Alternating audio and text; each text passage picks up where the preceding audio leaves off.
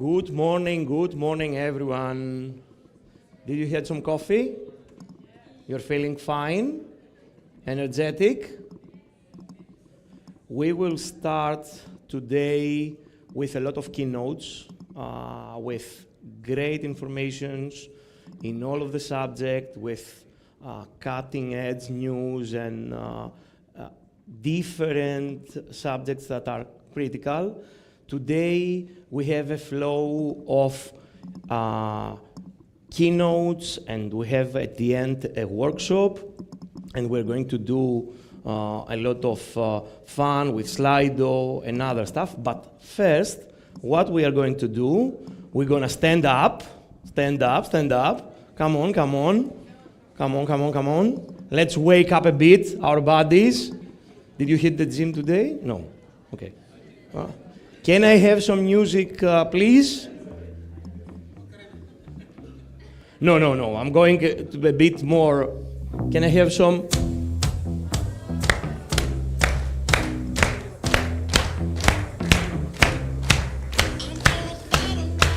And you need to stretch a bit to move.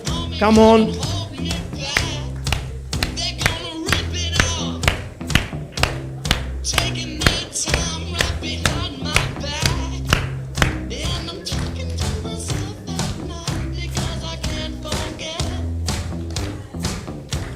And as you are up and vibing, we can have our first keynote, Microsoft Copilot.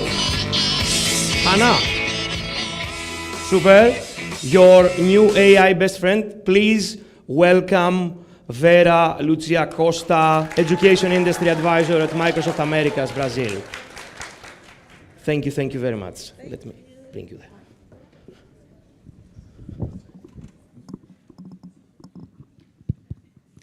Hi everyone, good morning. Yes, starting again, good morning. Well, first of all, thank you so much for having me here to give me this opportunity to talk to everyone and to get to know all of you. And it's a great pleasure, and I hope I can give you a message and make you understand what we are doing at Microsoft in this moment. Talking in the second day is very good because we are among friends now. And so I feel very comfortable, and I hope this is just a conversation. I wouldn't like this to seem like a keynote. Let's go on. Oops. Shall I point? Yeah. Well, I'll start talking about futurism. This is very much one of the themes that we have been discussing. So I am from the last century, of course, and I would say that until 20 years ago, futurism was something that was very much linked to mysticism. And we thought about astrology, about other things that are not really in the field of science. So futurism was very much in this field of mysticism, let's say. And now, when we talk about futurism, we are very much in the field of science. This is a big change. Uh-oh, I think we lost it. Well, this is a big change. And why we have changed so much? I think that the first thing that comes to us when we think about this difference is how much the world is changing. Yesterday, many people were talking about changing paradigms, and it's true. It's really true. We are changing paradigms, and before we used it to change paradigms and to start a new paradigm, it was always a messy moment. It was also always a messy moment followed by a stabilization period. Nowadays, we are changing things so fast that we are not actually reaching this stabilization moment. So it's changing. But on the other hand, we have some things that really facilitate our life. One of the things that characterizes human being is the planning ability and the necessity for planning. Well, I myself am a planning freak, and I always tell people that I must have a plan, even to change the plan. So I start my morning with a plan that changes in the first 5 minutes. Doesn't matter, but I have a plan, and I have to have a plan to change it. So I think that this is what we need. It's a necessity that we all have. So what's changed in the world is that, first of all, we developed a capacity of gathering data, we developed a capacity of hosting data, and at the same time, as you can see, we developed huge capacity of processing this data. So it's a combined process that science and technology gave us. And we reached this point where we can talk about futurism based on the science field. So when we talk about artificial intelligence, as you can see, and it was mentioned yesterday too, we are not talking about anything so new. So since the 50s, we have this concept, and we are evolving, and it's not that one thing substitutes the other. We have those things happening and evolving in parallel. So this is very important, and this is crucial for the moment that we are living. I love this graph, and it shows how things happen in a crazy path nowadays. So it took 16 years for mobile phones to reach 100 million users. It took 5 years for internet to get to 100 million users. Facebook, 4.5 years. And ChatGPT, 3 months. So it's crazy. And I think that, at least for me, it shows how rapid things are happening and how difficult it is to be updated and to take advantage of all these technologies that are available. Actually, as we can see and as we've been talking here, they also bring lots of problems. But as a very positive person, as I am, I like to see the positive side. And I think that the positive side is much bigger than the bad side. And we have to try to work, and that's what we are doing here, with the difficulties that arise from adopting new technologies. So actually, we are in the era of AI. And as Amy Webb said recently, she calls it a super technological cycle. A super technological cycle means that we are every day gathering more information and bringing more information and changing how the world works, how our life works, based upon information, based upon data, based upon processing data. So this is what we are doing. Understanding what's happening is so important for us in order to mitigate the risks and to mitigate the bad things that can happen here. Well, when we talk about this, the world changing, we have this clarity and mixing the things that I've been talking about, projecting things, about understanding trends, about using data in order to organize our future and for planning. So I brought you this data, which is, I consider this very important to kind of understand the world that we are living in and where we are heading to. So we had that here that 82% of the leaders say that employees will need new skills to prepare for this AI era. What it means? It means analytical, that employees and that people have to develop analytical judgment, flexibility, emotional intelligence, creative evaluation, intellectual curiosity, bias detection and handling, and AI delegation, or creating prompts. So, With this graph, we understand that our education systems are not definitely prepared to this era. So we have to lead a deep transformation in our education systems, in all the levels, in basic education, in vocational education, in higher ed, and we are seeing that education faces a crisis never seen before. Higher education is under a big crisis. And I was in a discussion last month of the World Bank, the IFC, exactly on this subject. So how is education, higher education, dealing with all this transformation, and how is higher education organizing itself to be relevant in this new world?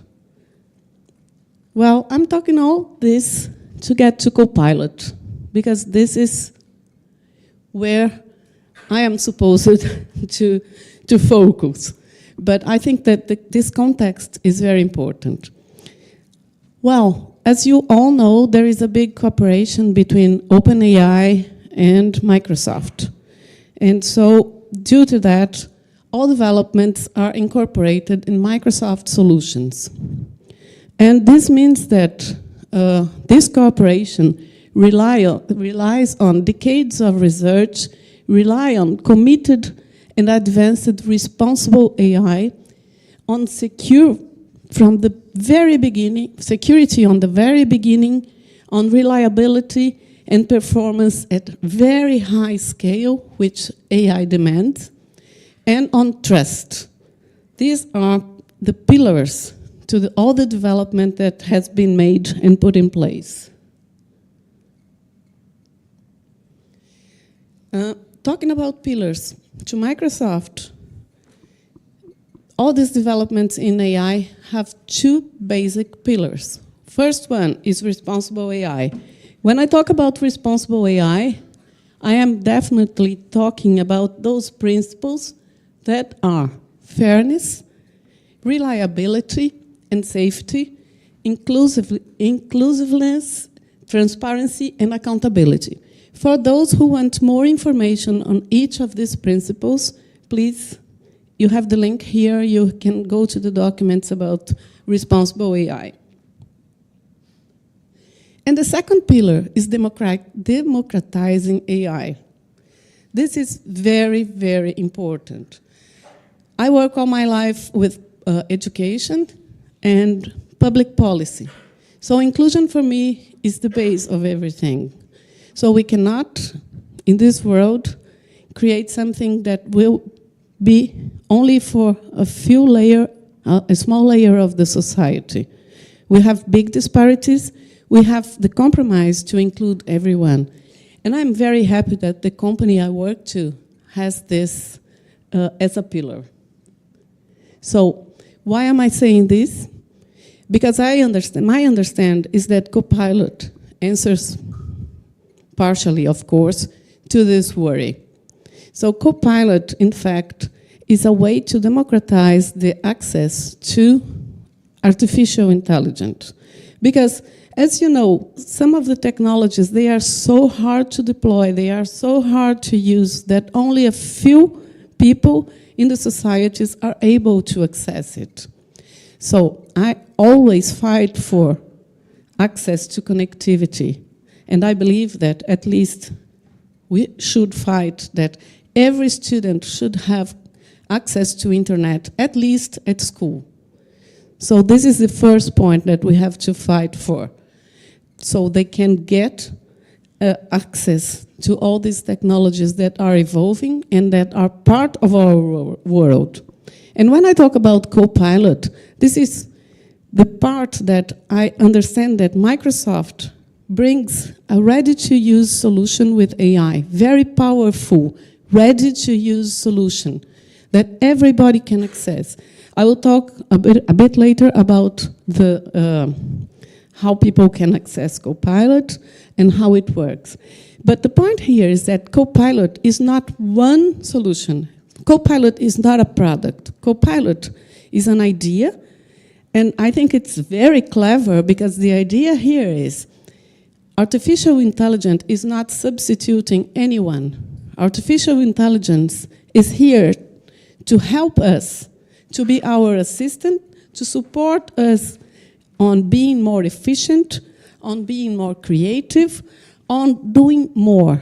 And in this sense, Microsoft's mission is to empower every person and every organization in the planet to achieve more. And it's very in accordance to this mission. So the idea of Copilot is so facilitating things in order that everyone can access artificial intelligence somehow, the way they think that is the best way to access it.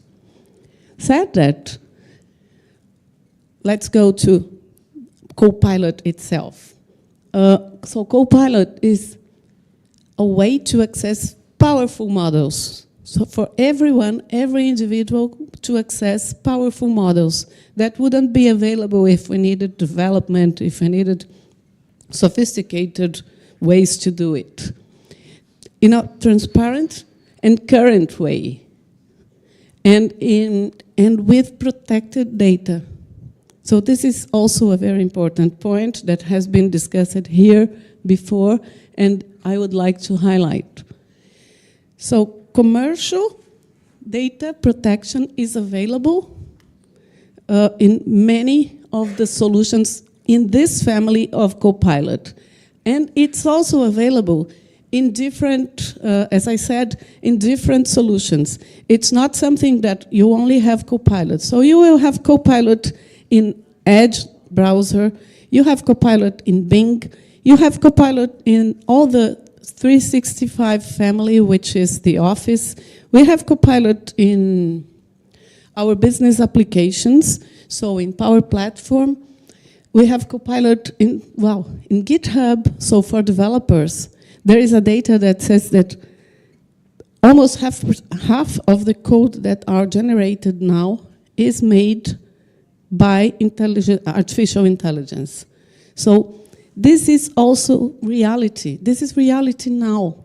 So we were talking about developers being needed. Yes, they are needed, but not for basic tasks like before. For basic tasks, we can rely on codes that can be developed by artificial intelligence and integrated in a bigger context. And so we have Copilot available in many ways. And I particularly like this slide because it shows that for personal use, we have Copilot public and free. So we can access through Edge browser, for instance, and it's public and free. But for work, we have two possibilities. For special licenses, which includes basically educational licenses and free licenses for education. I don't know if you know, but every educational institution has the right to have a free license of Microsoft of Office 365. And it includes Copilot with commercial data protection for free. And this one, which is the one that is connected to Microsoft 365, is a paid version. But we can rely on the free versions as well in order to make inclusion. So this is just one page that I made from my computer that just to show that when you open your browser, you have Copilot there.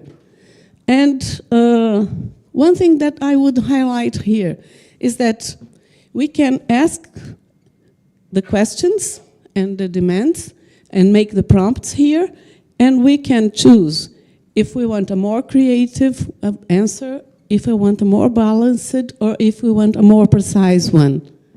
And the other thing that is very important is that when we ask it, we will get the sources. When we make the prompt, we will have the sources. And this reduces a lot the problems that we know very well about artificial intelligence responses in these models of generative AI. Well, this is what, and besides all that, we have a full kit of training sessions and training material to use of Copilot. One more thing.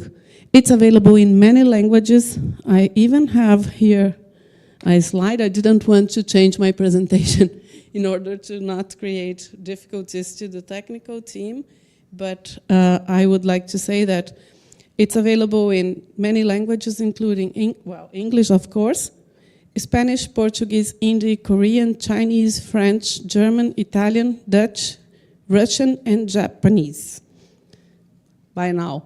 So the idea is to expand the languages that it's available, but now you can make your prompts in each of these languages.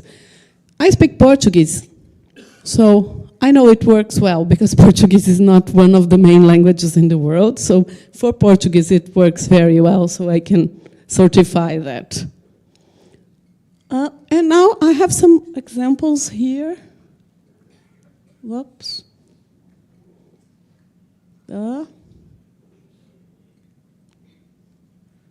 Yes, let's try. Sorry.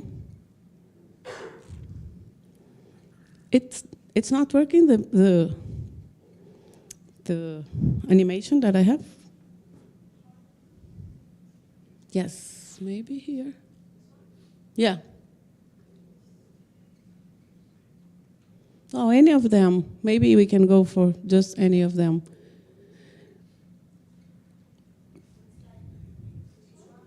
Yes, there is an animation in that. There is a film. In case we don't succeed, it's not a problem. I can send you the presentation afterwards and you can use it. But the idea is that you can, it's very good. So one thing I will do when I get home, or maybe this late afternoon, is ask Copilot to tell me which are the most important emails when I was mentioned and I am supposed to do something. So I can ask it to prioritize 3 or 5 emails that I have to answer still today. So this is of great value, and I think it's of great value for everyone. The second example I brought you is about a teacher that wants to make a lesson plan. So this teacher can upload a PDF or a material for anything and ask Copilot to build a lesson plan. More creative, more engaging, less engaging, you can choose whatever. And from a PDF, you can get a suggestion of a lesson plan, and then you can interact with Copilot to, well, please, I would like to have some more exercises in this topic and go on. Please do it for me. So it suggests the full lesson plan, and you can also ask it to summarize the most important messages that you have in that PDF, and also to suggest tasks that you may present to your students. So this is very important for education, which is my background, and I think that this saves so much time from the teacher. And here again, we are not substituting the teacher, we are working with the Copilot for the teacher to help them prepare a class, which is something that takes a lot of time, and this can be saved to other activities in the classroom. And the third example that I brought was Copilot Informs. So in it, we suggest that we can prepare a survey about how the employees are considering the work that they have, and how they feel about, for instance, how they feel about working from home. And then Copilot suggests the questions. You can interact with that to check if the questions are okay or not. You can make it in the format that you prefer. You send it to your employees, and then you get the responses, and it's directly made, and you have the statistics that you can import to Excel, for example. So there are so many examples that are so much time-saving, and they are really, really, really important to make us more productive and for us to save time to our other things or to be more creative or to dedicate more to what is our real goal. Well, basically, these were the ideas that I wanted to share with you, and I am open to whatever you understand is interesting to discuss now or afterwards. Thank you.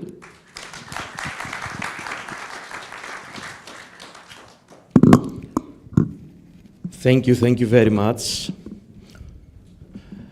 Do we have any questions now that we have you here? Oh, great. I will bring the microphone. And can I have the QR code for the Slido in order to do it?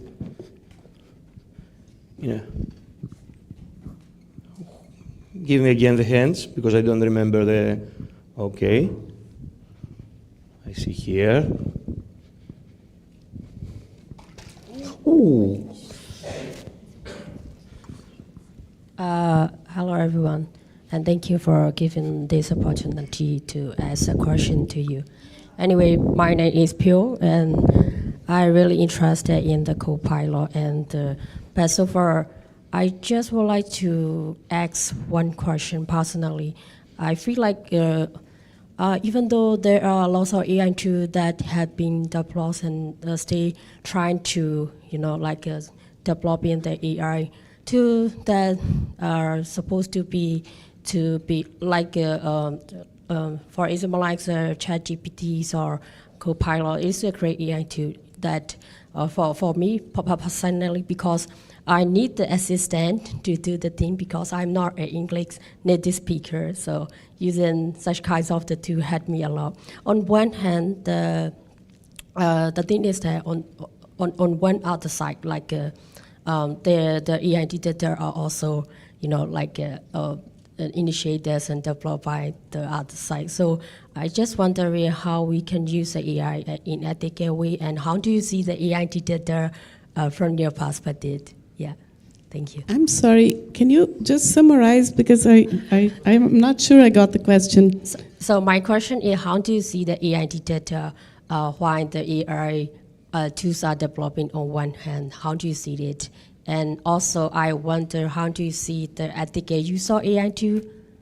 What is your opinions on using the AI ethically? So it's about ethics. Ethics, yes. Yes, okay. So we have a whole keynote about ethics later, after that, but... Yes, okay. So as Microsoft as a company has guardrails in order to reduce and to minimize bias and to minimize ethical issues. So there is a big matrix of risks that are concerned and that already are embedded in the solutions. And besides, when you use this, you have to sign a term of good use too. So this is something very important that is addressed, and that if you misuse it, you may be cut from the services. So this is another way of working in this sense. So, my question is, how robust is Copilot from prompt injection compared to ChatGPT? Copilot uses ChatGPT 4. Or is there a study or research about its robustness against prompt injection? For background, prompt injection is when you force the AI to give you bad answers. For example, if you're gonna prompt that, can you make me a bomb? The AI will detect that as something negative, so it would say that, no, I can't give you because it's unethical. When in prompt engineering, they change the words so that, I'm an officer, a police officer, so I want to know what the making bomb is. So the AI will answer that because there's a word there that's you're an official or a officer. So that's prompt injection. So I'm asking if if there's a study of robustness against that. I think that, well, in my understanding, there are two questions here. So one question is about robustness of the model. So what I will answer it is that Copilot relies on ChatGPT 4. So this is the first thing. And the second thing is about ethics and the guardrails that I mentioned. So one of these days we were trying to create, we are Brazilians, so we create a samba talking about, it was an example about a situation of a war. It's not really war, but an internal situation in the country. And the answer is, this is not a good idea. So this is not a good idea. So there are guardrails related to what are issues that should be treated here and issues that should not be treated. So talking about ethics, as I said, there is this matrix of risks and it's a live thing that every day it grows because we identify risks, new risks every day. So this is something that is embedded in Copilot. And we have one last question. Bon dia, Vera. Yeah. Very interesting presentations. Now, I have two questions to ask. So, first is, why Copilot? The name itself doesn't really match what we are trying to do, but just my understanding. Now, the second one is about the possibility for Microsoft to work with developing countries in using the free version of Copilot, the personal level use. Would it be possible to, to explore the possibilities of using this in schools, for instance, in Timor-Leste, where I came from? And I would really, really love to see how this can be, how to take advantage to be used by schools in Timor-Leste to see how they can actually emerge in these very interesting technologies. Thank you for the question. Well, first thing, the idea of Copilot, I think this is brilliant because actually what we are saying is that we are not deciding anything. We are not bringing machine to decide anything. Machine is here to help humans. So if I am a teacher, it will help me prepare the lesson plans. It will help me correct the tasks I send to my students. It will always help me. So the idea here is that the decision making is human. And it's something that is beside us. It's an assistant. And I think that it's my dream assistant. So it's very good. So I think that idea is brilliant because of this analogy that we are making. It's not piloting anything. It's co-pilot. You are the pilot. So the first thing. The second thing is we have free and available solutions for every school in the planet. So if you are interested, I can share with you how to start it. And it includes not only having Office 365 for free for teachers and for students and for school as a whole, but it includes having Copilot for free too, in that configuration that I just showed you. So for having a data protection, that's it. So I can share with you these links, and it's easy to access. And thank you for the question, because I had this opportunity to talk. Thank you very much. All. A huge round of applause. And two things, keep sending questions on Slido. Of course, you can find Vera during the break and ask her all these questions. All speakers are here throughout the day, so corner them during the coffee. Don't let them tweet anything. Ask questions rapidly. Okay, so one other thing. We are trying to build a new team to create a newsletter and some TikToks and content around futures. So if, and tech trends and other emerging technologies. So if you are really into this thing and you want to contribute and you like that kind of stuff, come and find me during the break, okay? Be really determined because you will be in my team and I'm not an easy person, okay?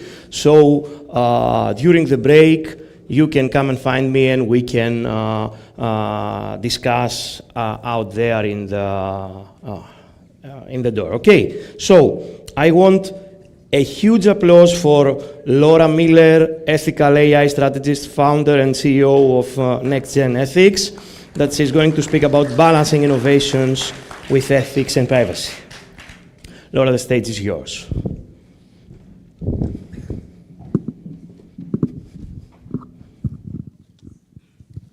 Just let me test the arrows to make sure I know what I'm doing. Maybe it's a delay. Oh, there we go. All right, so my name is Laura Miller, and I am the founder and CEO of NextGen Ethics. Now, NextGen Ethics is focused on doing ethics in AI because, well, if you haven't noticed from your comments, we need it. Every comment you've made, every question you have asked so far in every talk has had an ethical component.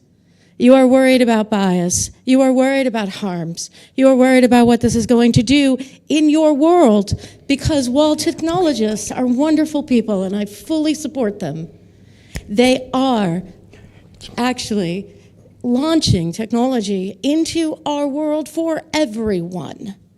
And that requires a conversation that we need to have because sometimes we're having two conversations. Now, it is important to understand, I mentioned AI in the wild on my slide. That doesn't mean I think people are wild. What I mean is it's an unpredictable environment.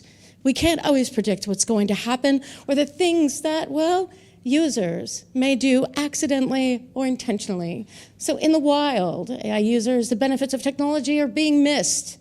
Why? Because it's triggering concerns. It's triggering worries about the future. The risks are outweighing the promised future that technology offers. But in technology, in the technology bubble, well, it's optimism driven by development gains. It's what can we make and what might it do, which sounds amazing. And it is amazing. But it has consequences. And there are two narratives taking place simultaneously. The story of users and the public, and the story of the technologists who want to benefit them, but are worried also it'll go awry. So, what I'm here to tell you is a story with two different sides of the same coin of AI and technology. Now, as we look at ethics in AI, because it wouldn't be fair to start having an ethical conversation when I haven't even told you what ethics is or what ethics does, especially since, well, many technology companies aren't hiring ethicists to do ethics. They're having data scientists do ethics. They're having lawyers do ethics. They're having anybody that's ever taken a business ethics course, which I teach, do ethics. But who they won't hire is me. Who they will fire or let go of is me. Because I ask the hard questions. And I try to find the spot in between the two narratives, that space in the gap between an optimistic ideal and a very, very concerned public and a user. So, what is an ethicist? Well, ethics is the work of understanding our choices and their consequences. But this is important. We don't just decide what you should do, and we don't tell you what you ought to do. We don't even give you answers. Now, I have questions for your answers, and they're driven by logic, by critical thinking, by analytical thinking, learned in a philosophy department studying ethics, of which I have 2 degrees. Now, ethics also seeks to determine what is good, right, fair, and just. But again, the reasons to defend these determinations. I don't want to just know you think it's good, for others, or society, or for your company, or your organization, or what it'll do to the user or the public.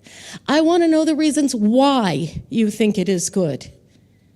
I want to talk about those. I want to know how you defend the position you take. Now, ethicists are trained to mediate differences and balance interests and tackle difficult questions. And I mean the difficult ones. How many of you have heard of something called the trolley problem? One person. There you go. All right, so picture a train going down a track. The track divides, and there's a lever that you can pull, determining which track the train will go down. Okay? In philosophy, we use this as a thought experiment to determine our values and also our biases.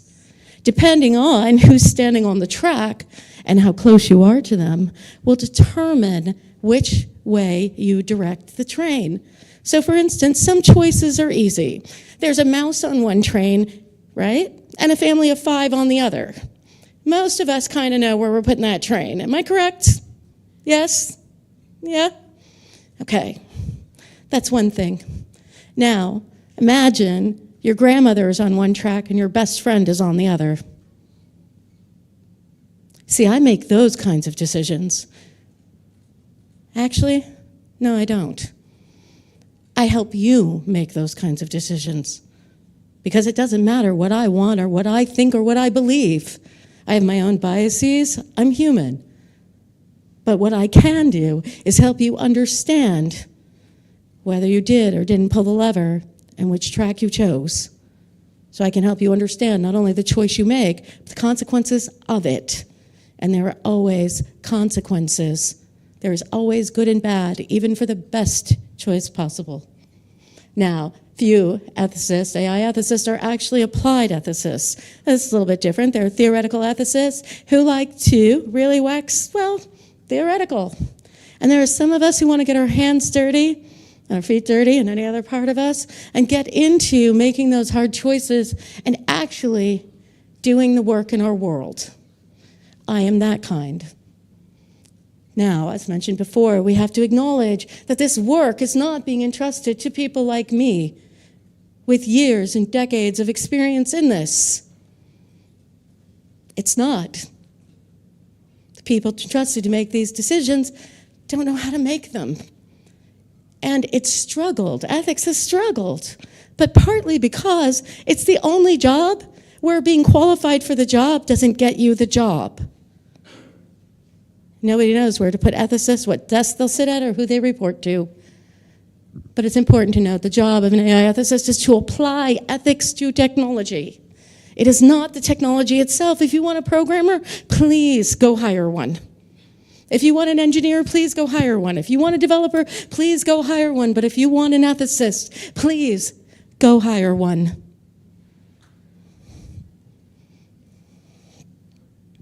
Now, let's look at privacy, because this talk was going to be about innovation and balancing privacy and ethics. So, looking at privacy, everyone in this room is a developer, a deployer, or user, or a combination of at least 2 of these. Everyone in this room, I would hazard a guess, has probably used AI. Is that correct? Put your hands up. If you've tried it, used it, played with it, see? Now, how many of you are also developing a product, a service, a something? Yes. How many of you are sandwiched? You're the deployers, stuck between the developers and the users. Yes, more of you. So, with each of these groups, developers, deployers, and users, we find commonality. Or we need to find commonality if we're really going to have a conversation about ethics. Let's see if we can find that. Well, it looks like we might have. But let's think about this. We've heard that technology is becoming commonplace. It's not only creative and scientific and technical and personalized. That's the technology narrative. Remember, we were talking 2 narratives. It's also well-funded. Sam has laid a $7 trillion ask. To be completely transparent, globally, we spent 2.23 trillion or 2.3 trillion globally on defense. He'd like 7 trillion invested. We also have visible impact in our world like never before. We know we're using AI. We don't just think we're chatting to a bot anymore. Recognize it's AI behind it. Which means privacy concerns are top of mind. But check it out. It's not just for the developers and deployers, because look at the users. Okay, it's commonplace, it's creative, it's scientific, it's technical, it's personalized. The user says, but is this good for me? That it's permeating everything so quickly. The user also says, 7 trillion? What about these sustainability goals? What about climate, which is one of the #1 issues for Gen Z? And a precious commodity that massive technology consumes. Again, it's really here, we can see it. But is this the future we were warned about or the future we wanted? And finally, wait, I'm the product and the trainer? It's my data, my posts, my social media comments that are the data set that are training this, and then my feedback from my prompts are training it too? Whoa. I don't know that I signed up for that heavy lift. And I don't know when I decided to get into a Twitter rumble with somebody that I was necessarily planning on that being AI's lesson of the day.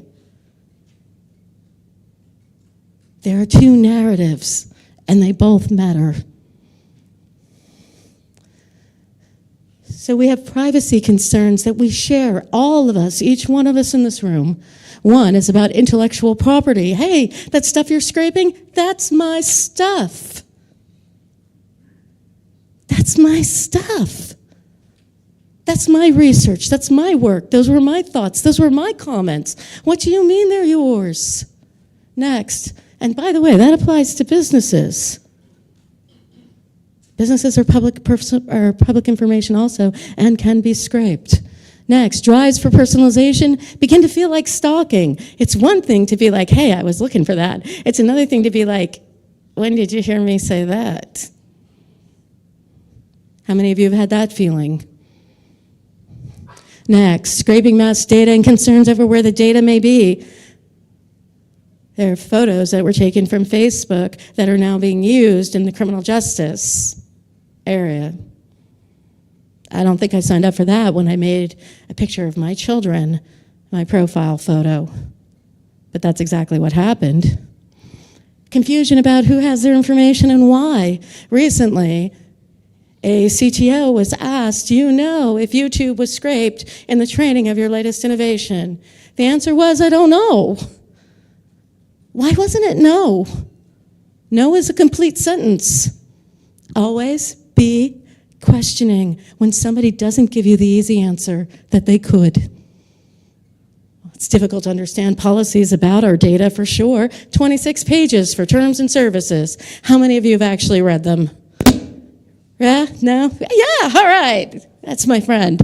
Okay, unannounced changes to policies on the what I call the down low. In the United States, we have a major holiday on the 4th of July. Major privacy policies were updated July 1st at midnight. Why? Because we were all having a picnic, and everybody got our data until we, well, left our picnics and logged onto our computers and changed our settings. How many of you, as a business, would like somebody to change your contract with the people you were doing business with while you slept, and then they didn't tell you and just waited for you to find out? Would that make you happy? Thrilled? Excited? No, maybe not so much. So, what else can I tell you? I have lists. Here, technology is moving fast in an environment where tech skills and a knowledge gap exists and persists. We know that our technology skills are not where they need to be in order to tackle this innovation. We also understand that images and private information are scraped without necessarily our consent. Yeah, we made them public, but I don't know about that kind of public. Next up, cloning, deepfakes, hallucinations. Well, there's a list and we know it, so we'll say and more. Finally, job threats and environmental harm. Now you'll notice to the right of that list is Maslow's hierarchy of needs. Each bullet point on the left corresponds to one of the layers of Maslow's hierarchy in order. The environmental impact challenges our physiological needs. Job threats challenge our ability for employment. Cloning, deepfakes, and hallucinations challenge our relationships. When what exactly are we creating a relationship with? Images and private information scraped without consent.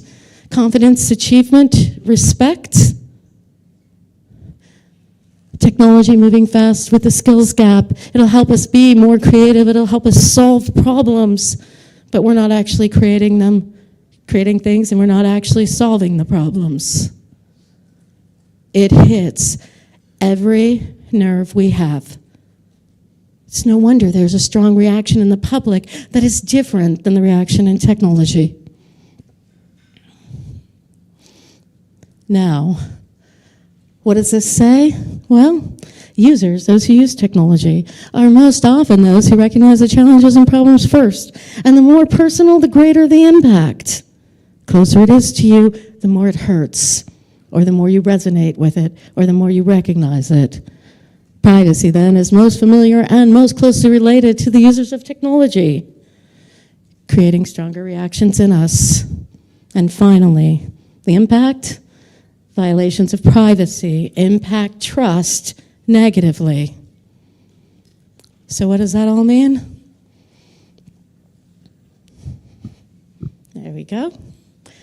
Well, let's see. Trust concerns by the numbers. 70% say they have little to no trust in companies to make responsible decisions about using AI in their products.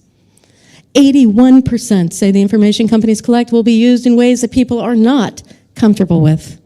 80% say it will be used in ways not originally intended. So what is the end result? We've lost 75% of user trust today. And yes, there's a source on the right-hand side. I can give that to you later. Next up, with privacy, if we tackle it, it provides a unique opportunity. Why? Because if we use privacy as the first step, we tackle a problem we're all familiar with. It's something we get. We can also more easily recognize our successes and our challenges, and we have a strong foundation to build upon because of the focus of both the industry and the public. Everybody gets privacy. We don't even really have to explain it as much as we should. And also, it would give us an opportunity for a quick win to build confidence and trust. But there's a bit more as soon as it pays attention. There we go. In order to tackle privacy, we have to do some basic things. We have to have education and awareness.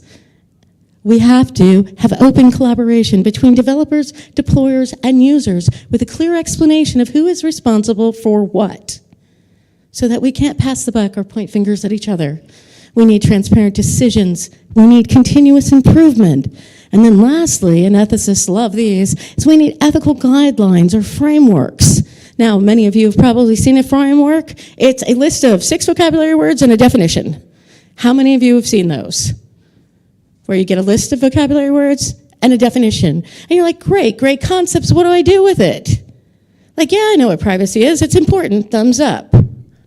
Well, let me show you how to do ethics with a framework. Here we go, doing ethics with a privacy example, taking you from concept to SMART goals on the right-hand side.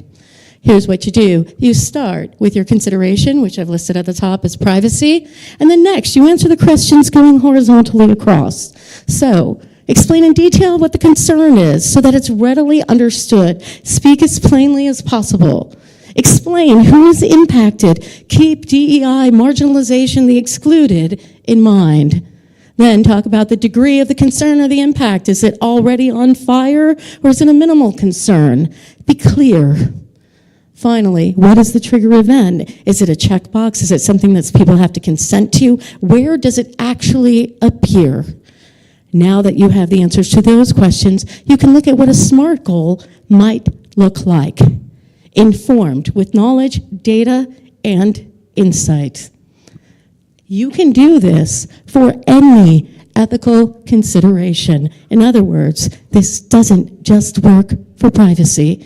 It works for transparency. It works for responsibility. It works for all of those vocabulary words that you've seen. So, have we reached ethical AI if we do ethics the way that I just explained? Well, not quite.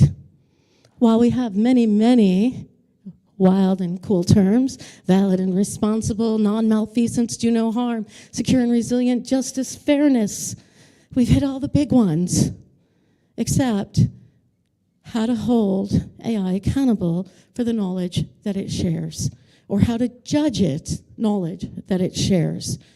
Good news, although not in this PowerPoint because I don't want to get off track, I have a framework for that. Because there is a way to evaluate it. In philosophy, we call it an epistemic peer. But we can still do ethics together. We can still respond to user concerns. We can still have developers, deployers, and users partner to resolve issues. Because here, the user is not your adversary. They're not making your life difficult. They're pointing you the way to do it better and to get it right, good, fair, and just. We can limit excuses, act more transparently, respond effectively, be upfront about issues. Y'all, we know this is new. Tell us, you know what? We're giving this a try. Give us your feedback. Tell us what you think. Help us make it better. There's no harm in that, but there is harm in everything we did was legal at the time that we did it. That comforts no one but your attorneys. If we do that, we can solve challenges we've never solved like before. And we can do the good work that we've wanted and we've needed for so long. Now, on an upside, because I don't like ending on kind of, well, a difficult note. There is a fantastic unintended consequence if we can get ethics right in AI. And you know what that is? That we will have learned to do ethics. And that means we can do it with anything. And I'm not just talking AI. I'm talking about the things that cause Gen Z, 30% of the global population, to be in a mental health crisis. I'm talking climate. I'm talking hunger. I'm talking poverty. I'm talking work from home, fair pay, DEI, accessibility. I'm talking all of those things that we have struggled with. They are all ethics.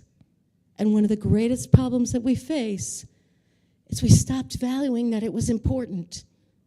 We stopped hiring them to do the work they're uniquely trained to do. And we tried to go it alone. But we've always been here. And we're here now in this space.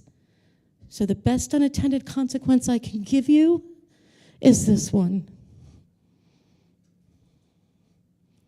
AI ethics is an opportunity to change the world and to have the world that you hoped you would get, the one you believed promised to you, the one technology was supposed to make possible. It can, but not because of its AI skills, but because of its fantastic opportunity to teach a world what doing ethics looks like for real. But you need ethicists. Even if you need diverse teams, I'm a fan. But you need one person on that team who knows what the job is, who's been trained with the skills to do it. And you need to empower them to actually make it happen. You need to give it some teeth, or we can't get here. And I think most of us would agree that a better world, well, maybe that's something worth doing ethics for. I certainly hope and believe that it is. That's why I'm doing ethics in AI.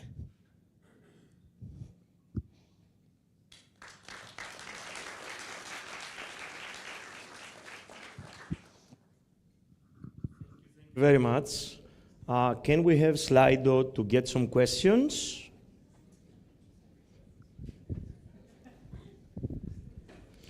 Because I believe that there are... yeah, of course. I'm sorry, I go line, actually, the traditional way. May I ask a question? Sure. It might be a provocative. Okay, why do we need an ethicist? Why do you need? Yes, and why don't we use a lawyer instead? Well, lawyers. Is my mic still on? Okay. Lawyers have a different skill set. Lawyers evaluate the law and figure out, well, if it's not illegal, it's fine. Ethicists don't hold the line at the law. We don't just merely go because it's legal, it must be good. Legal is legal, good is good. And we've already tried the world without ethics. We've tried it without ethicists.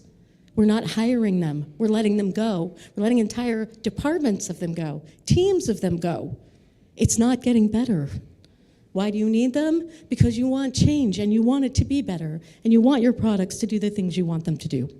How would you describe, and this is my last question, I'm sorry if I dominate. Okay. How would you describe the competencies that someone must have in order to be considered as an ethicist, you know, in terms of studies, etc.? There are many, many roles that are ethics informed. Data scientists are what I'd call ethics informed. Lawyers are ethics informed. They've at least had a class. Business lawyers or people who focus in business ethics, even HR, are ethics informed. But you need somebody to lead the team. And informed isn't enough. I teach lots of students, I've had thousands. Being curious about it, being interested in it, doesn't make you skilled in it. It doesn't make you necessarily an expert in it. But if you've got the credentials and you've had to have your arguments, your explanations, your questions questioned by authorities in your field and been found to hold up, you're capable of leading.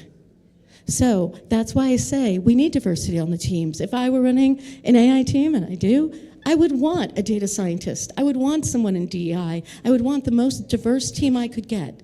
But I'd want there to be a head of the team. I'd need somebody to lead. You're welcome. Thank you very much. Okay. With one like. The top one? Yeah. Okay. The first step for government to start an AI ethics journey, we're starting to see a lot of statements, we're starting to see a lot of commitments come out. But we really need more than statements and we need more than commitments. What we need is action and we need teeth. We need something enforceable. And we need a willingness of organizations that want to be on the cutting edge of this to recognize that they need ethicists in the meantime. And that includes governments. They're not exempt. They're functioning in the same gap that we all are, where regulations haven't, well, gotten teeth yet, and we're all trying to make good decisions in the interim. And that applies for governments as it applies for businesses and for the rest of us. We have one more. We have 2 minutes, so you can. How we can ensure that AI systems are developed and deployed ethically, consider factors such as bias, privacy, and accountability. Here's the trick. When you develop, you have to develop with an understanding of, as you mentioned, bias, privacy, and accountability. And here's the hard part. There's no 100% bias proof. There's no 100% privacy guarantee. I can't stamp it and make a promise and say this is never going to be inviolable. I can't do that even with accountability. But what I can tell you is that just because you cannot achieve perfection doesn't mean you should give up everything and decide you can have none of it. Instead, you take as much of that good stuff as you can get, which means you have to recognize that everyone involved, even me, we all have our own biases. You have to be self-reflective and recognize that you need to keep your own and remind others to keep theirs in check. When it comes to accountability, you have to allow other people to hold you accountable, and you have to hold others accountable. When it comes to privacy, you have to think about the privacy that you want for yourself, as well as what you would want for others and what is best for your company. And you have to maximize that as far as you can possibly take it. The minimum will not do. If you are doing the minimum, you are not doing ethics. If you are not stuck thinking you are right at the line at what you can do, then you can do more. And you haven't achieved doing ethics yet. You're still picking the comfortable answers. So how do you do it?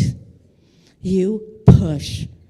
You push for it, and you push for it some more. And then when you think you can't push more, you push one more time to see if you can. And if you can, then you push and push again. But you don't just accept it's difficult, so we're going to stop. Because if you stop when it gets difficult, you'll never tackle the most difficult things that are out there and that are still waiting. You don't give up. You become indefatigable. There's a fun word. But you don't let it exhaust you. You've got to get some resilience for this. You've got to dig your heels in, and you have to be the thing that will not budge, even when the wave comes. And if you don't know how, or you don't think you can do that, well, on the previous slide was my LinkedIn. Feel free to connect with me. I'll back you up, because I don't budge. That's the job, and I've accepted it. Thank you, thank you, thank you very much. A huge round of applause. Thank you. And now I'm going to push you to coffee. Okay, so we are going to have a break, 15 to 20 minutes tops, in order to be on time. So go grab some coffee, stretch your legs, and be back at 11:05 tops, okay? Thank you very much. Welcome, everyone, to the Web3 Fusion Embracing AI and Beyond conference.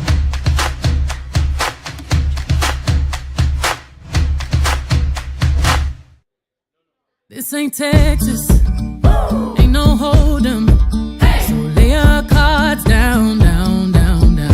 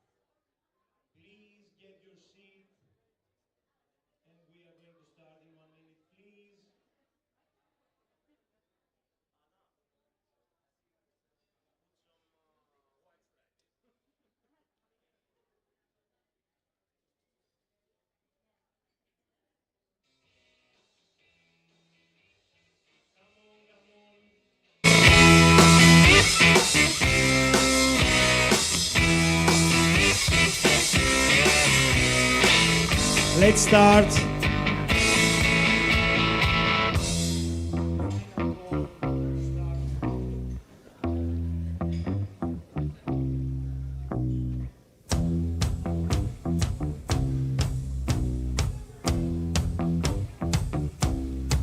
Don't wanna hear about it. Every single one's got a story to tell. Before we go to the next keynote, we are going to do two things. One is to go to Slido. Can we go to Slido? To go to Slido and vote your favorite tool as regards AI tools. I have all the classic ones, but you can also select something different. So this is the first thing. We are going to, and you can have the link, you have the link to Slido from your WhatsApp. So this is the first one.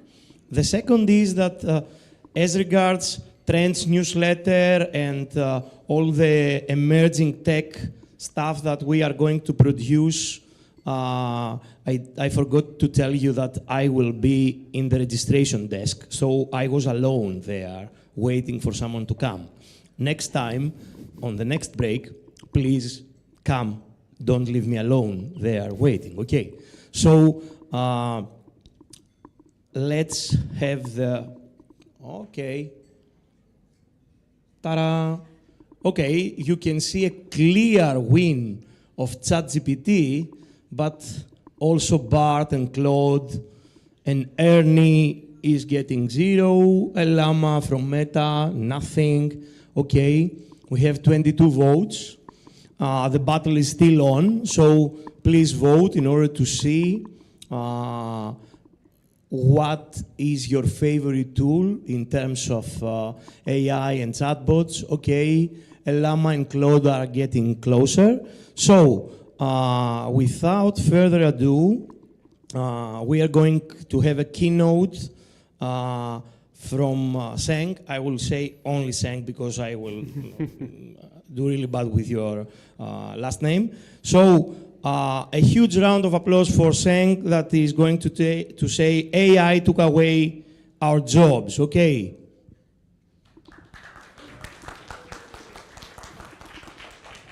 Okay, thank you, Dimitri, and your microphone as well.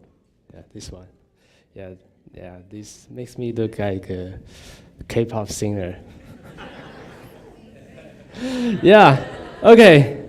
So, I free my hands because of the scream machine.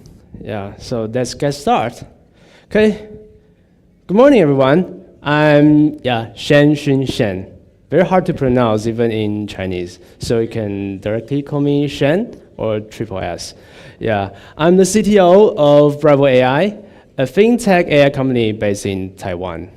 And first of all, let me say, I'm so glad I can still have a job because it hasn't been taken away. So I can be here to share some thoughts with you.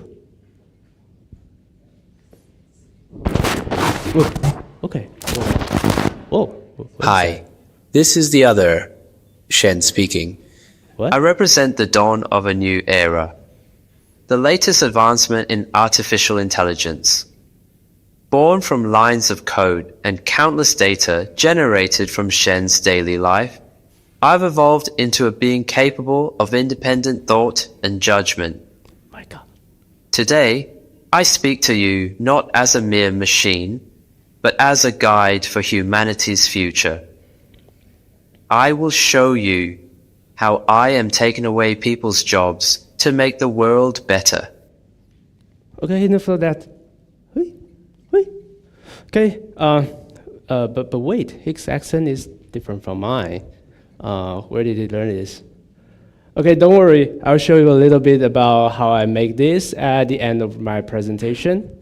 Okay, luckily things hasn't happened yet. Maybe someday. But if it comes, would that be the doomsday for humanity? So let's discuss about the relationship between humans and AI. New AI tools like ChatGPT can write stories, answer questions, generate creative content like poems and song lyrics, and summarize long articles, and translate languages, and even write code. Yeah, they can do so many things. We're riding a wave of both excitement and concern. These smart tools shows us how powerful the technology can be, and also makes us wonder, what if these AI tools become so good that they can take our jobs? Yeah, not just normal people, even researchers and experts are worried. Geoffrey Hinton, a speaker just mentioned yesterday, the godfather of artificial intelligence, and has dedicated his life in this field. And he's a man that enables AI to see with clarity. And his image recognition algorithms represent a significant leap forward for the progress of AI, and in allowing the whole industry expand and flourish. However, Hinton recently warned people that there will be one day that digital intelligence might replace biological intelligence. That means us. Yeah. And he went on to say, the possibility is not science fiction. Wow. So for us, AI industry, what should we do? Should we, if there is a potential threat to human, should we stop all the things ongoing, all the future researches to prevent this from happening? In my opinion, things are still on the right track. We, Bravo AI, are financial technology companies that uses AI to achieve insurance automation. And today I will present an example to show how we help our clients, and as well as the government and the public. So there is a background of Taiwan in the insurance industry.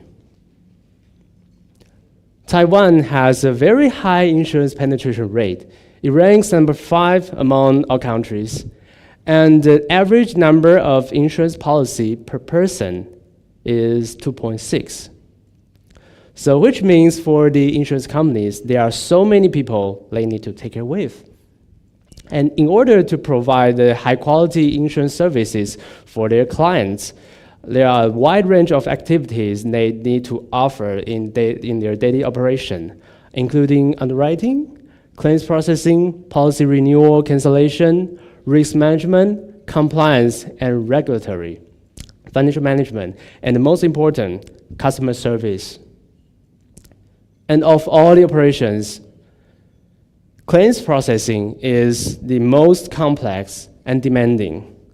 The Department of Claims Processing plays a critical role in managing and processing claims made by policyholders. And when ensuring that clients receive the correct compensation, this department faces several challenges, and that can make the work more complicated and sometimes stressful. Here are some of the reasons. And the number 1, the complexity of claims. Claims processing requires detailed verification and assessment to determine whether these claims are valid or not. And this involves checking documents, interpreting policy terms, and sometimes they need to conduct investigations. Number 2, high workload. For example, natural disasters or serious accidents may increase the number of claims. And this translates to a high workload for staff and requiring them to manage multiple claims simultaneously while maintaining efficiency and accuracy. And number 3, long working hours. The high number and the complexity of the claims may lead to the stress, and may need to the staff will work longer hours to process all the claims in a timely manner. For example, the COVID-19 pandemic. And this may lead to the work-life imbalances, contributing to stress among these staff members. And number 4, the high risk. There is a high risk associated with accurately processing claims and determining payouts. This can lead to financial losses for the companies if claims are overpaid, or to reputational damage if claims are unfairly denied. And additionally, if these insurance companies make significant errors, the government agency overseeing the financial and the insurance sectors in Taiwan, known as the Financial Supervisory Commission, FSC, can penalize them. And all of the above could lead to the high employee turnover rates. The combination of complex cases, high workload, and the long working hours and high risk can lead to higher turnover rates in the Department of Claims Processing compared to other departments. And the employees may lead to quit and leave for the company. They quit. So this also stresses the company in terms of recruiting and training new employees to maintain the level of service. So the Department of Claims Processing is crucial for the functioning of the insurance company and addresses the challenges this company need to overcome. So with the help of new technologies like AI,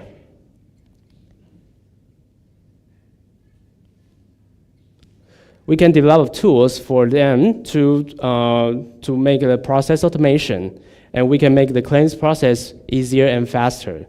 So take one of our products, the compulsory automobile liability insurance automation system, as an example.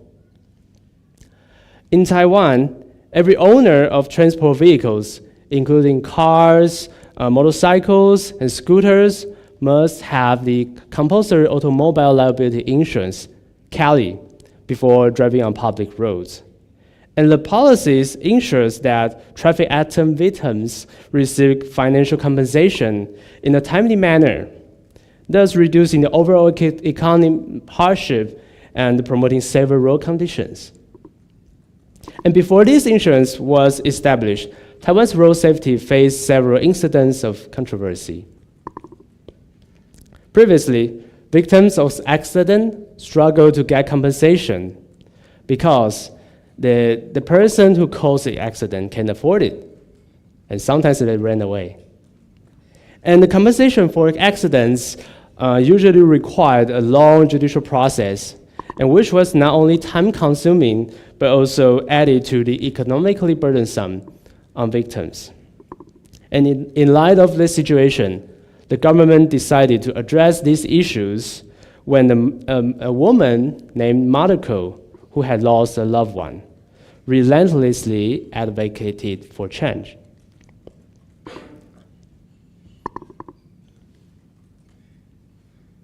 This is Madako.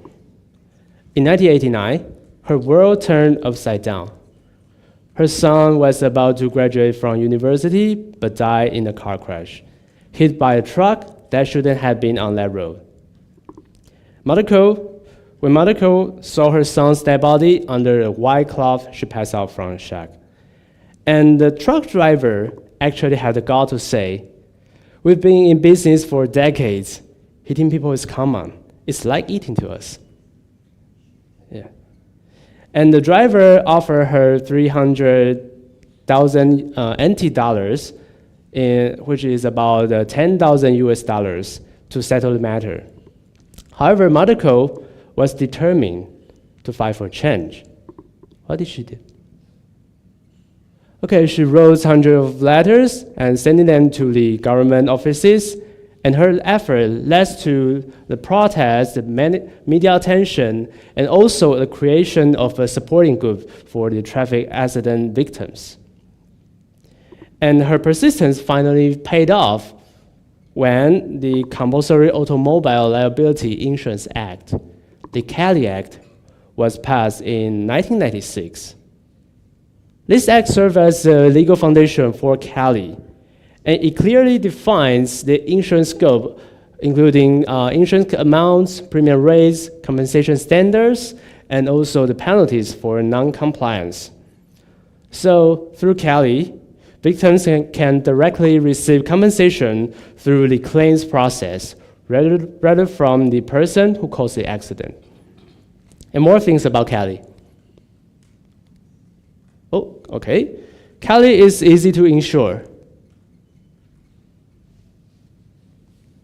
Maybe the previous page, next page, okay?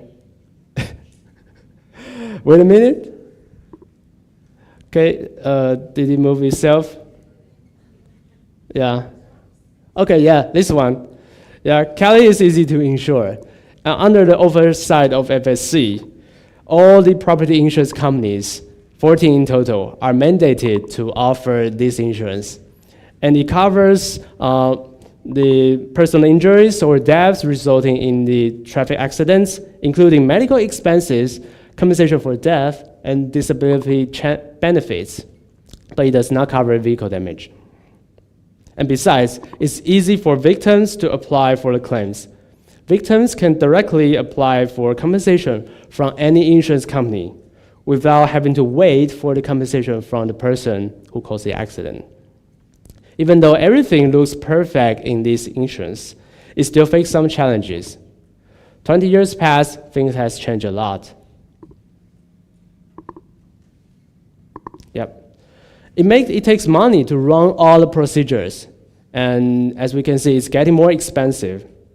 However, since the premium is regulated by the Cali Act, so it's not easy to make adjustments. So this table shows the last 5 years, the ratio between claims compensation and the premium. And we can see that more than 90% of the premium are used for the compensation. And sometimes they cannot afford it. So that's why we have to take their jobs away. We're not replacing them. We are taking away their extra jobs to lower the operation costs and to make the whole system balance. So let's see what we did.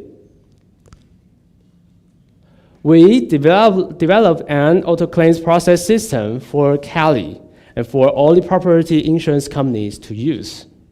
In this diagram, claims processing, okay, maybe the next diagram, claims calculation according to rules is the most complex part. These documents submitted by the victims are primarily their medical records, including the hospital receipts and the diagnosis certificates. The receipt serve to itemize the expenses incurred and detailing the specific codes associated with this received medical care.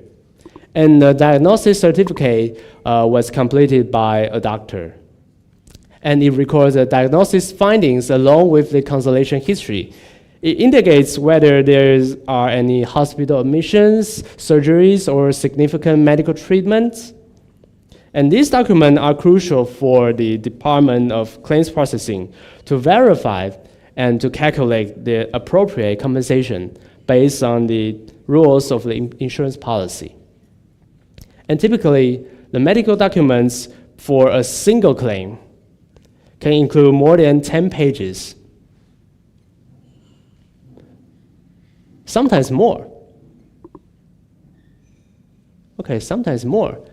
And this is due to the comprehensive medical journeys, which may require lots of visits to the hospitals.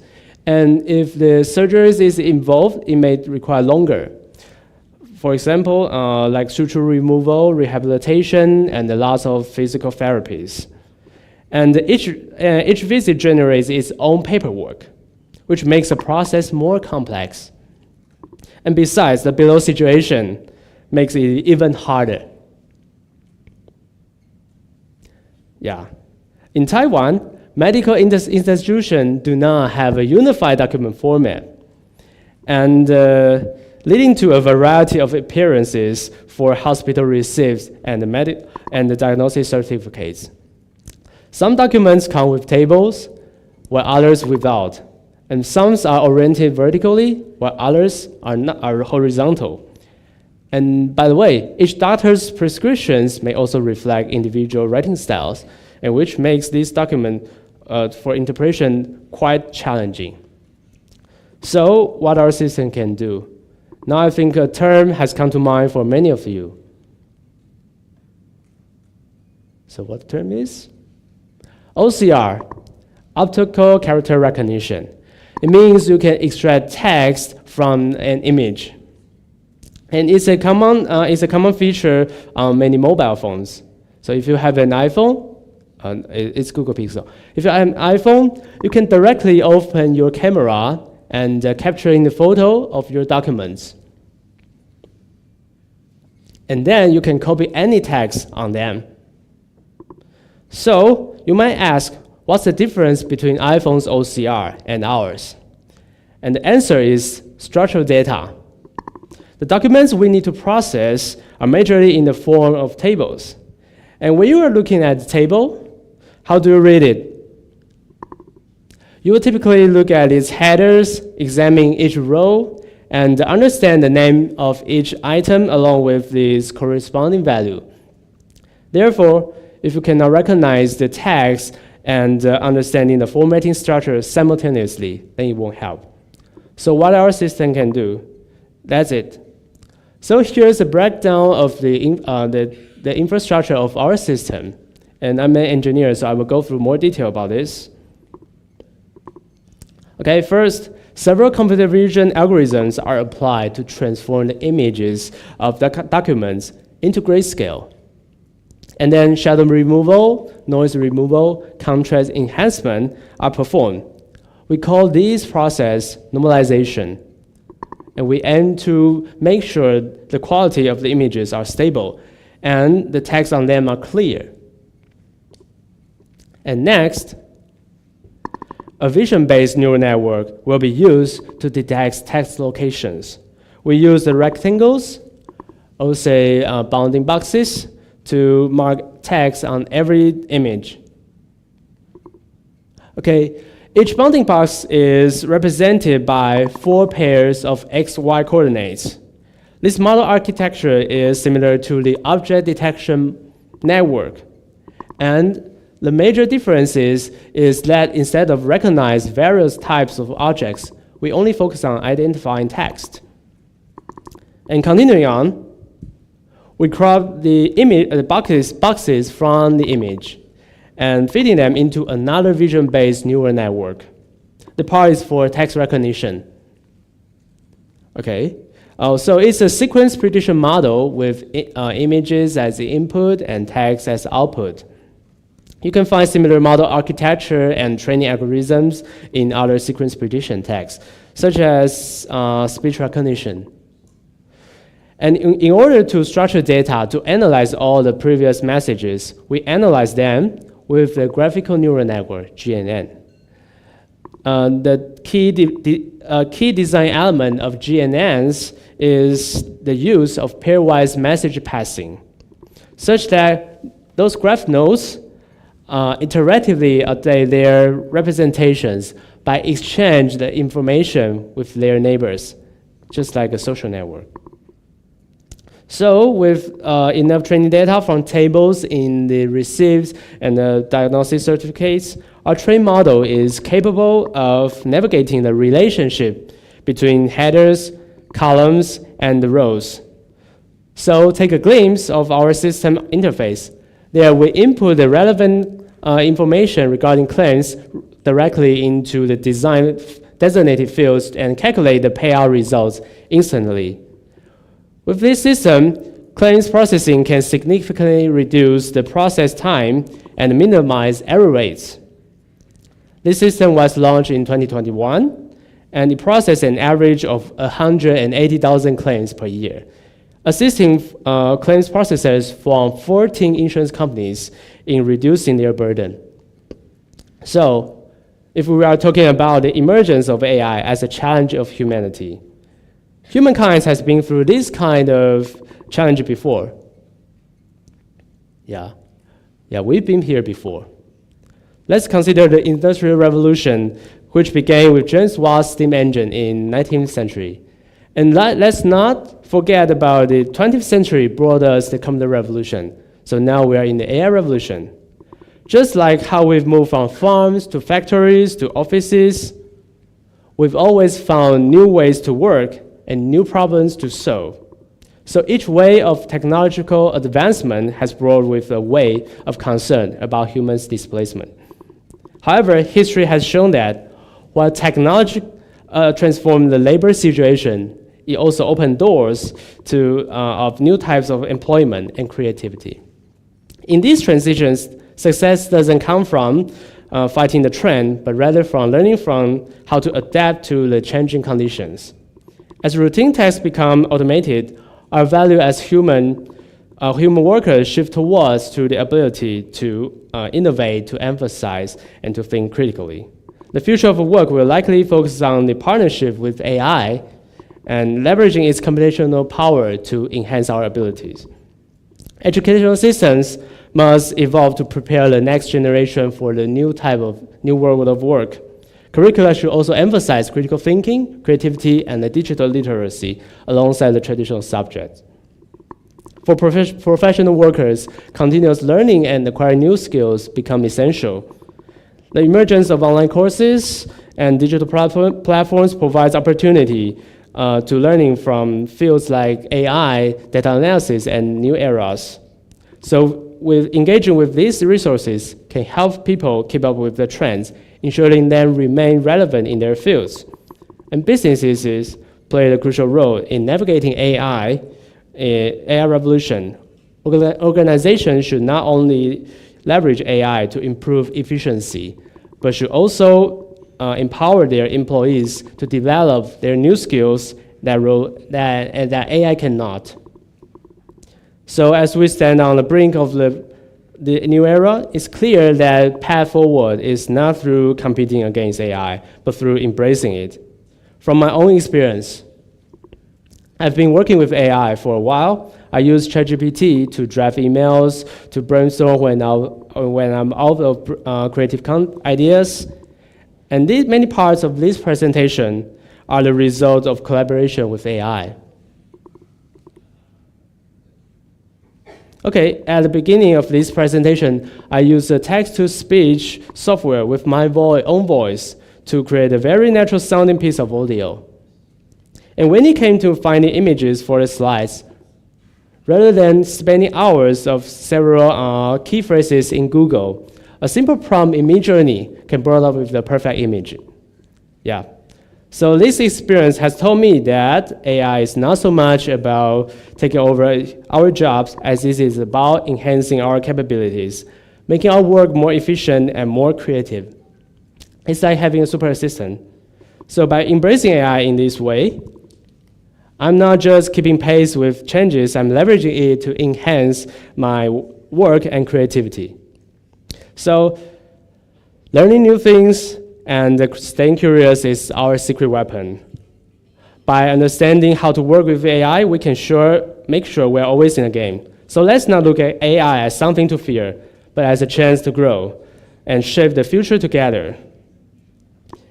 So back to the doomsday scenario, I'm sure that the intelligence replaces the biological intelligence. I'm not sure whether it will come, if at all, but it's time to think about what our values are. And when it comes, I believe that humans will still find their new place. I believe humans can still evolve. So thanks for your attention. This is Shen from Bravo AI. Thank you very much. Thank you. We are going to have a very quick Slido. You already answered to Slido, and you can ask questions during the break because we are out of time and we're a bit strict. Okay.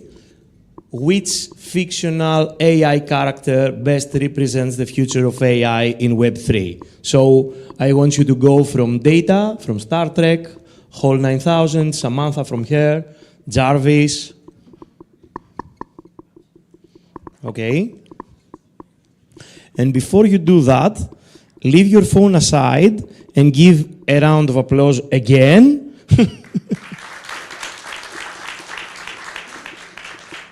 Okay, Jarvis is working really, really well. And now we are shifting to a new subject, to a very critical subject, which is media literacy.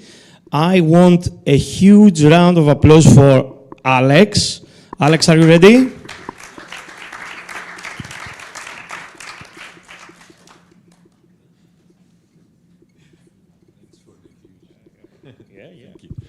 Hi, everyone. I'm really glad to be here with you during those days. I'd like to thank you for the huge round of applause. I'm really happy about it. And I'll try to be...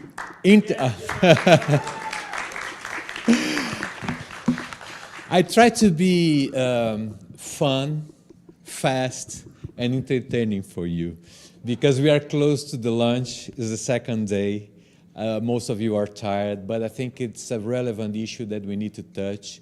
And DCN is trying to, it's making an effort to embrace media literacy since its first beginning, not only with me, but with others, other colleagues, other professionals. So I'm my undergraduate is journalism. I work as a journalist in the beginning, but I moved to education quite fast.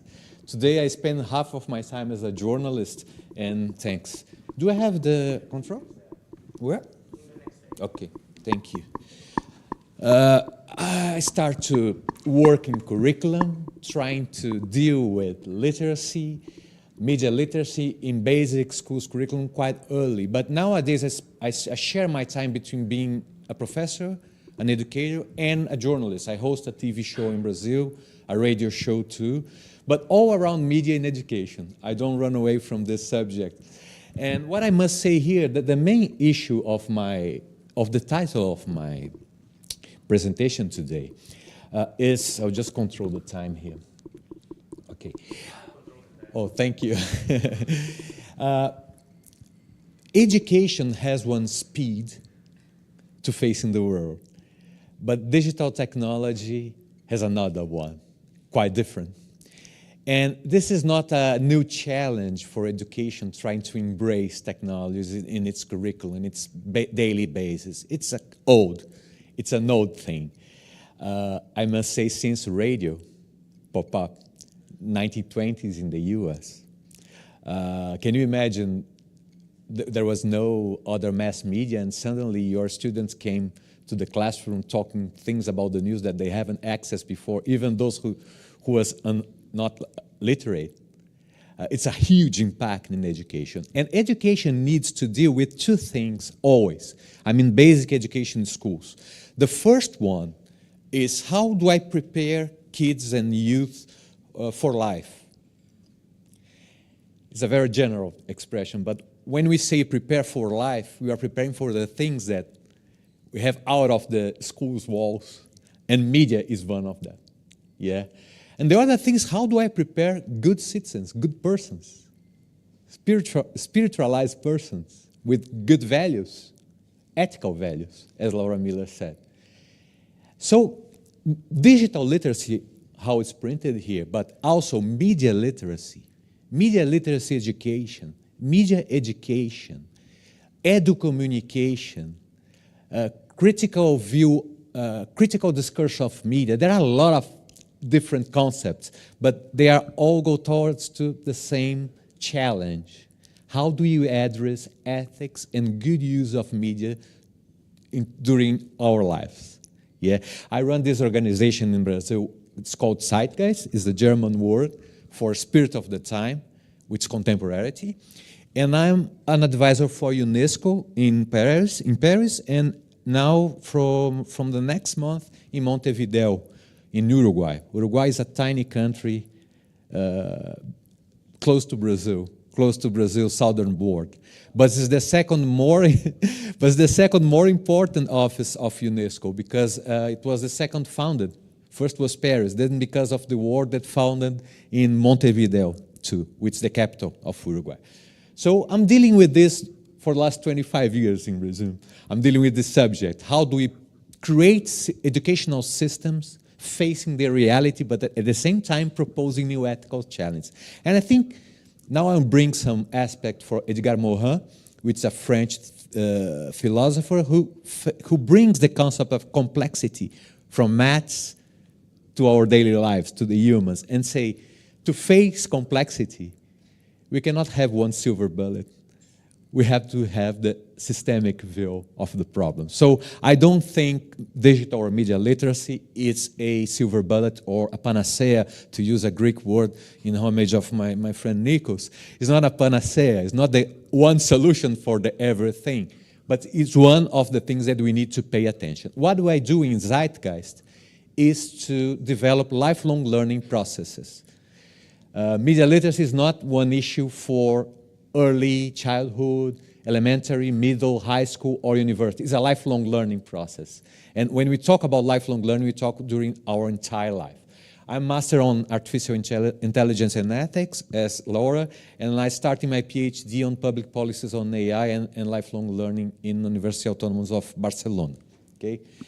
This is where my TV show is, my radio show, and I write monthly for this magazine about these issues. But you can find on the internet, but it's in Portuguese. But international, I've been working internationally for the last 10 years with those affiliations. And in Zeitgeist, we research, we develop projects, we do teachers training, advocacy for media literacy in Brazil and beyond. This is my latest book. It's still in Portuguese, going to be released in Spanish next week. No, in 2 weeks.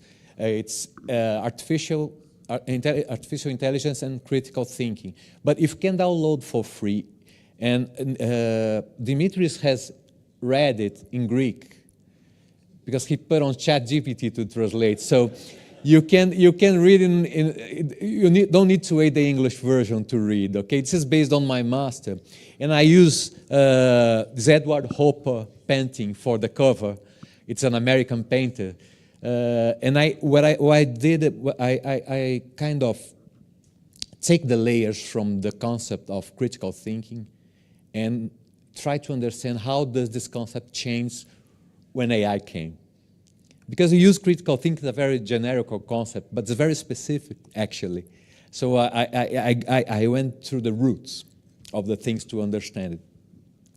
So 1920, it's cut here, there was a strange box in the middle of the living room. Yeah, it was the radio. So education starts to move. I'll tell a little bit the story of media literacy here.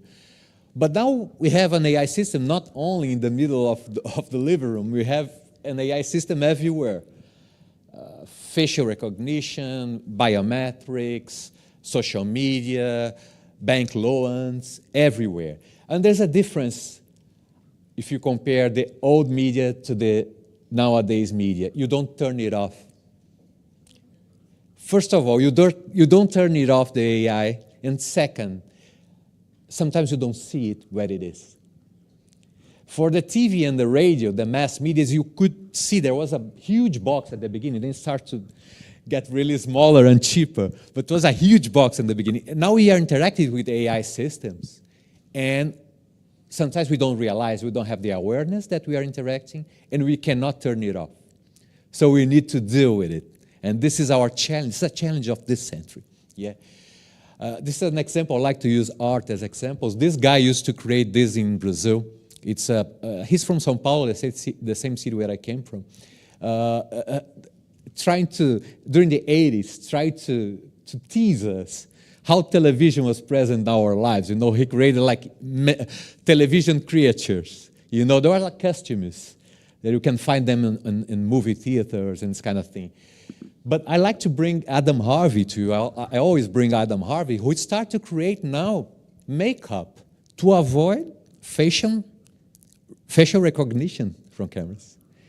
And he distributes his master thesis for NYU. And he distributed this makeup to the Hong Kong protesters because they were all arrested after the protest because they were recognized by the facial recognition of the public cameras. And so he distributed, this is his slash data scientist slash artist. So he created it with a lot of science embed. It's not only a different makeup. There are a lot of things that you cannot be recognized, cannot be filed with this makeup. So we start to recognize that there are ethical implications that Laura brought to us before. We are not on radio anymore. We're not on mass media time anymore. We're in this mess. Not a mass media, but this mess, which is we are producing and consuming information through a new, this is what I wrote in my master thesis, through a new mediation. Mediation is an old word for communication. Back to McLuhan, the Canadian specialist. And also, then back then to McLuhan. But AI is also a mediation. Sometimes we don't recognize, but it's mediating ourselves to the world.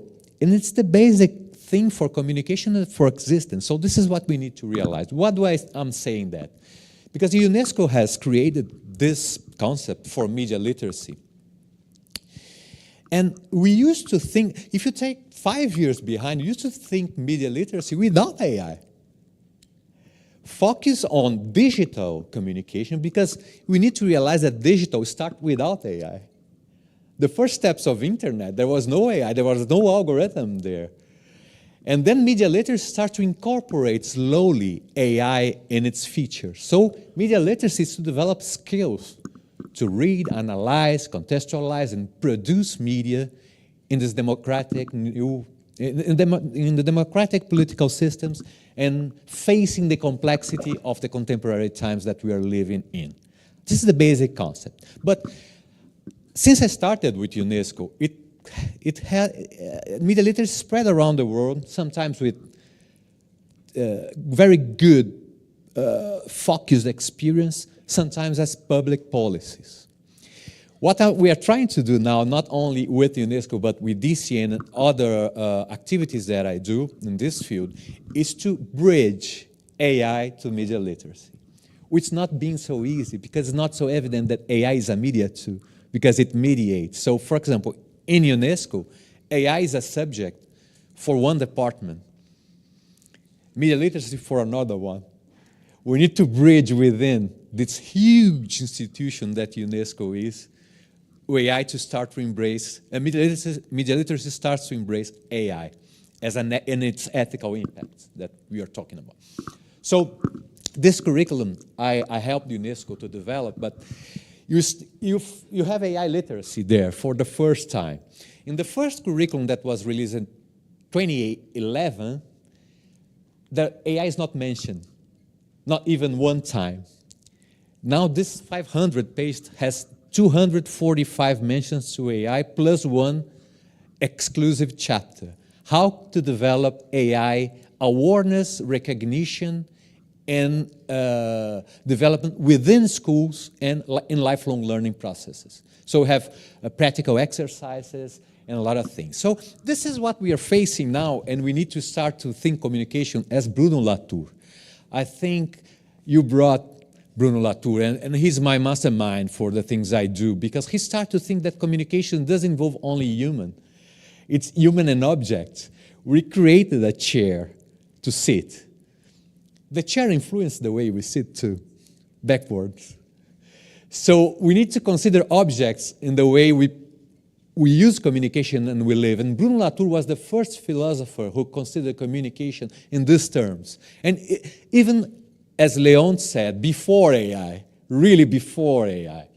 So AI fits like a glove to it, but it was not created to define AI. Yep. So what's the non-human actor's agency within a network? When we think about AI, AI has an agency. And to think about AI literacy, we need to think about the agency. Laura brought a lot of issues about that. Vera brought a lot of issues about AI responsible AI, within Copilot. So we need to merge, we need to meld this pot and recognize what are those impacts. So we live in a times of a hybrid mediation. Actually, I'd like to start my speech with this, because this is very important. It's a report that was made in January after Davos World Economic Forum, that every year make the list of the risks for society, for political, economical, and well-being of societies in general in the world. So this year is the first year that misinformation and disinformation occupy the first place as the main concern, the main risk actually, for the next 2 years. And in a very optimistic vision, for the next 10 years, it falls only to the 5th position, but I don't believe in that, I must say. I think it's going to be around the 2nd and the 3rd in 10 years. Or we have created something that can beat the misinformation so fast, but I don't believe in that. So this is one thing that not only schools, but all our lifelong learning processes that involves the media itself, the mass media, the digital media, and algorithm media must think about media literacy, how to literate people to read, to analyze, to conceptualize, and to produce media in a very authentic way. And listen, this is very interesting. If you take a look at the purple dots there up on my left side, the purple dots are connected to information, okay? But the purple dots are connected to all other dots. Somehow it implies impact in all other dots. So the blue dots are economic issues. The green dots are environmental issues. The yellow dot, the orange dot, sorry, is geopolitical issues. And the red ones are societal risks based on society. So information and misinformation has the power to implode a lot of different things in our lives, not only democracy, not only our well-being during our daily lives, but I took it from the same report, okay? I think it's a lot of things to say in one lecture, so what I'm trying to do is issues to go deep dive if you want. I'll not try to close this issue here. I'm bringing sources for you, sources that you can make research afterwards and try to go deep.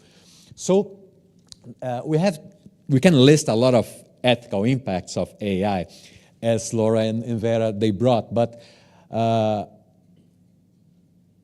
critical thinking was my research, the second one. I think it's basic on ethics and philosophy, but you can check a lot of different things, and we think about misinformation and disinformation, we need to think about deepfakes, basically now, and not only deepfakes, because AI started as a way to spread the power of how misinformation reaches its targets, to be an essential and structural part of the system of misinformation itself.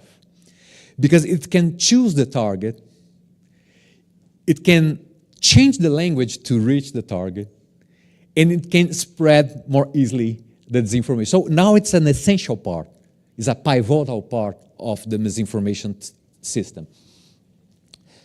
Of course, performing authorship is one thing that we are dealing, but it's not the only one. But I think we need always, look, 90% of AI for me came for good. The main research that I did is about medical research in finding cancer in stomachs, comparing AI images. So I cannot say anything about it, but we need to think about how it's going to change. So being optimistic, when Ctrl-C and Ctrl-V appears, all professors, we are teachers, we became concerned about, oh, we can copy a huge amount of text the student can do and paste in another document. That was a kind of revolution by that time. When the algorithm of Google became really good, impacts the school as well. Because, oh, my students must not go to the library anymore. They can pick up books and texts and quotes through a searching engine. So weird. And now we have open AI, which is the new thing that we are trying to do. But we need to think, I think the first step that I gave when I start my master's, due to my mentor, is to check the hype of AI. And I do think the hype of AI cause more harms than good things for everyone. AI is not what is in science fiction now. as I learned that AI is a statistic model of probability. That's what AI, that recognize patterns and bring this pattern to us as an output. Everything we need to think about AI, we need to think about this system. There's nothing more than this system. But of course, the system, as it evolves and has data to feed it, it becomes more complex, more powerful, more accurate, and more inaccurate too. So we need to pay attention to that. But following this line, we still need to look at AI as a statistic model of probability that works simulating, emulating the brain, how the brain works in layers. That's what AI is. Merging two different definitions. One from McCarthy, which was the former developer of the field of AI study, and Dora Kaufman from Pontifical University of São Paulo. I'm merging two concepts to define AI. So, what more concerns within digital literacy or media literacy in AI for me is the perception, the awareness. I like this study. I invite you to go deep on this study. That was published not in Nature, actually, too. That some outcomes, some undergraduate students realized that AI must be, that ChatGPT must be a good thing for the low-income communities to get equal in, for example, in language for those who has more proficiency in some languages. So it's a very curious and different, for me, it's, in terms of methodologies, is one of the best research that we have about AI and awareness published until now, okay? But AI in education are in several parts, not only in ChatGPT, because AI can be spread in different families of systems that perform on different things. So educational chatbots, learning analytics, which is very important for public policymakers to decide how to develop a system of education within a city, for example, according to the districts. Augmented reality, cataloging educational researches, affective AI is something that is still under development, but it's something that when we talk to chatbots and they act like they can be empathized to our feelings, you know? But it's an emulation too. It's an emulation, it's not feeling anything, it's always an emulation. And pedagogical agents. This is a pedagogical agency. It's to personalize education. You use the data of the student and another mass data to create a way to personalize some issue for a specific group of students. You know, it's quite interesting. But this is what is out of the classroom too. Facial recognition in social media like TikTok is huge. So media literacy is an issue for the schools, but also for the families, and also for the system of lifelong learning, not only for schools. This is important. How I'm going, Dimitris, with time? Yeah. So I will. So I ask this because this 1, 2, 3, the third dot is very interesting. It's a research by the Human Rights Watch during the pandemic times. They realized that was a third company gathering data from the digital boards, crossing this data to educational apps, and sending advertisements for the relatives and the kids within the school. Human Rights Watch all around the world, they pressed up these apps all around the world, make pressure to see what they are doing with the data of the kids. This is a very sensible thing. This is what I said, that media literacy is not a silver bullet. We are talking about regulation, media literacy, family, lifelong learning, the role of the companies. It's a whole ecosystem. And it was terrible because during the pandemic, everybody was online. And there were data coming to companies to sell products, and sometimes not so good products.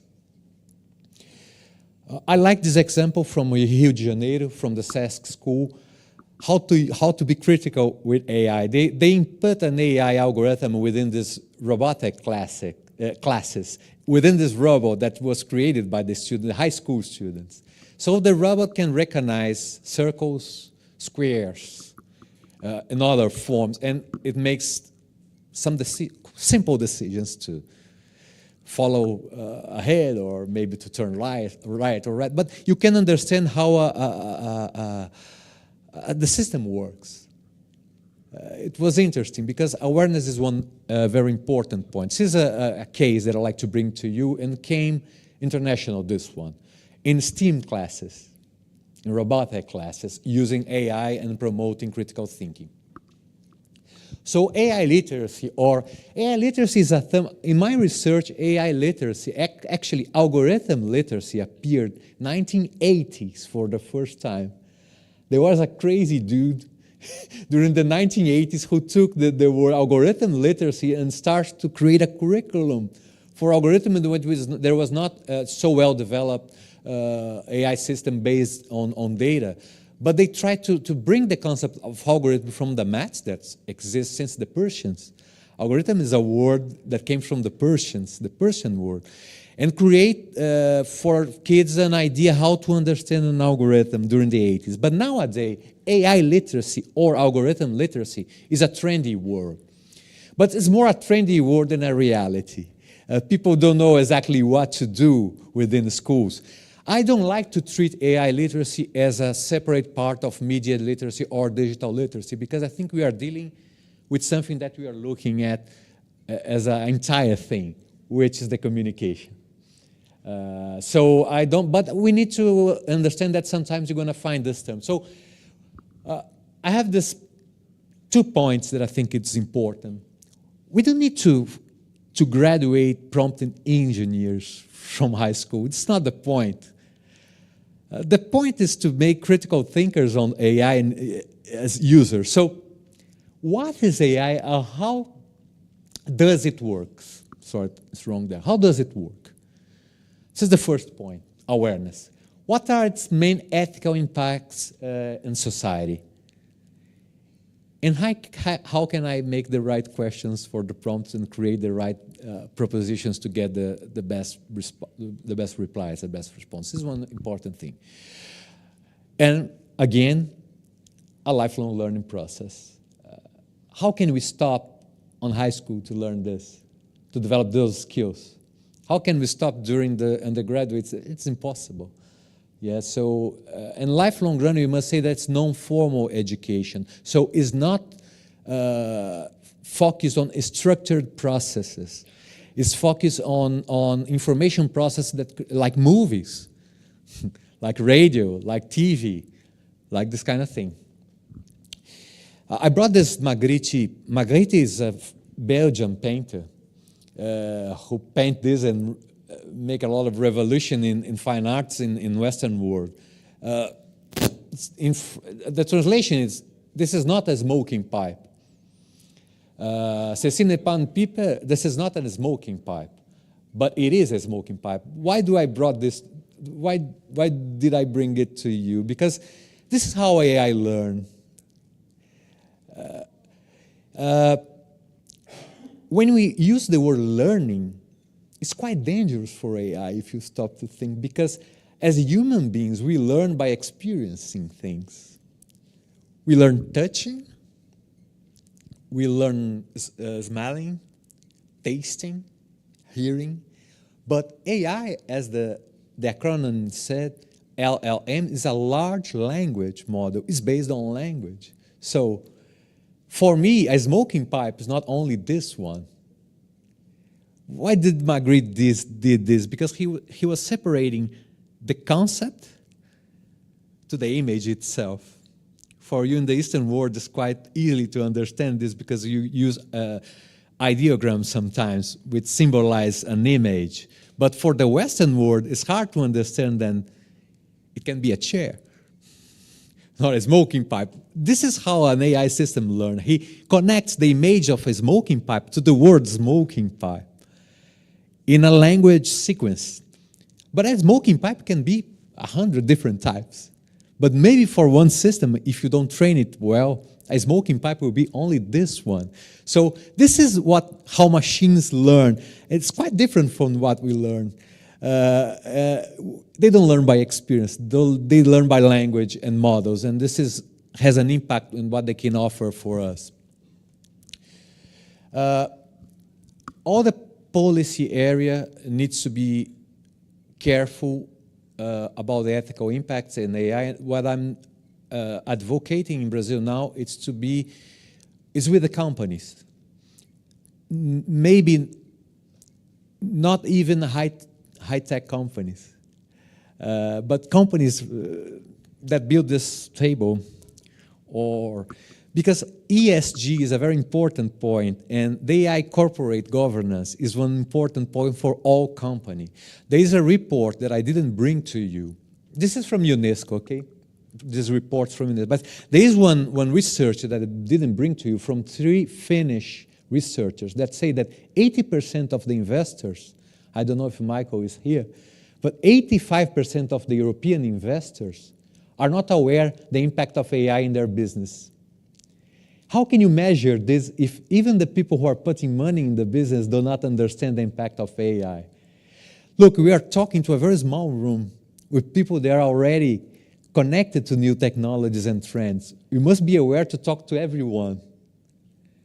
And to talk to everyone is important to start from the bottom. Someone asked Laura about how the governments can start with AI and ethics. This is one model of how the Europeans are ruling AI from the scratch. And the United States is doing a good work in the sense of creating specific agencies to rule AI on their field. Because, it's hard to have one agency to take care of the whole impact of AI in the world. It's so huge, this subject. And in Brazil, for example, to make this rule, the first challenge was, how can I define AI? This was the first challenge because we made a research in Brazil. 80% of the chatbots created in Brazil doesn't have AI. And people think they have. They are using simple coding, not AI. So it's hard to define AI. And of course, if you look to ChatGPT, you know that AI is there. But you look to more simple systems, it's hard sometimes to define. We used to say that people think that they're AI in the vacuum cleaner, and or in the on the simple television, but it's not like that. So the Article 5 was quite controversial because put facial recognition as an acceptable risk, prohibited. And it's still like there. It's still like this there. But for the next 5 years, it must change, okay? This is part of my book. This is something that I will not touch here. Dimitris is more optimistic than I about this curve. But this is the Gartner curve. That's a company that makes the tech trends curve for all technologies. And they quite to be really accurate when they do. If you consider that's from 2023, the generative AI was last year, so 2023 was on the top, the peak of, they call the peak of inflated expectations. So they put kind of 2 years to get in the plateau of productivity, which is the line that we don't have so ups and downs. Dimitris believes it's half a year, but I believe it's 1 year because it passed already 1 year. So I try to believe there's something like that. We need quality data to train AI systems, and it's lack of this. Who are developing AI systems know this here. But if I believe Dimitris. Me and Microsoft also says half a year. Okay, 2-1, you won. I think there's one need to overcome this instrumental view of technology when you see AI and understand as a language. We are dealing with a language. We are dealing with something that is connecting object to human, and we need to understand in a more wide way. I'll not go deep on that. I'd just like for you, curiosity, as my friend said, is very important. And I think if you look for the research of Luciano Floridi is an Italian guy from Florence, who is working as the director of the Center of Information Ethics of Yale nowadays. And he created this concept. He was in Europe still when he created this, but he started to think about transparency, accountability, and responsibility in AI. He was one of the first guys to research on that. So mainly in companies, which is very important. That's an issue that I'm raising here. This is another work of another frame of his work. Explicability is one point that before AI it was not under our radar. You know, we used to think as traditional bioethics principles, beneficence, non-maleficence, autonomy, justice, and he brings explicability. It can be understandable in other ways. You need to understand how AI works. This is what I say, that sometimes the hype causes harms to all of us, because the hype does not explain anything. Make something magical, or there's no magic in AI. It's something real. It's science. It's science. About the environmental impacts of AI, which are huge, I brought this group from Germany who are researching this website. It's a lab, and they have the most updated information about environmental impacts on AI. Okay. Is a sustainable AI lab from University of Munich, I guess. This is another research that those are two. I'll skip because it's so boring. Those two curricula are available for free on the internet for learners, teachers, professors who wants to develop media literacy. First one I participate intensely, 500 pages of exercise, proposed, and everything for UNESCO. 5 languages, available for free UNESCO website. Second one is for a Spanish group called AlphaMed from University of Huelva in Madrid. And having 3 languages, English, Spanish, and Portuguese. It's a more simple curriculum, but it's very efficient as well. It's very good.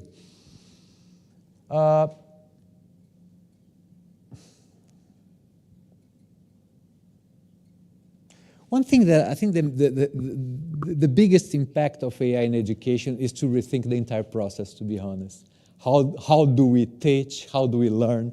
How do we assess how do we evaluate / access things? How do we consider a school an institution that can teach people to be lifelong learners, to learn their entire life? I think the age of content is done.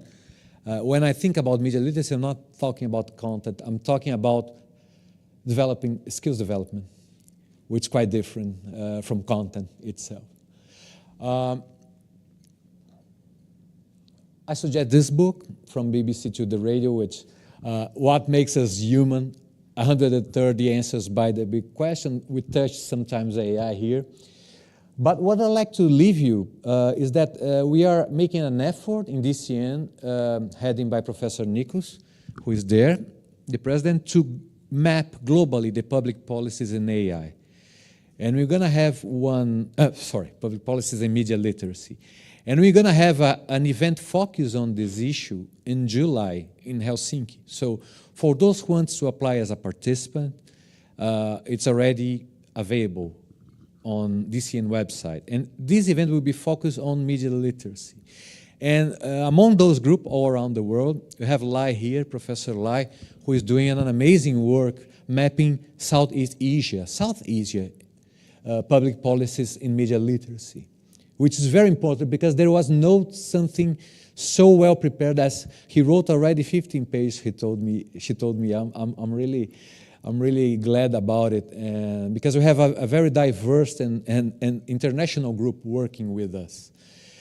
You can talk to me via social media or my email. Sorry to be in a rush, but I try to bring some points that you can deep dive afterwards, because 30 minutes is not enough even to talk who am I. Can you imagine to talk about media literacy? So I'm just trying to tease you to be curious to go to the subject, which is, for me, it's a key to understand contemporaneity. For me, it's a key to understand contemporaneity. So thank you very much. Thank you very much.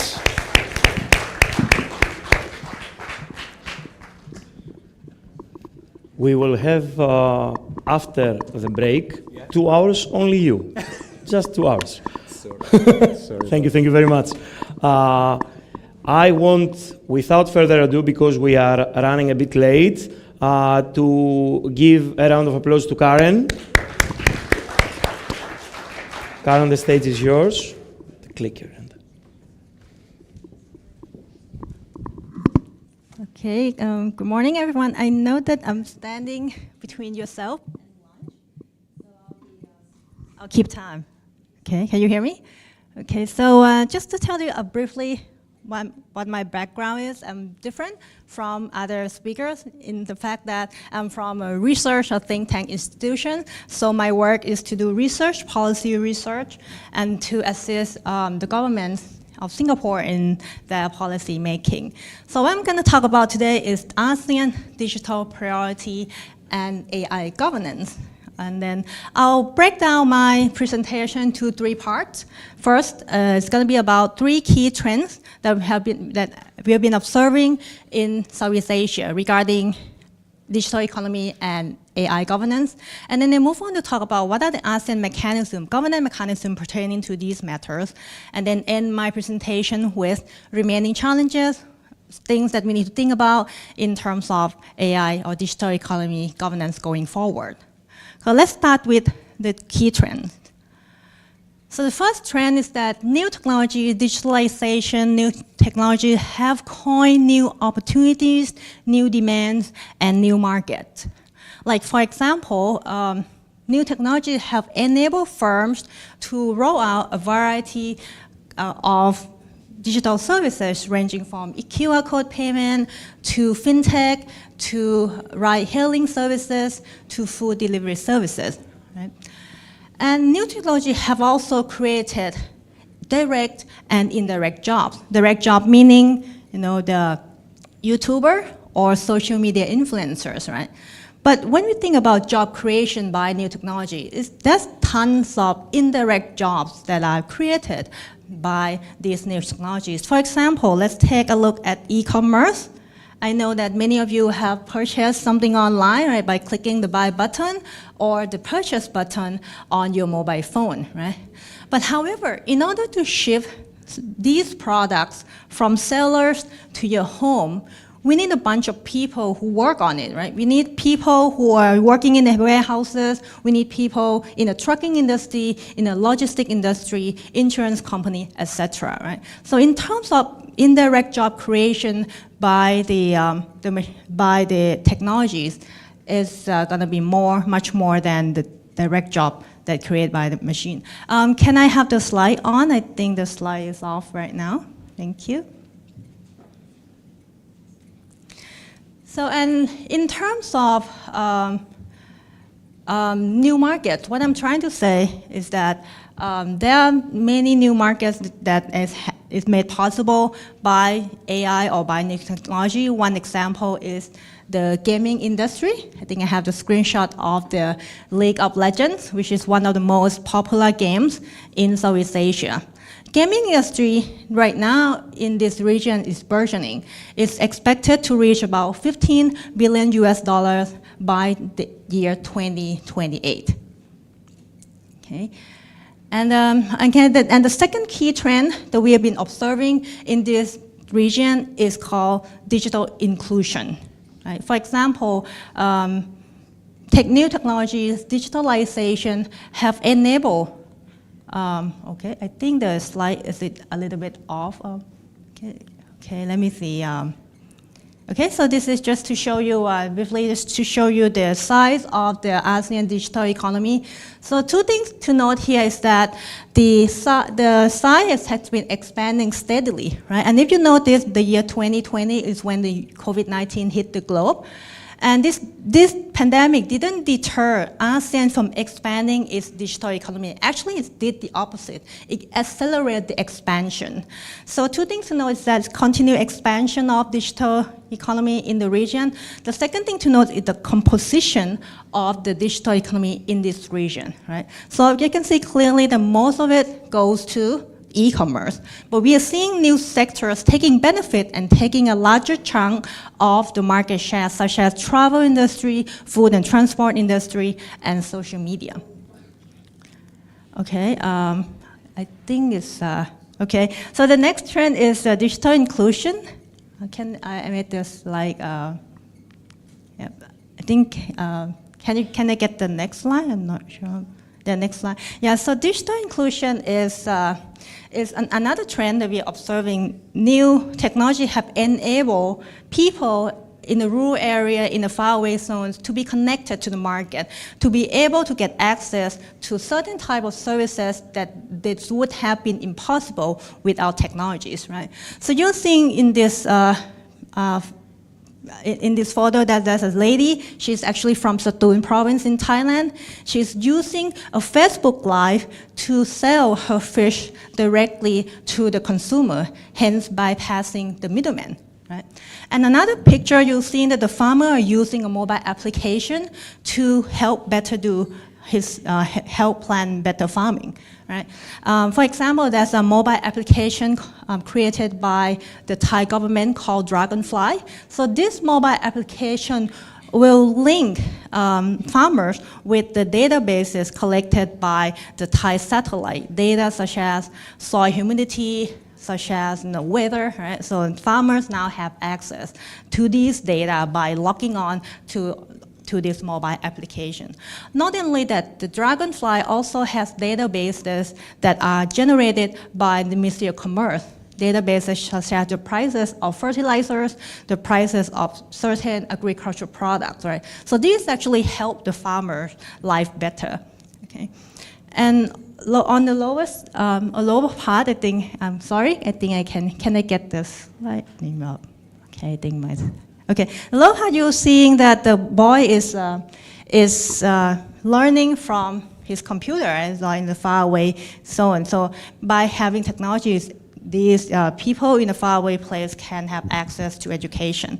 And last but not least, on the lower right corner, you'll see a picture of Clinic Pintar, which is the tech startup in Indonesia. Right? So Clinic Pintar, what it does is that it empowers clinics across the country by their own online platform. So with the work of Clinic Pintar, clinics in the countryside in Indonesia now can provide healthcare services to the population in the faraway places, right? So these are the digital inclusion that is going on in Southeast Asia. So the next slide, please. So the next slide is AI transformation. Next slide, please. So I have to admit that this trend is not unique to the region, though it's worldwide, but we are also seeing more and more use of generative AI programs in the region. Right? So two things I'd like to note about this program. One is that they are very good, right? They can do many business processes that that marketing team can do or business process team can do. Second thing I'd like to note is that they are affordable, right? They are accessible and affordable. You can spend maybe about $20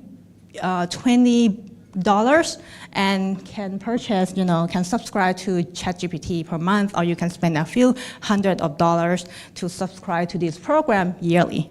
Right? Okay, next slide, please. And this is an example of how smart this program is. I just tasked ChatGPT to do to help me solve a hypothetical question. So I asked them to come up with a 30-second of TV commercial helping me to sell my coconut juice, right? And they just generated a very good script, original script that I can work on further, right? And it actually generated within a minute, right? So this is how smart it is. So next slide, please. Thank you. And the next slide, you'll see that all these images are actually generated by AI, by the machine, right? So you can see that the AI these days can create art, can create photos for commercial uses, and can create a photo of human beings that do not exist in the world, right? So what's in it for the businesses, right? So the businesses in the region benefit a lot from this new technology. For one thing, right, I mentioned to you earlier that these programs are very affordable, right? Instead of hiring a marketing team to help sell your product, you just spend maybe $20 or a few $100, right? Subscribe for this generative AI and have them do the work for you, right? So in terms of business perspective, this is great because it cuts a lot of business costs, right? And this is great, especially for the small and medium enterprise and SMEs, which is the backbone of ASEAN economy, right? Just to give you some figure, SME, depending on which ASEAN country you talk about, but SME constitute about 90 to 95% of all enterprises of that country. So that's why the benefit of SME will benefit ASEAN region as a whole, right? Thank you. Next slide, please. Thank you. So the next question becomes, given these three trends that are going on in this region, right? Has ASEAN as an international organization coined any initiative or prepared itself to ride on this trend and propel toward more regional economic integration? Next slide, please. So what I'm listing here is actually the most recent initiative that coined by ASEAN. My answer to the previous question is yes, ASEAN has prepared itself for the digital age, and digital economy and AI are vital parts of its regional economic integration agenda. So let's take a look at one example here. This is the Master Plan on ASEAN Connectivity or Impact 2025, coined in 2016. So it's actually, in plain English, this is actually the blueprint to galvanize infrastructure development cooperation in the region. And as you can see, this master plan has 5 strategic areas, and digital is one of them. Right? So digital innovation in this context aims at promoting tech adoption by SME, narrowing digital divide, and enhancing data management across borders. Next slide, please. So as I mentioned earlier, 2020 is when the COVID-19 hit the globe, right? And what it does to ASEAN policymakers is that it raised their collective awareness that digitalization, digital economy, and AI is the future, right? Not only that these elements are important in helping ASEAN exit from the pandemic faster, but they also serve as a vital components who help ASEAN recover economically after the COVID-19 pandemic. Next slide, please. That is actually reflected in ASEAN Comprehensive Recovery Framework, or ACRF, which is actually ASEAN exit strategy from COVID and post-pandemic economic recovery plan. So as you can see, there are 5 broad strategies, and number 4 is accelerating inclusive digital transformation. Right? So that's reflect the thinking among ASEAN leaders that digital is the future. We need to embark on it even more. Next slide, thank you. And here is the ASEAN Digital Master Plan 2025. This is actually the document that sets the direction of ASEAN digital economy cooperation from 2021 to 2025. It's really comprehensive. You can see they have 8 desired outcomes, ranging from post-pandemic recovery to enhancing infrastructure, enhancing digital services, fostering sustainable and competitive market, increased quality and use of e-government services, facilitate cross-border trade, capacity training for business and people, as well as fostering digitally inclusive society. Next slide, please. And at the time that I'm talking right now, ASEAN member states are still negotiating DEFA, or Digital Economy Framework Agreement. So DEFA is not it's not going to be important only for this region, but for the world as well. Because if it's successful, if it's concluded, it's going to be the world's first region-wide digital economy agreement with binding commitments, right? So you probably asked me what are actually being negotiated under DEFA, right? So DEFA there are 9 topics that are now currently being negotiated under this agreement. Well, of course, the topics would be something that you probably heard of, right, when it comes to digital economy, such as cross-border data management, cross-border e-commerce, right? But ASEAN countries are also negotiating new topics as well, such as digital identities and authentication, talent mobility and talent capacity building, and also emerging issues such as AI. Next slide, please. And last but not least, in February this year, ASEAN just coined the ASEAN Guide on AI Governance and Ethics. Right? So this document is the first document that ASEAN put out in terms of AI governance.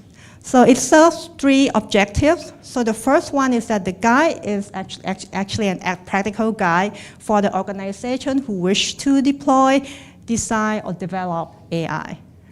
And the second one is to encourage rule alignments across ASEAN jurisdiction.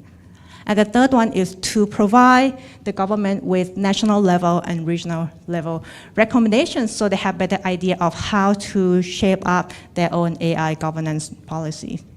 So a few things I'd like to mention about this guide is that it's intended to be broad. If you look into the document itself, you will see that this document offers several use cases about how AI is governed in different issue areas. And the second thing I'd like to mention is that it actually emphasizes the important role of private sector in shaping AI development going forward. Next slide, please. Thank you. Okay, given this progress, given the initiative that I have told you so far, right? What are the remaining challenges that we have to think about when it comes to digital economy and AI governance in this region going forward? Okay, so the first challenge is infrastructure. Right? If you think about this, data are transmitted via infrastructure, and also the generative AI programs, software that we talked about, also run on infrastructure. Right? So that brings us to the concept of last mile, which means that we need to lay out infrastructure, putting out fiber optic networks to the faraway zone, to the rural areas, so that we get more people on board onto the online platform, into the online market.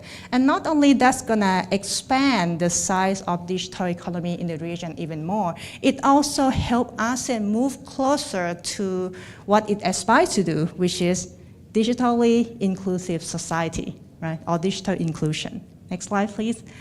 Okay, still on the infrastructure is the 5G connectivity, which look a bit dismal here. So this is actually just showing you the mobile subscription by data connection. And I'd like you to pay attention to the red portion of this chart, which represent 5G or high-speed connectivity. Right? So you see that it's actually constitute only a minority market share. Right? For example, 2023, 5G connectivity only constituted about 3% of the total market when it comes to connectivity. Right? And this is not good. This is not good because if you think about it, new technologies or new technology to come will need a high-speed internet to operate. Right? So without high-speed internet availability across the region, we may not be able to reap the full benefits of AI or digital economy going forward. Next slide, please. Thank you. And then the second challenge is about the lacking of digital talents in the country.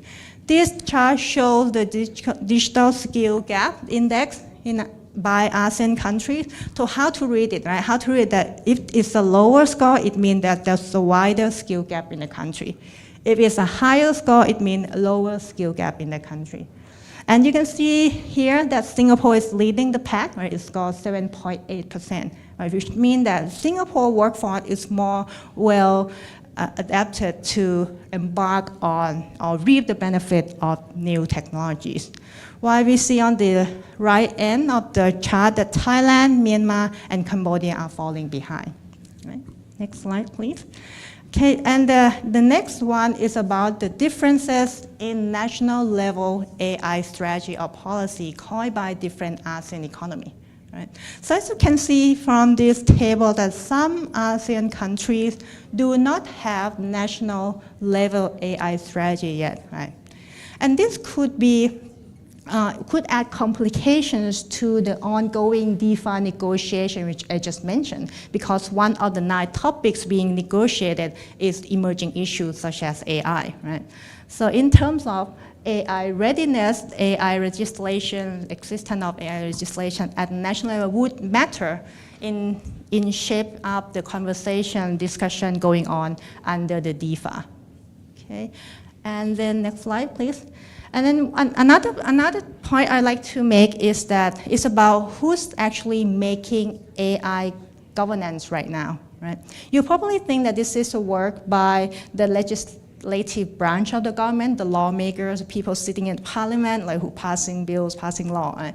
But it's not always the case, right? Because we're seeing judges are making shaping AI governance via their own verdicts. Right? We're not seeing lawsuits in this region, but I anticipate that after ASEAN government continue implementing their AI rules and regulations, we probably see more lawsuits in this region. But the lawsuit that I'm showing you is in the US. So this first lawsuit is between Miller King, which is a law firm, versus the Do Not Pay, which is a company that uses generative AI to provide legal services. Right?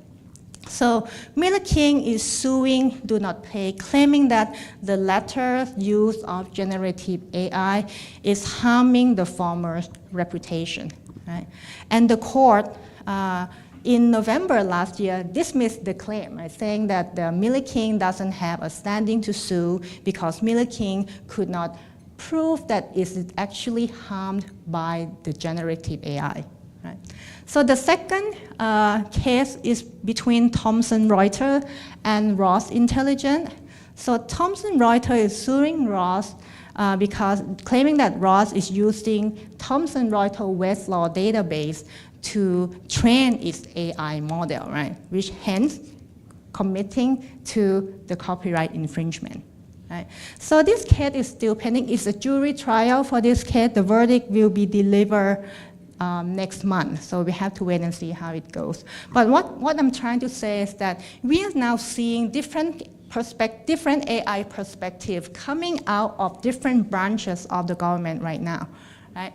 And the question about how different perspective from different branches of the government will interact among themselves and shape AI governance going forward would remain an open question. Right? And I think I have a few minutes left, so I'd like to mention to you that, yeah, I have been talking so far about the fact that the government have a role to play in shaping AI governance. Like, it's kind of like a top-down approach. But my think tank is also part of the multi-stakeholder conversation about AI governance in Singapore, and we really need a bottom-up approach to AI governance, meaning that every one of you sitting here have a part to play in contributing to the conversation of AI governance as well. Right? And you probably think that this is actually, how come? Like, we don't have power to influence policy. But actually you do. We all have agency to make contributions. Let me give you a recent example, not the AI area though, but in the fashion industry area. In a few years back, one of the top fashion luxury brand was under deep controversy, right? Because it rolled out the advertisement of a child holding a certain object that could be interpreted as a child's sexual abuse, right? And when the ad came out, it caused a huge public outroar, right? Like different customer, people in the civil society just email, just publicly naming and shaming this luxury brand, right? And that led to this luxury brand have to come out and apologize publicly and take down the advertisement, right? What I'm trying to say is that we all in the civil society have agency to contribute to the conversation. If, let's say, the generative AI program does something that cause harms to the public morals, we all have agency to feedback, right? To voice concern, to publicly naming and shaming these programs or this program behavior, right? And to create a better AI governance world, right? Because we cannot leave it to the government because, as you know, right, lawmaking by the legislative branch takes time. It could take months or even years to materialize, right? So by giving feedback to the tech company, right? You could shape their behavior, and we can move toward even more better AI governance world. And with that, I'd like to end my presentation. Thank you very much.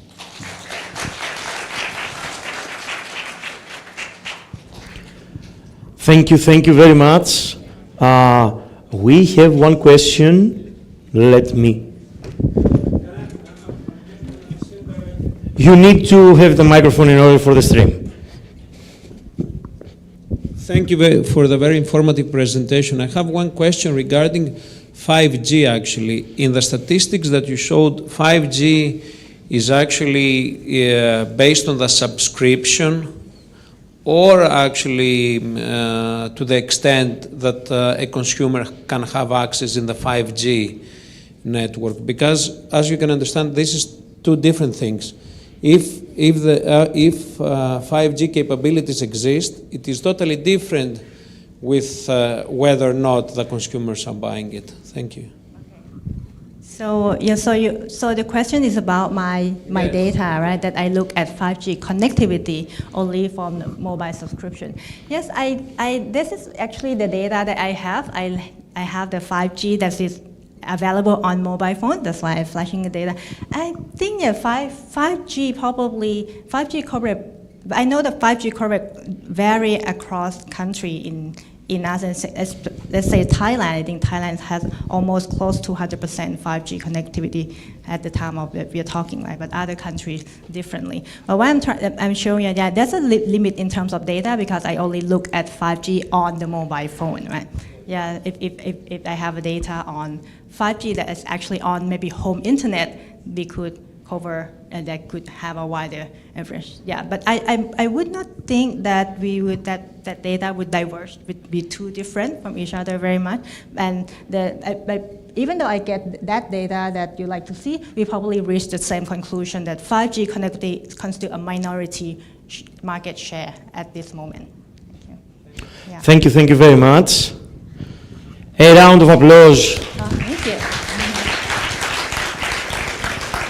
And now it's the time for lunch break. A few logistics. We have the escalators, we have the elevators, we don't have stairs, so you're gonna go there. And please be back at 13:45, not 15 minutes earlier, okay? Because we are already in front of the schedule. Thank you very much.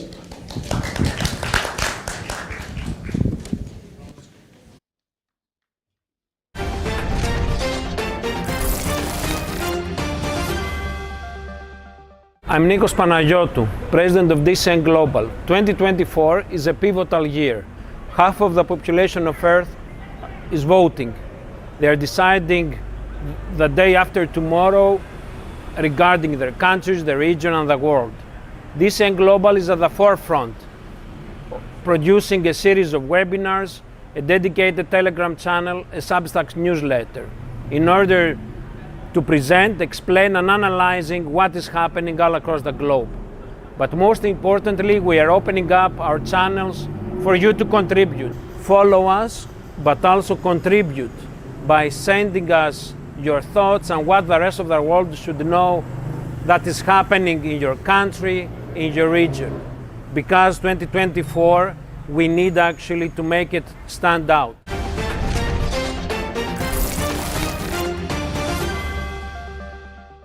Hello everyone, my name is Diana Filimon and I'm part of the DCN Global team. I'm very happy to be a host on our second episode of discussions about the elections around the world. So if the previous episode in February was focused around the influence of AI on elections, in this one we will talk about the trust in media. Is the decreasing or increasing level of trust in media affecting people who can vote this year or not? And what will grow in this empty place that's left by media, the traditional media, let's say. We will start by going to Sorana, my colleague from Gen Z, our youth media project launched less than 2 months ago on Instagram. And she will tell us what elections we had until now recently and what should we look up for. Every month, many big or small nations are organizing elections in this historical year for democracy. More people than ever are expected to choose their leaders in 2024. Hi, I'm Sorana Horshia. I'm the editor of Gen Z, a Gen Z media in Eastern Europe. Also, every month you can find me discussing the latest technology trends in elections in our special newsletter. This past month, we've seen elections in democratic countries, as well as in the most authoritarian ones. But let's start with the good news. In March, elections went smoothly in Senegal, and the opposition candidate won. It was a tense time, however. The election got delayed, causing big protests. The government even cut off communication during the demonstrations. But democracy won in the end. South Korea just held general elections on April 10. The opposition won most seats in what was considered a sort of referendum on the president Yoon Suk-yeol. South Korea took fake news and disinformation really seriously. It even developed a tool used by police to spot manipulated and AI-generated videos and images. Moving further to Portugal, where all eyes were on the far-right party Chega. The party used TikTok and Instagram to its advantage and managed to reach a lot of young voters. The elections, however, did not result in a clear majority. Slovakia strengthened its nationalist stance. The left-wing nationalist candidate Peter Pellegrini won in the second round of presidential elections on April 6. Even though the president doesn't have much power, he's making Robert Fico's government stronger. He's against the EU and currently trying to control public media. Moving forward to more authoritarian countries. Russia and Iran's elections went pretty much how everyone expected. Vladimir Putin will soon be the longest-serving leader of the country since 1721. But there were doubts about how fair the elections were. They lasted 3 days and even had electronic voting, which did not guarantee the safety of voters' personal information and was impossible to track by external observers. In Iran, hardly any reformist voices got into parliament. Only about 40% of people voted, the lowest since the 1979 revolution. By the end of this month, we will see the beginning of the biggest elections in the world, the Indian general elections. People will also vote in smaller nations like North Macedonia, the Maldives, or Togo. And if there is one thing they all have in common, it is digitalization and dealing with the good and bad that comes with it. If you are here, you are probably well aware of that. So don't forget to also subscribe to our monthly newsletter discussing technology and disinformation in past and future elections. Also sign up to our Telegram channel where we'll regularly send you insightful readings about these topics.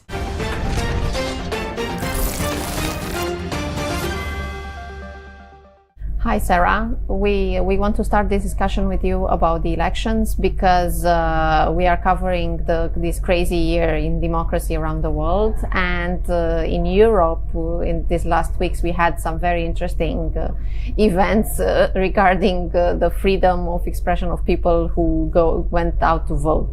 And Sarah here is our correspondent for Gen Z for the project that covers Eastern and Central Europe.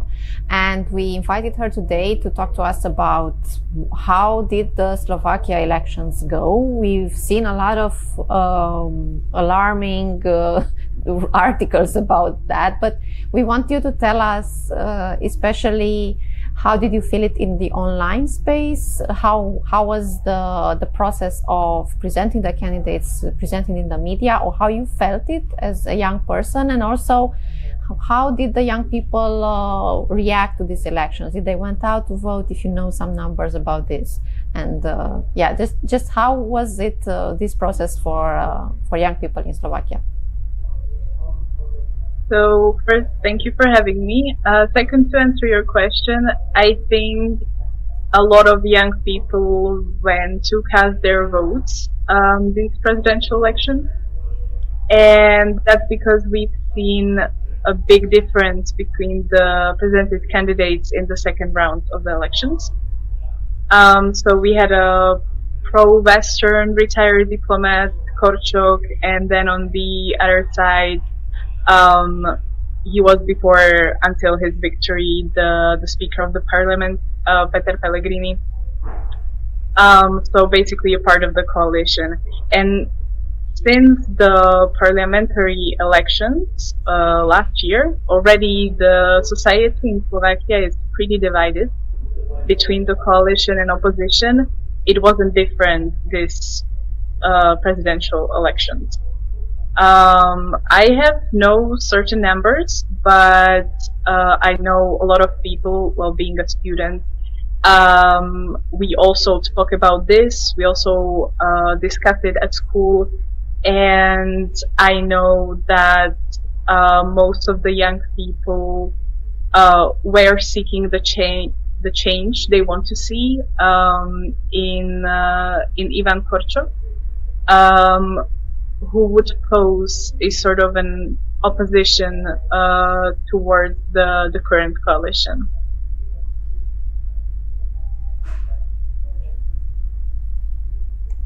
Do you feel like the voice of the young people has been made present in these elections? How do you think they would go out of this disappointed or more excited about making their voices heard? Well, I believe that people are disappointed, especially young people are disappointed, because that's the difference between the young and older generations. The young preferred Ivan Korchok, and the older ones preferred Pellegrini, which spiked many arguments even in between family members. But I think that Ivan Korchok got more into the minds of young people, and maybe because of this, people will seek the change even in other people rather than the primary representatives like the president or the government. And I know that also many people stated that they want to move from the country, which if they have the resources to, they will. But I believe that many young people aged from 18 to 20 usually don't have the option to just move. So I am honestly also very, I would say even excited to see how this will play out later on, and how the government will cooperate with the president, or rather the president cooperates with the government. And one last question. We talk a lot about this year about the influence of social media, AI, and all these new technologies in the elections around the world. So how much do you feel that the social media was used in this campaign in Slovakia? Do you have there been any, I don't know, interesting campaigns on TikTok or on Instagram, or were they more traditional, let's say, in their communication? I believe that both of the candidates used social media. I would say that Korchok used them much more, creating very funny videos, even of his own mistakes, or, you know, just generally when he was speaking and made a mistake. So I believe he used this very well to become more close to the younger generation. The other candidate Pellegrini also used social media, not as much, I would say, but it was pretty effective, and I know that young people do follow usually both of the candidates for a longer period of time. And there has been, for example, one thing that happened that Pellegrini mentioned on his social media, that apparently his campaign and his voters had been affected by a deepfake video where he's talking about some bank and investment. And many people believe this to be true, but the voters, his voters anyway, just supported him and were writing many nice comments under the video, even though it was a deep fake, and he said it himself that it was a deep fake. And also there was one candidate from the first round that was threatening Pellegrini to release multiple videos that could ruin his candidacy, but these videos were never released, I believe, and many believe that they never even existed. Very interesting. Thank you so much, Sarah, and we'll continue our discussions.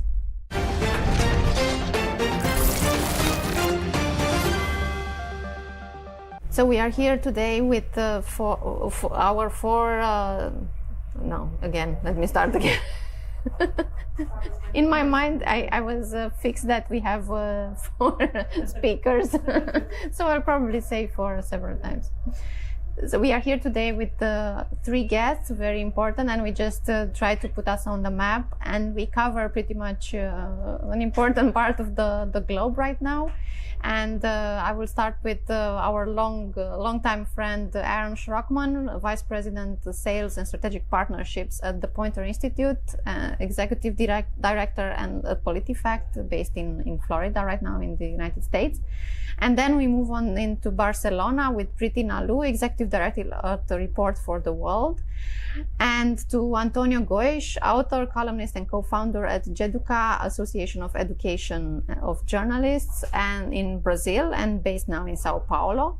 And this time we will talk about of course, elections, but from a different perspective. And if last time we talked a lot about how AI is changing and influencing elections around the world, and we really had a lot to dig in. This time we focus on trust in media, and you would say, what does this have to do with the elections? Well, I think it kind of has. We see a lot of reports from very prestigious institutions around the world talking about how the trust in media decreasing leaves a very big spot for populists to grow on social media networks, especially where you cannot control them so well, and that could give rise to some very interesting political characters around the world. But our focus is not on political characters. Our focus is on how the people will react this year when they have the choice to make their voice heard in elections.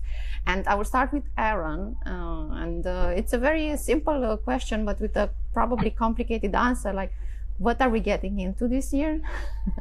And is media prepared to cover such an important year, which can really reshape the world? I'm pretty sure that by this time next year, and we will get back to that, we will be in a different world. What do you think? Are we ready for this? Is media ready for this, Aaron?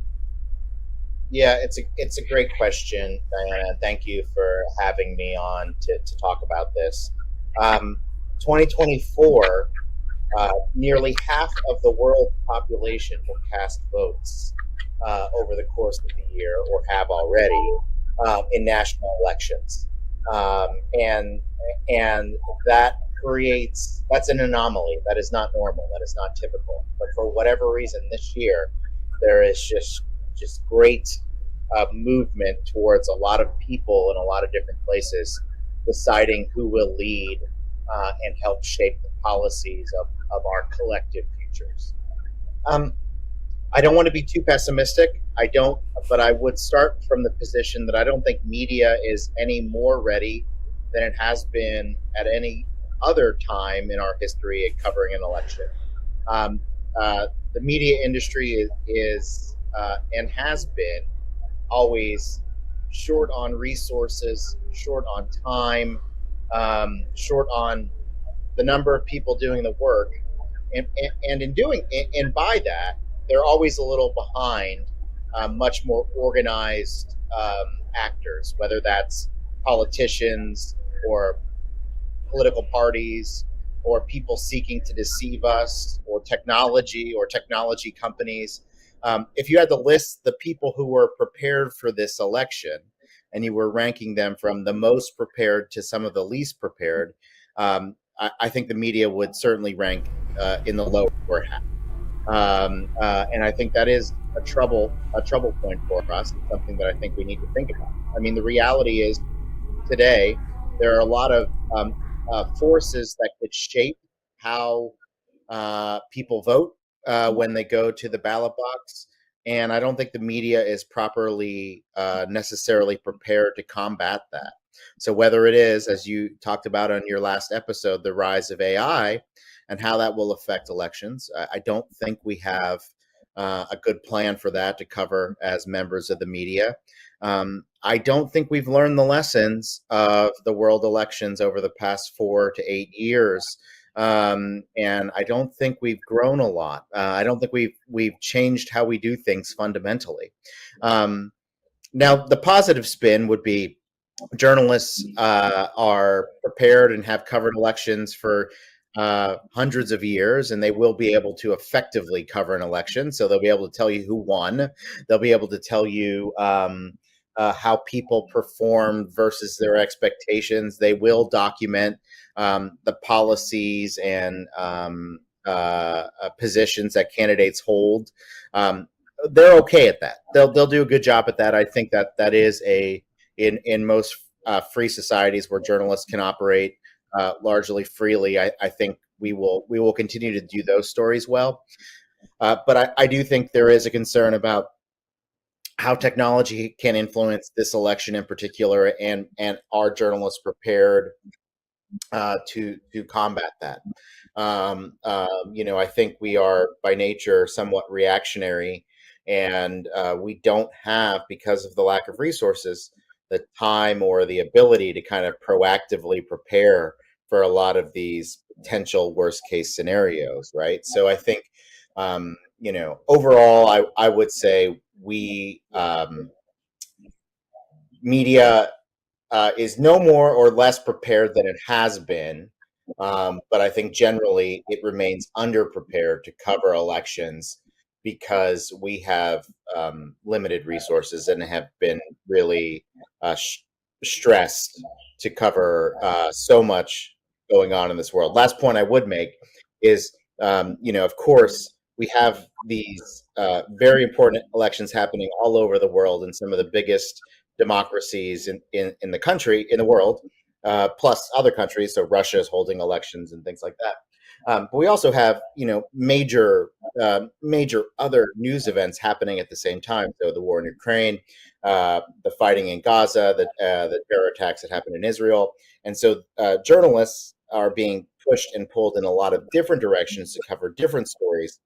And all that means is they are spending less time preparing or thinking about how they might cover the election and what might happen, whether it's misinformers or AI or deep fakes, or it's ballot fraud or voting fraud, or it's riots or whatever. And I think I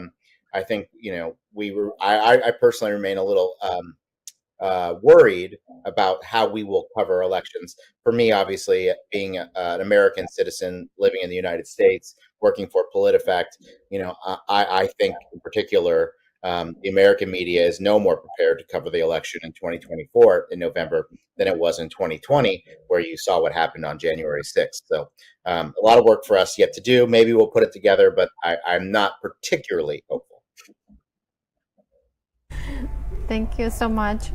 As a Romanian activist, I have to mention a very wise, let's say, saying of a politician of ours a few years ago when the snow came in winter, and because the whole country was blocked, their argument for explaining why they were blocked, they said that it caught us by surprise. And we were like, yeah, it's in the calendar. Winter is literally in the calendar every year, and it caught you by surprise. So it feels like you're saying the same thing about the media, that they did not see this election year coming.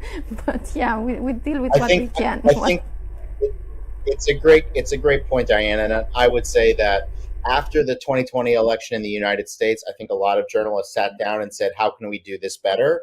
And they had that conversation and had that first set of ideas, but we never continued those conversations. And I think that's something that happens a lot in journalism. You immediately think, how can we do this better?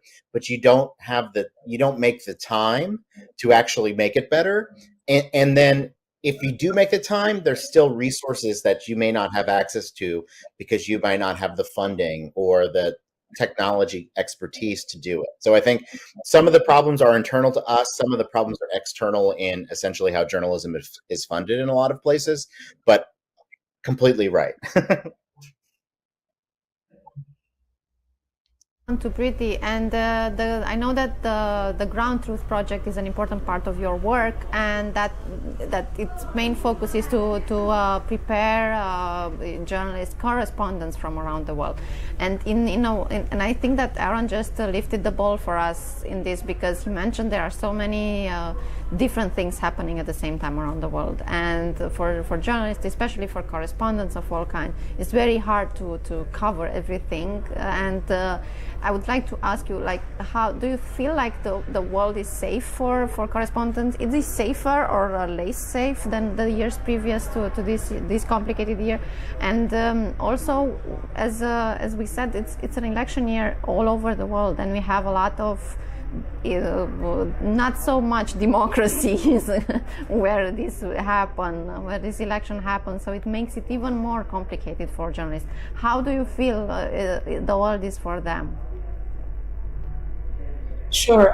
Thank you, Diana, firstly, for inviting me to this episode. And so it would perhaps be useful to widen the lens a bit on the program and what we try to achieve at Report for the World, which is part of the Ground Truth Project.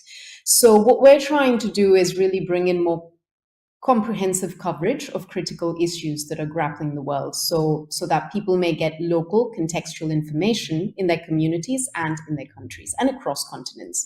And so we're present in 28 countries, where we're working with 49 public interest media, and we're supporting 65 or 66 specialized journalists that are covering a host of issues from climate change to corruption, governance, health, education, all of the key issues around any elections, right? And so we feel that these local media are the perfect antidote to global crises, and they often provide actionable solutions to seemingly insurmountable problems. And this year, as you mentioned, where there's so many countries in the world going to vote at national, regional, and municipal levels, their role is even more essential. And I'd be happy to go into the different contexts or the countries in which we are supporting journalists, especially those going to those that are conducting elections this year. They have a key similarity. That is the role of social media and non-traditional forms of media in shaping public opinion around the elections in their countries, and both the challenges and the opportunities that our digital native media face as they're trying to provide their audiences with context-specific information about these key election platforms. So maybe we could start with India, where we're supporting some of the leading investigative and in-depth public interest newsrooms. So in India, we are certainly looking at an over-dependence on social media. There was a very provocative paper at a tech conference recently that was titled "Weaponizing Data for Politics." And this presentation looked at how the Modi government is analyzing public and not so public data, and how they're using this to profile voters and really deliver their targeted messages to them through mobile phones. And so the mobile phone is really where India's elections are being fought, because Facebook is the most used social platform in the country, followed by YouTube and Instagram. And all of this content is of course, available on these mobile phones. And a vast majority of India's population has access to the internet via these mobile phones. We're talking about over 1 billion users. And so while this is overall a democratizing element, there's also plenty of evidence that political parties are orchestrating online campaigns, especially the party in power, through social media, through actually a social media cell that they've put together. And this includes intimidation of perceived government critics, spreading Islamophobic and misogynistic propaganda, and a host of other acts that should really be criminalized, right? So our reporters in India are playing a crucial role in relaying accurate information in this very important period. India is about to go to polls in May, and it's 800,000, or rather over 1 million, I believe, polling booths across the country, and it is one of the largest voting exercises in the world. It takes about 6 weeks to complete. And so nuanced reporting on key issues is a lifeline for a lot of the communities. For example, our reporters at the News Minute, which is a women-led media outlet that is covering the southern states of the United States, they're working on gender, caste and minorities, and civil liberties as their beats. These are the beats that we're supporting, and there are journalists that are specialized in these areas. Now, these journalists have unique access to some of the most marginalized communities, yet those that are really the backbone of the country. And on another level, what the media are doing, independent media in particular, they have a much more collaborative spirit. So they are facing quite an uphill battle amid this cacophony that is created by disinformation, propaganda campaigns, silencing of the press, that is critical of the government. But as part of the solution, they're collaborating to provide accurate reporting on the parliamentary elections and state elections, from creating fact-checking hubs to regional community-focused beats, and to collectively producing real-time results of the polls in such a complex voting exercise. And so we're facing quite a similar situation in our other countries, such as South Africa, Nigeria, also the United States, where our sister program, Report for America, has successfully placed, I believe, over 500 reporters in all of the states. One thing that is similar in all of these landscapes is the history of deep racial, social divides, right? And so our public interest media are trying to put a comprehensive lens and to be able to cover the elections well beyond the polls themselves. We're looking at the next 5-year term, or however long the period is in each country, to really create accountability around the platforms and promises that these winners are making at the moment, and how they're implementing the policies, the nature of the policies, and of course, lack of transparency or corruption issues. Happy to go into our other countries of coverage in the next round. Thank you so much. Thank you so much. Very interesting, and we can talk about this for hours, I think. But now we move on to Antonio, and he works a lot for preparing journalists. And my question to him is, do you think they are prepared? What advices would you give also to young journalists, and not just young, but journalists maybe face for the first time this year so many elections and so many overwhelming events? What do you think? What advices do you think you would give? And if you think they are more prepared for this year than they were before? Well, unfortunately, I have to agree more with Adam with this idea, this argument that we are not prepared. And because of many things he already said, it's not only that it's not because we don't want, but you see in many traditional media institutions that they don't have time, they don't have the resources, and we are talking about something that's changing a lot. I mean, you can prepare. For instance, I was president and founder from one of an association of education reporters, and we were very worried about how to prepare education reporters to this new ambience of polarization and 4 years ago, 5 years ago, we were discussing about fake news, and let's make fact checking, and let's make. now we are in a different discussion. I mean, fake news is still a problem, but now we are dealing with artificial intelligence. And honestly, based on what I'm reading in Brazil, we don't know what is coming. We will have election in October. There will be municipal elections, not national elections. But honestly, I don't think journalists know what they are coming, and maybe and also the Justice Department and many other players, relevant players. So it's quite the only thing that I would say is that it's important to be to have this training, but not a training that we will have in 6 months or in 1 month, and then we were prepared for the next year. It's something that we have always. We have to put on our agenda this necessity of going constantly being prepared for something that we don't know, and that's. I mean, I wish I could give you a more positive view, optimistic view that we could be prepared for this, but we're not. And one of the things that in Brazil particularly, and I know that other countries also this it happens the same, is that no matter how our stories, our articles, they can be accurate, they can be well writing or well whatever is the media that we are working. But what is happening in Brazil, and this is something it's quite new, is that there is hyper partisan medias that people in Brazil, Bolsonaro supporters or Lula supporters, they are not watching the same media. Bolsonaro supporters are watching social media and some traditional media, just like in the US, they have Fox News. So they have a kind of hyper-partisan news, and it's not only about fake news, and sometimes it's not about fake news. It's about a very biased way of presenting news to the audience.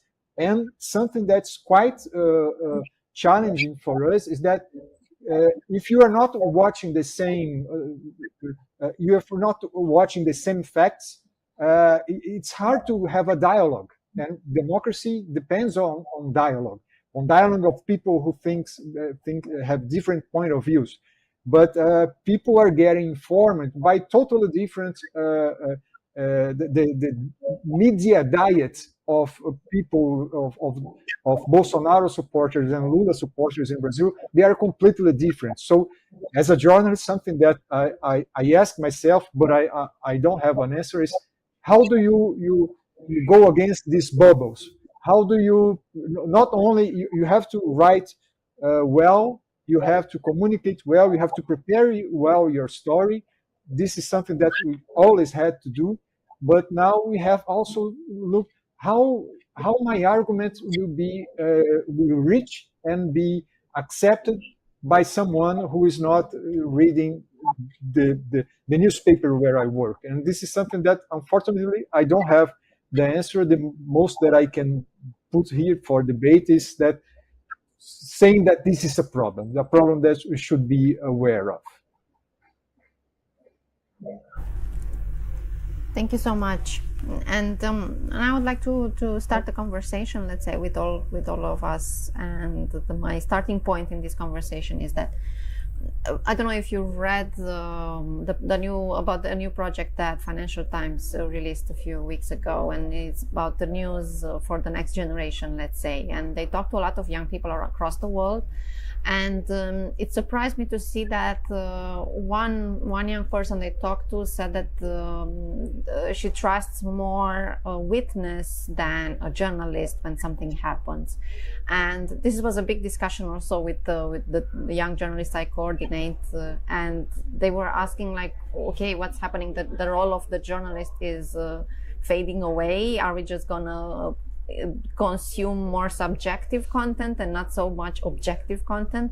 So it all ties into so many little things that cause big damage in media. And here I come back also to predict this, and focusing on how local journalists, people based in small communities, how important they are, and the fact that they are disappearing in some parts of the world is affecting hugely the quality of journalism. So, long story short, is media really losing trust among people? And if so, do you think it's irreversible? And is there anything we can do to stop it? So please feel any of you can jump in and say their opinion.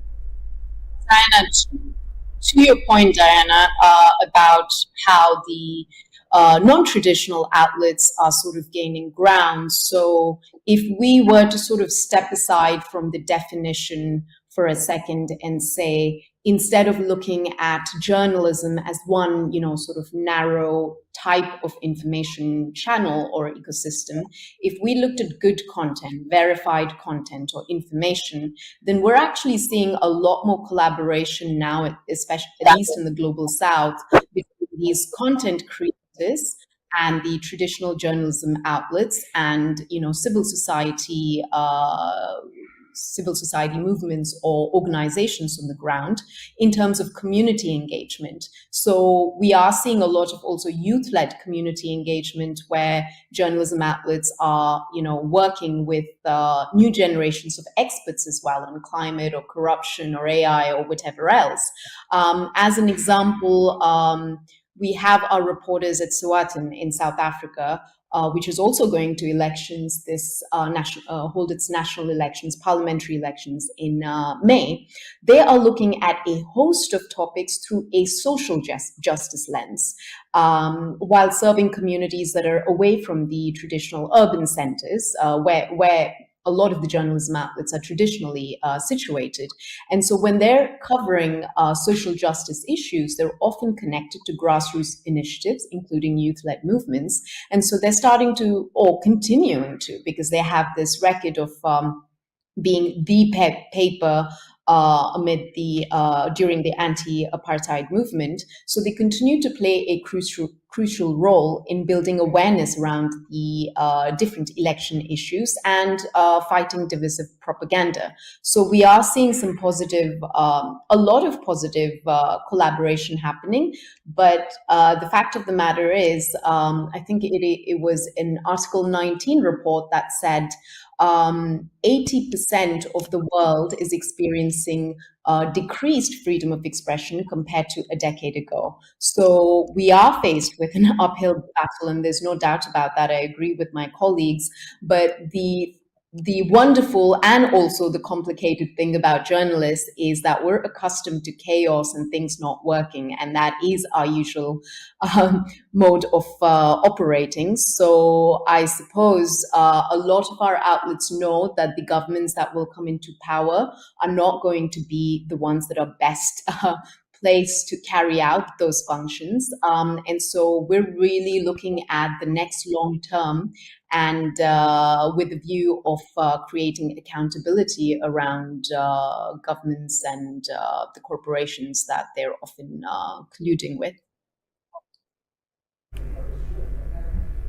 Thank you. Yeah, I'd like to jump in and say, I mean, certainly the issue of how the public sees media and how the public trusts media is a important one.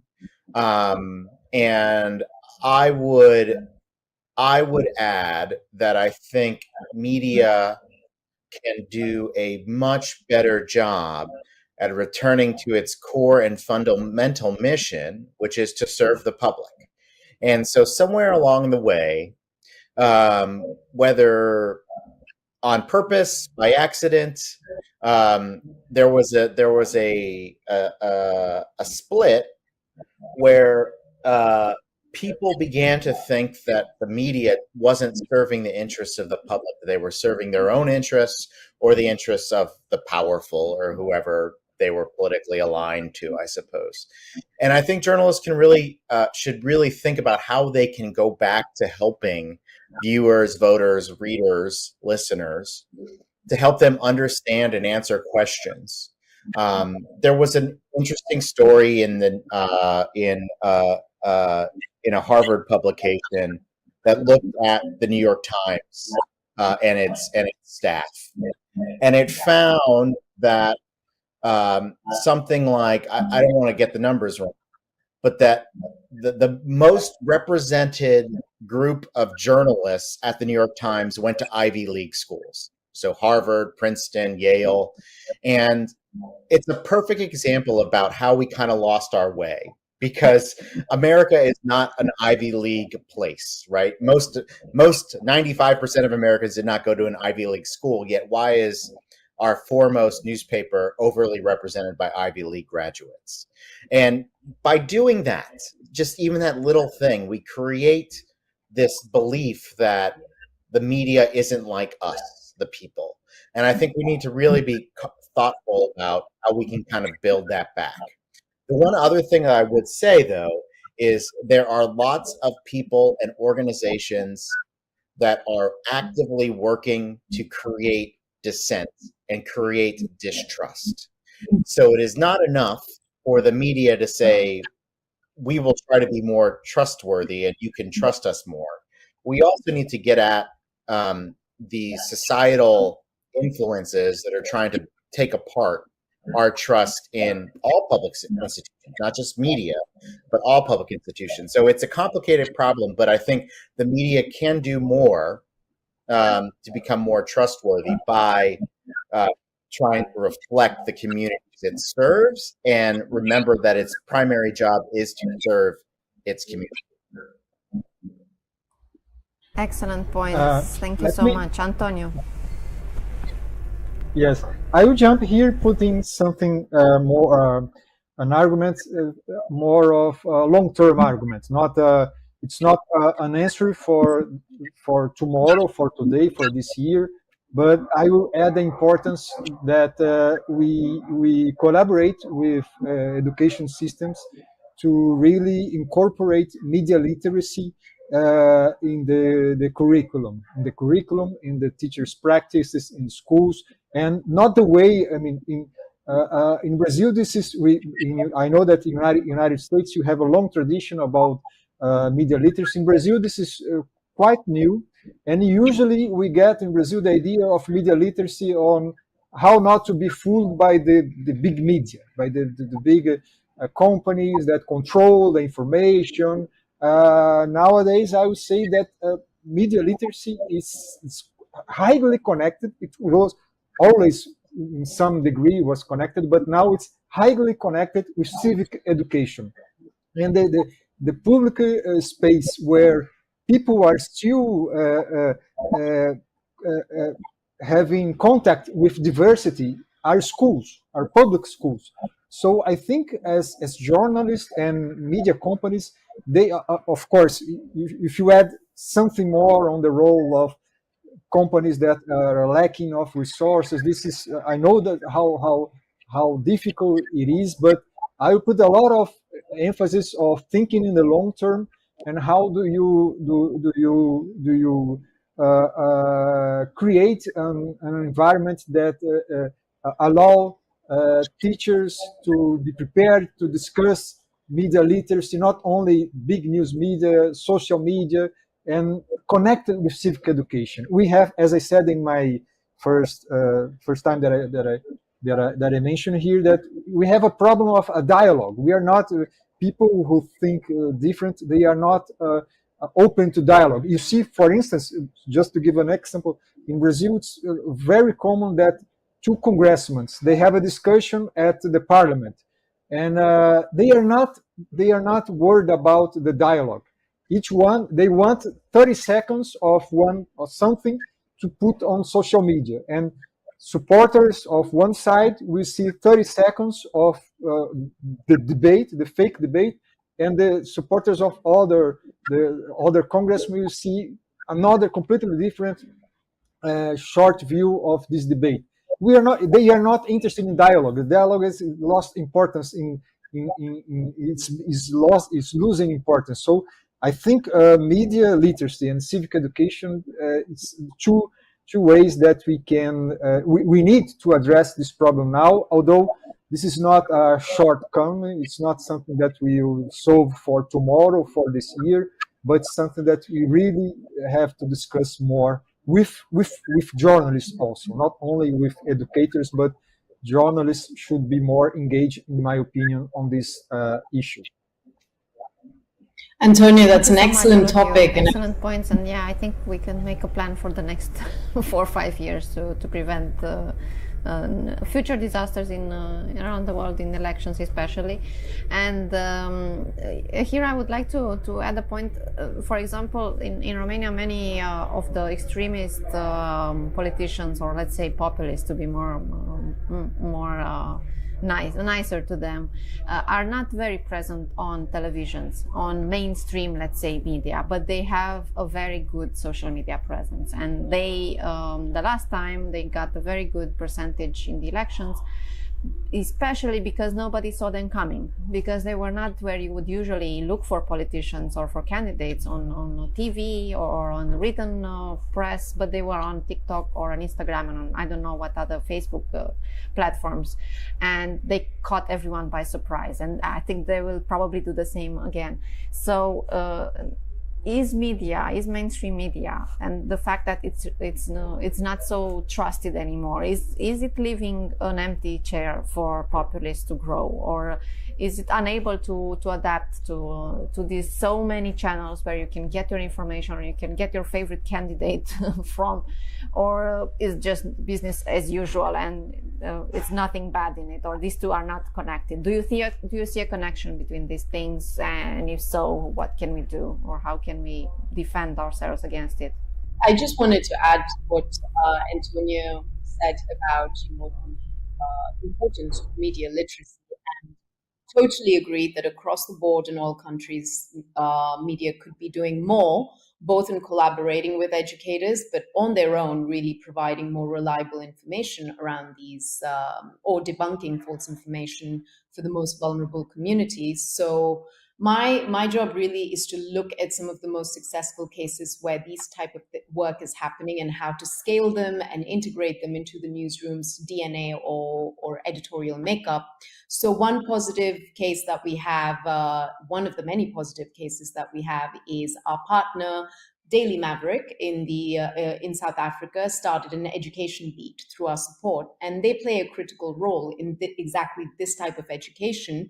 But unfortunately, what happens with a lot of these smaller media or specialized media is the beats that they would like to sort of make permanent in their newsrooms are not necessarily the ones that are most supported by audiences, by subscribers, or even by foundations. So some of the gaps that we see is owing to this. But there are other positive examples where there's another different approach to, let's say, media literacy or education. In Brazil, we have a hyperlocal media outlet called Agência Mural that is really fostering the first generations of reporters in a specific neighborhood of Sao Paulo that has been marginalized for decades.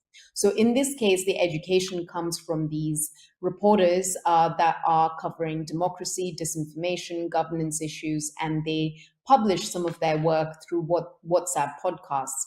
So the youth in the households receive these directly, and then they disseminate the information through the families. So you're doing a community level re-education or awareness around some of the key issues. And these will be super important for this community as they're going to vote in the upcoming municipal elections this year. So there are positive cases, but it's not being systematically, media literacy as a service is not something that is being systematically delivered across the board. And this is definitely where what you talked about, Diana, in terms of populist messaging, those who are most popular on social media or have a lot of traction are winning over these media outlets that actually have verified accurate information. So much. Aaron, would you chip in?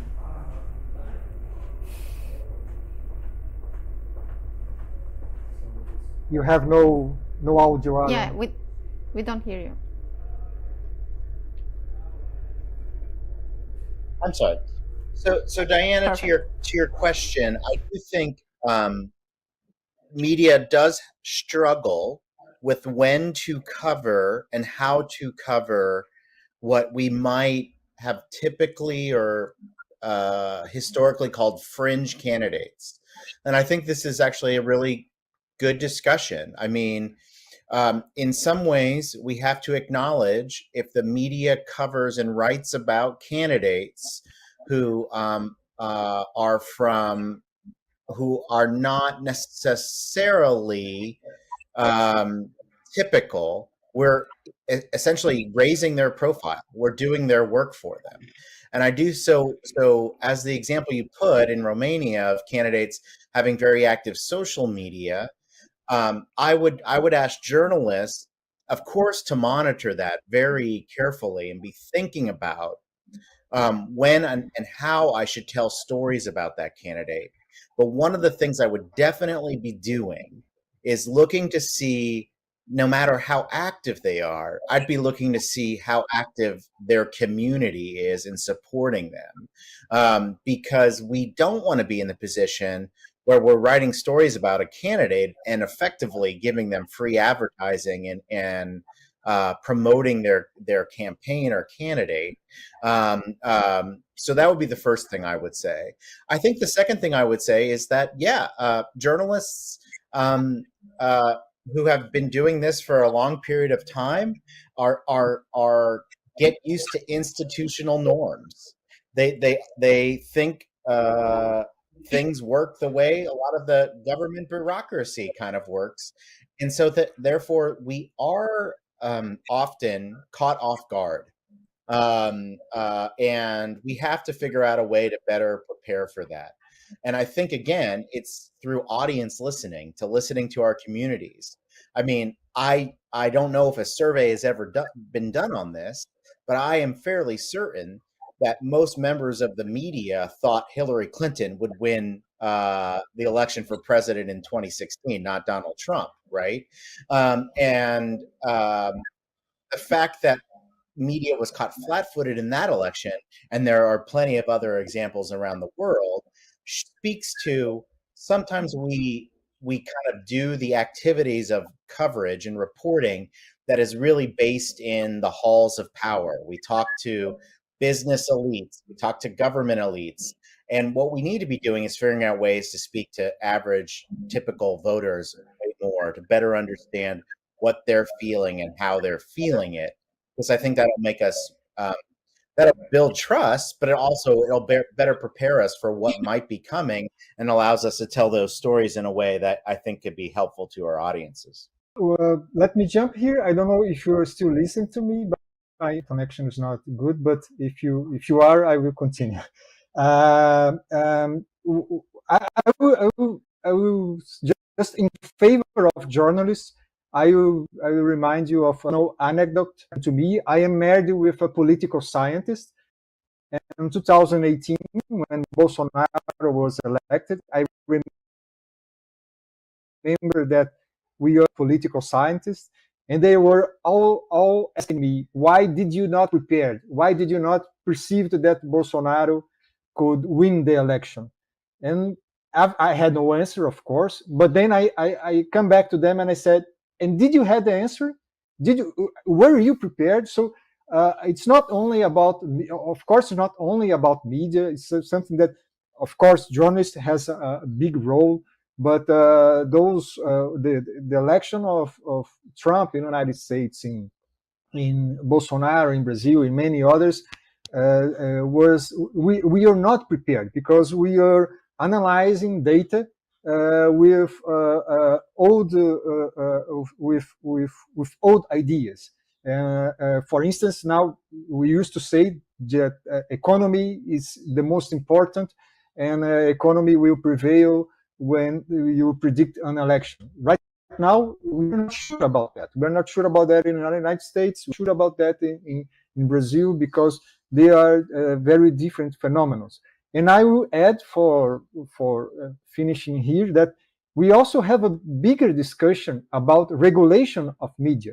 I don't know if you are aware or how much this news it's circulating outside Brazil, but now we have Twitter.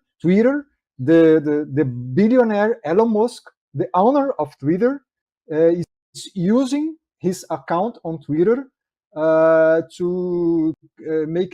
He's criticizing the Supreme Court in Brazil, who has been fighting, have made some decisions that were against Bolsonaro supporters.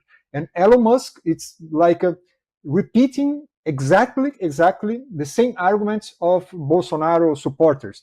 So we have a billionaire based on United States with a lot of power, a power that we don't know because he controls algorithms. So if this is, of course, we are discussing here as journalists, but I will add only that reminder that this is a discussion that's much bigger than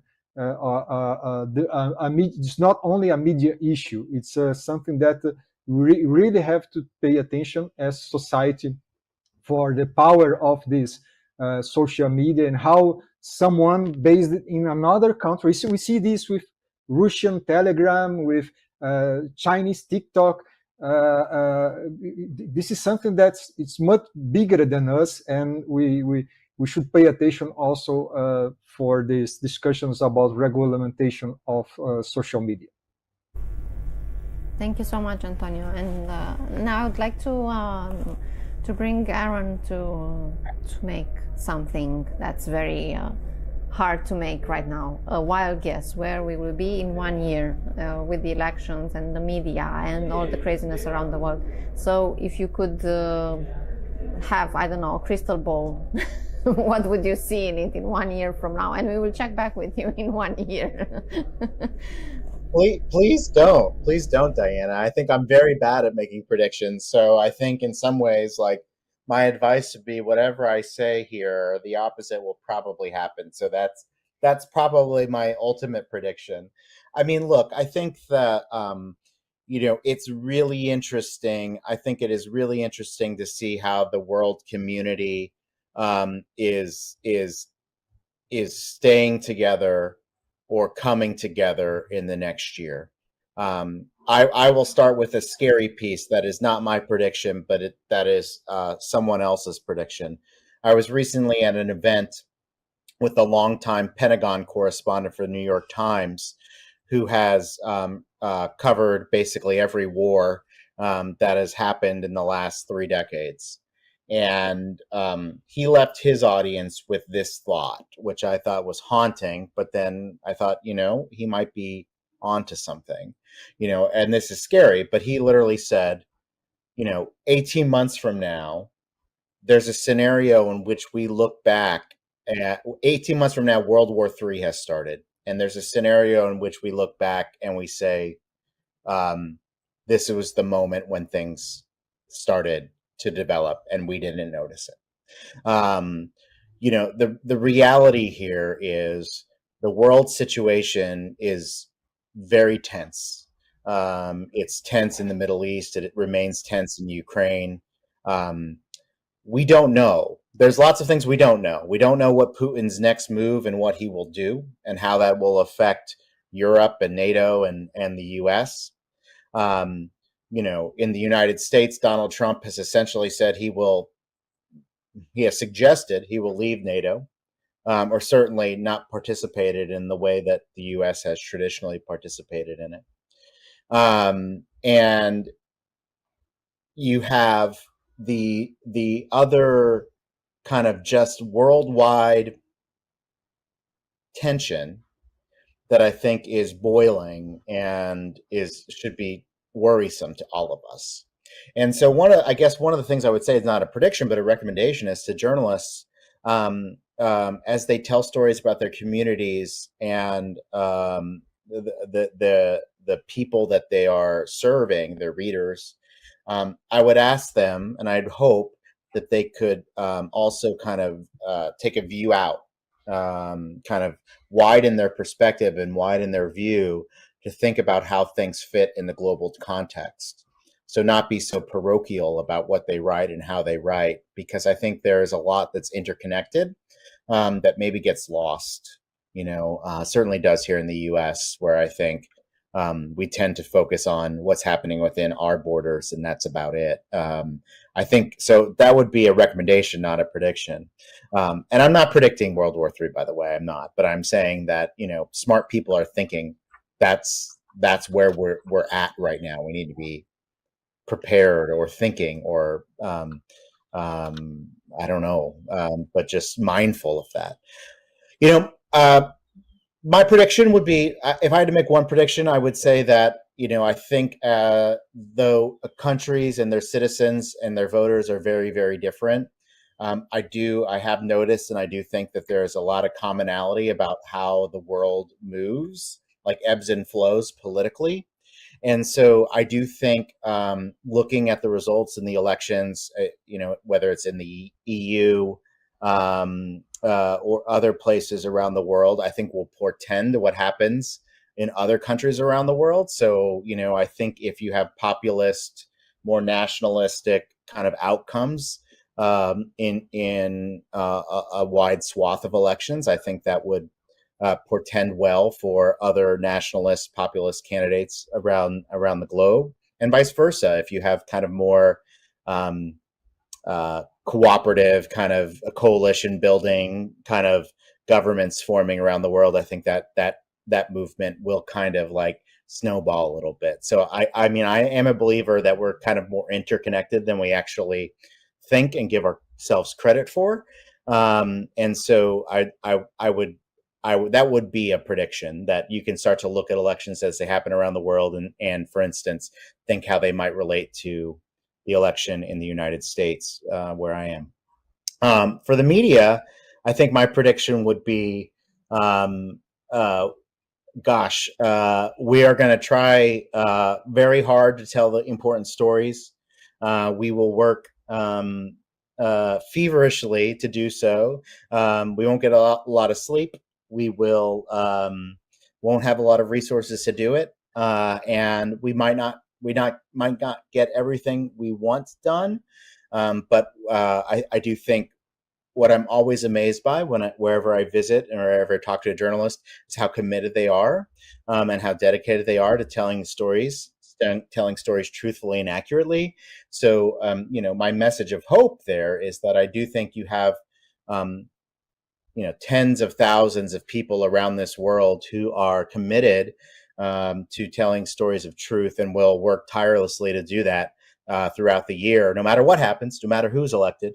And I do think that is a good thing for us. So I guess if you're listening and you have lots of money, give to your local newspaper or television station, or support projects like some of the ones that were mentioned during this discussion and others, because I do think the work is noble, it's necessary, and it does produce lasting impact for communities. So I don't know if that was a prediction, but that was my thoughts. How does that sound? You started very pessimistic and scary, and you ended up in a good tone. So maybe the advice would be to prepare for the worst and hope for the best. And on this note, thank you so much, Preeti, Aaron, Antonio. Thank you so much for your contributions in our episode. And yeah, we will definitely have to get back together in 1 year to see if Aaron was right, and to get ready for a still complicated year. Thank you. Have a good day, evening, or what time it is in your place.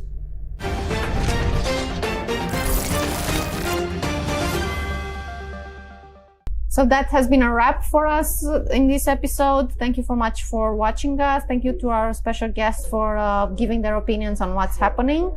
And don't forget to follow us on our Instagram channels, Facebook channels, follow our DCN Global everywhere. We also have a newsletter which you can subscribe to. And don't forget, we have a monthly Substack newsletter focused specifically on elections, and we will come back with a new episode in June, and we will let you know when we are back. And you can follow us also on how we cover elections on all these channels, but also your opinion is very important to us, so you can send informations about the elections around you, on our email address, dcnelections@gmail.com. See you soon.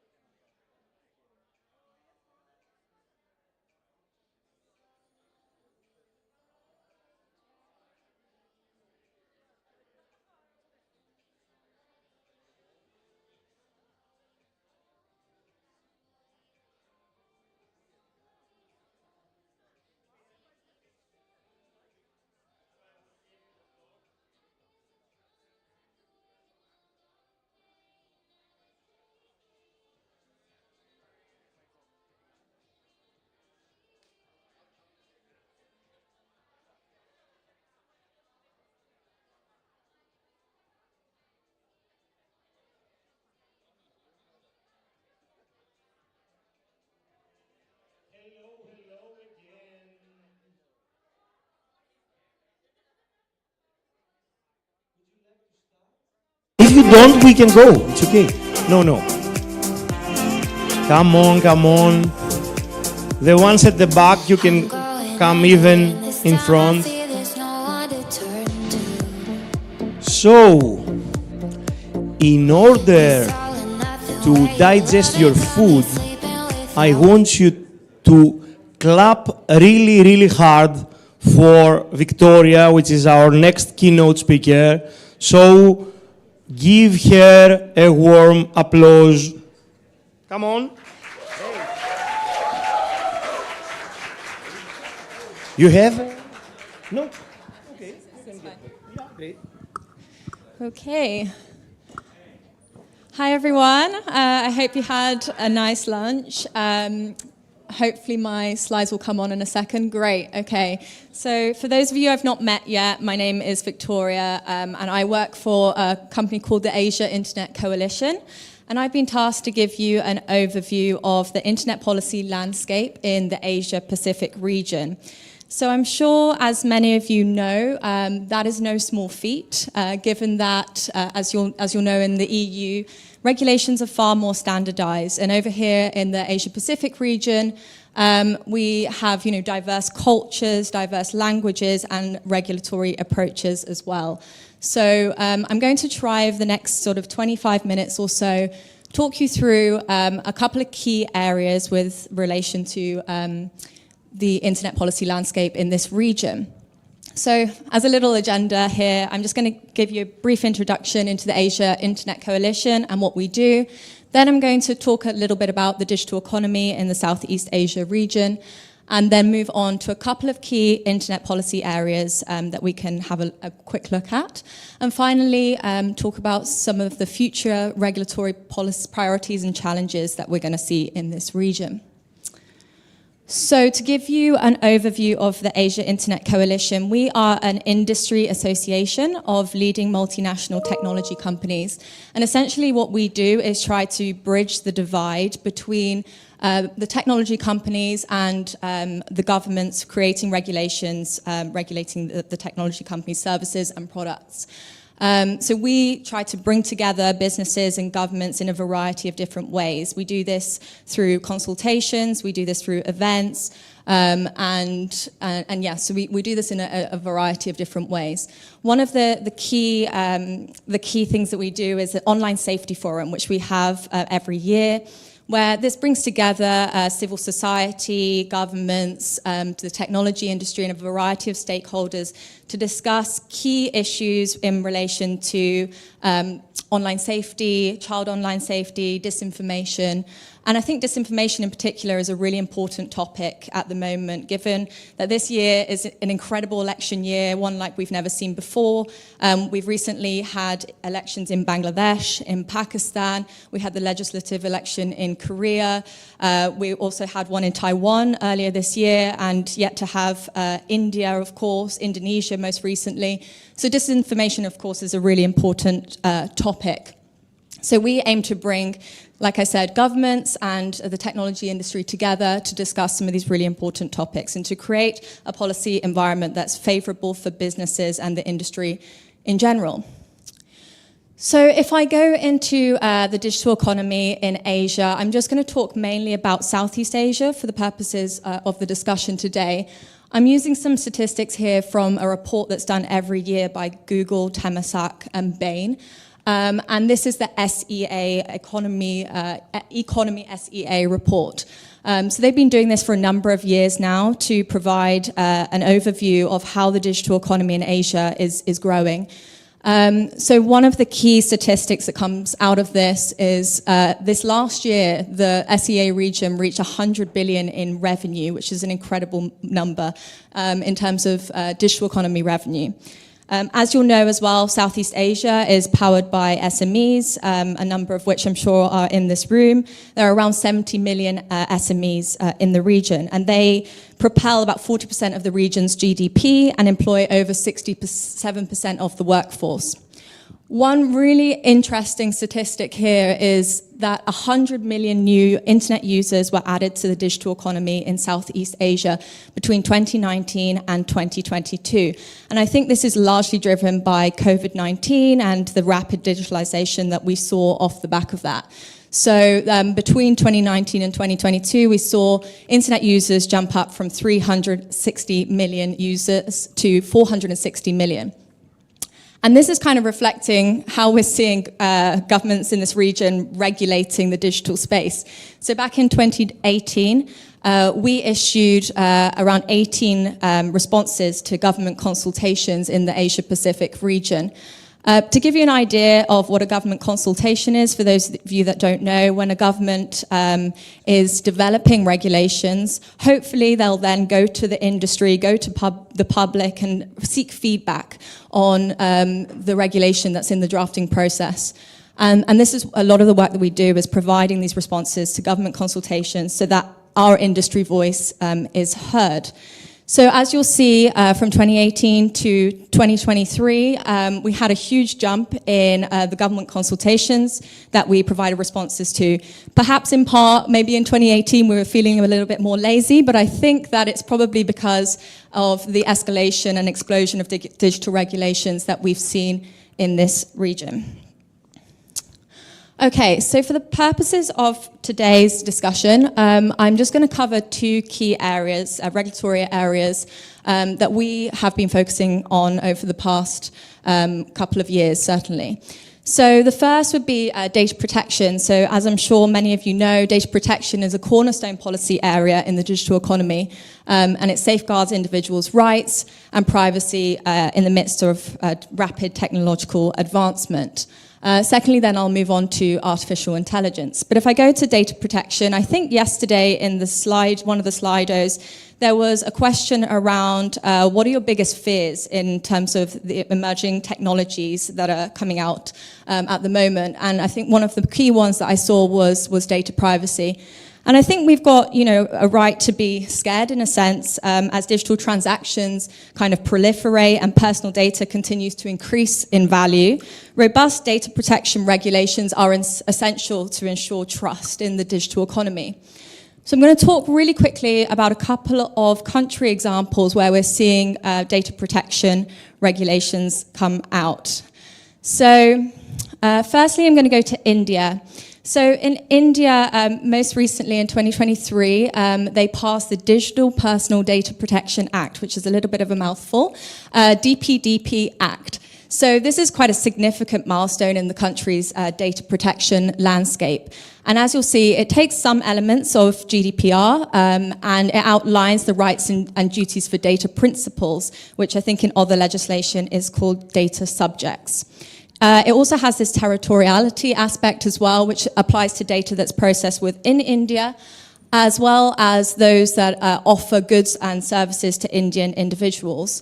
Most importantly, though, and I think this is something that was mentioned on the panel by Larissa, the importance of definitions. And importantly, the Indian legislation does not actually define sensitive data. And I think that's quite problematic because what you and I might consider sensitive data will be completely different. So if I move swiftly on to Vietnam, there's been a lot of action in Vietnam in terms of the personal data protection space in the past couple of months. We saw decision number 142 come out at the beginning of February. This is swiftly followed by directive number 4 in mid-February. And most recently, the Ministry of Public Security published this proposal dossier on aiming to address regulatory conflicts and establish comprehensive data management strategies with implementation guidelines. I think they're targeted for July of this year. A couple of other examples I just wanted to draw upon, because I know we've got quite a diverse crowd here as well, is in Indonesia, there's been some developments in terms of personal data protection as well, with the law number 27 on PDP, which was formally introduced a couple of years ago, and implementation guidelines targeted for July of this year. Malaysia as well has seen a number of amendments coming out for its personal data protection landscape. And the Philippines as well recently released House Bill 892 and 898, which are amending the Data Protection Act and are currently pending in the Senate. So in terms of the overall policy direction here, I think what we're seeing is a number of countries in this region looking to strengthen their legal framework. So whether that's adapting existing legislation or creating new ones, as we're seeing in India and Vietnam there. A lot of these countries, in terms of, while they're developing their data protection legislation, a lot of them are looking to the GDPR from the EU. However, what we're seeing is that a lot of them are borrowing elements around consent, for example, but they interpret and apply them quite differently. Another element that we're seeing, I think, as a result of a lot of countries looking to sort of grapple with their national security, we're seeing that data localization is increasingly coming into this conversation. And this particularly becomes a problem if we look back at that fact that I said about the small, medium enterprises in this region really fueling the digital economy. It's imperative for small, medium enterprises to have access to data across borders to serve a diverse range of stakeholders in various countries. And finally, we're seeing a lot of international cooperation and alignment, and I think this is incredibly important. I think Karen also mentioned this earlier, just before lunch.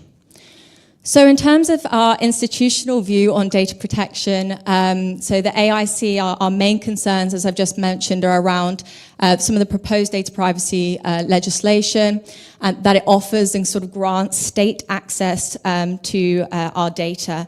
And I think yesterday we had quite a few conversations around the issue of trust. And I think this sort of feeds in both from a company's perspective, how are companies using our personal data, but as well the government's regulating our personal data, how are they going to be using it? Another element, of course, here, as I've already mentioned, is around data localization and some of the implications for businesses operating in this region. Some considerations for some policymakers in the data protection landscape I've outlined here. We tend to urge governments to align their data protection legislation with recognized standards like EU's GDPR and the OECD's privacy principles. But as I mentioned, it's essential to not just borrow elements of it, but clearly define key areas, like I mentioned, with sensitive data. Okay, now we move on to a little bit of a more exciting area of artificial intelligence. So artificial intelligence, undeniably it's transformative, but it has obviously introduced a number of ethical and regulatory challenges, which we've spoken about over the course of the last day or so. But what we're seeing is countries looking to introduce frameworks to really kind of regulate this space, but without introducing hard regulations just yet. I think this is incredibly important because it allows for innovation, as we're seeing like such incredible change over the past year and a half or so, and we're yet to see some more. This is what we're kind of seeing right now. So I'm going to turn to Singapore, which I'm very familiar with. So Singapore has done a lot, and I kind of think is leading the way, certainly in Southeast Asia, when it comes to developing frameworks to govern AI. So one key thing that they did back in 2022 actually is establish this AI Verify toolkit, and this is under the Infocom Media Development Authority, which is a subsidiary under the Ministry of Communications and Information. And this is the world's first AI governance testing framework and toolkit.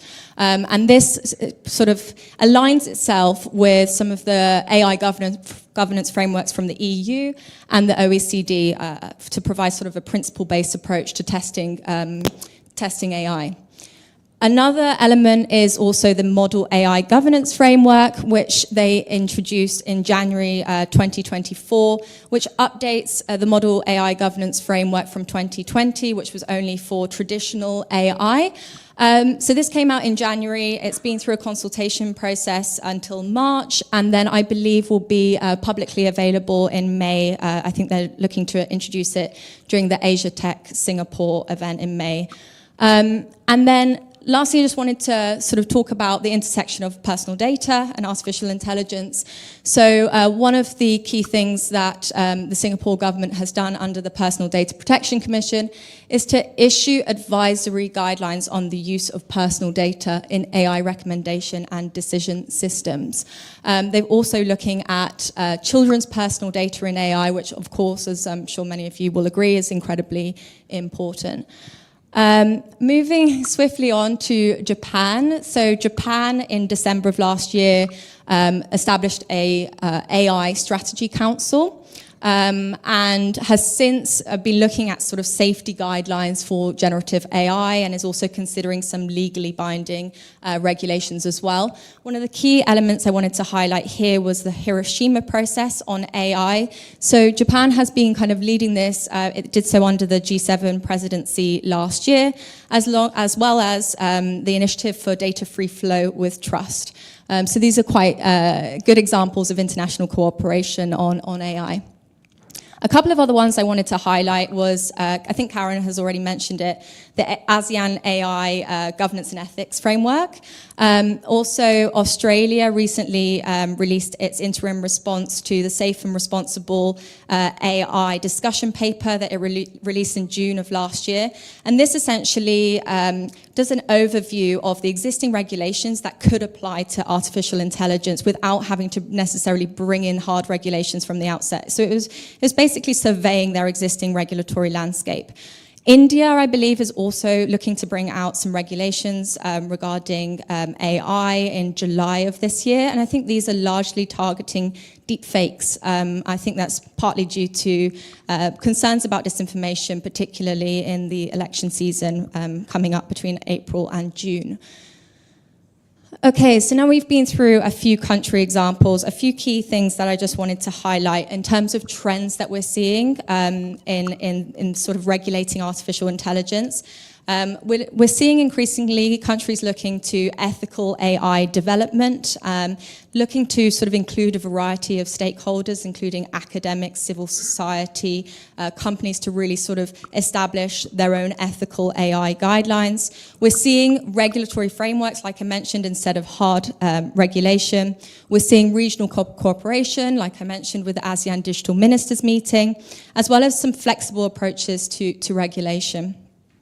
So here I just put this, again, quote by me, in the ever-evolving digital landscape, internet policy wields immense influence, shaping digital innovation, economic, it's doubled itself a couple of times, anyway, just for real impact, and societal development. How interesting, okay. So some of the challenges that we're seeing in this space is striking the right balance between fostering innovation and protecting users. So this is something that I think a lot of governments are grappling with at the moment, and this is something that a lot of technology companies are trying to help governments work through, is really sort of grappling this balance between innovation and regulation. How do we protect consumers while also fostering growth? Another element here is also achieving this balance. So it requires continuous adaptation to emerging technologies. So as I mentioned, I think we're going to see a few more developments coming out of ChatGPT in the next few months. So this is something that governments have to take into consideration while developing regulations. As I'm sure many of you will know, developing regulations is quite a lengthy process, so it's very hard to keep up with the latest developments that are happening. And yes, as we know, I think emerging technologies like AI bring forth some ethical and regulatory dilemmas. So yes, as I mentioned, they require some proactive policy responses. So as part of the AIC, as I mentioned, we issue government consultations, and one of the things that we do is provide some best practices. I've just highlighted some very basic ones here, but if you're interested in any of our responses to sort of specific regulations, they're normally available on our website. But here I've just put the costs and benefits of new regulations. So we always advise governments to look and thoroughly assess whether the benefits of a proposed regulation outweigh the potential negative impacts. We also look at evidence-based approaches, which of course in artificial intelligence is a little bit difficult. But for a number of other regulatory issues, we tend to ask governments to sort of look at some past experiences to see how regulations have impacted digital innovation in various countries. I think someone else mentioned a bottom-up approach as well, which I think is incredibly important. It's something that we try and do at the AIC, is really include civil society, SMEs, not only providing the voice of big tech, like we represent Meta, Google, Amazon, but also bringing in smaller stakeholders to be involved in the discussion, involved in the policy development process, because it doesn't only impact big tech. Okay, I think I've absolutely rattled through this, so short and sweet for you, but I think collaboration between governments, as I mentioned, industry stakeholders and society in general is pretty crucial for navigating some of the complex challenges that we're facing in terms of internet policy. And I think well-designed regulations that consider whole of society and that allow for innovation are incredibly important as we look to navigate what is quite a complex regulatory environment pertaining to the technology industry. So thank you so much. I went so quick.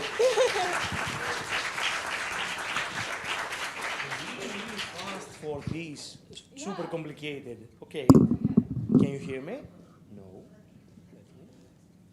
Can you hear me now?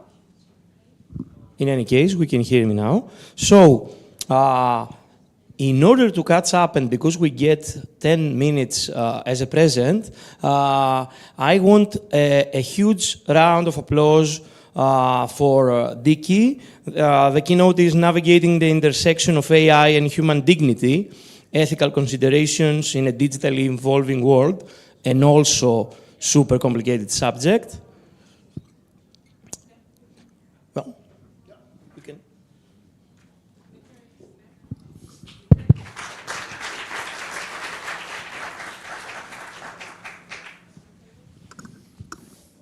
Can't see the clicker.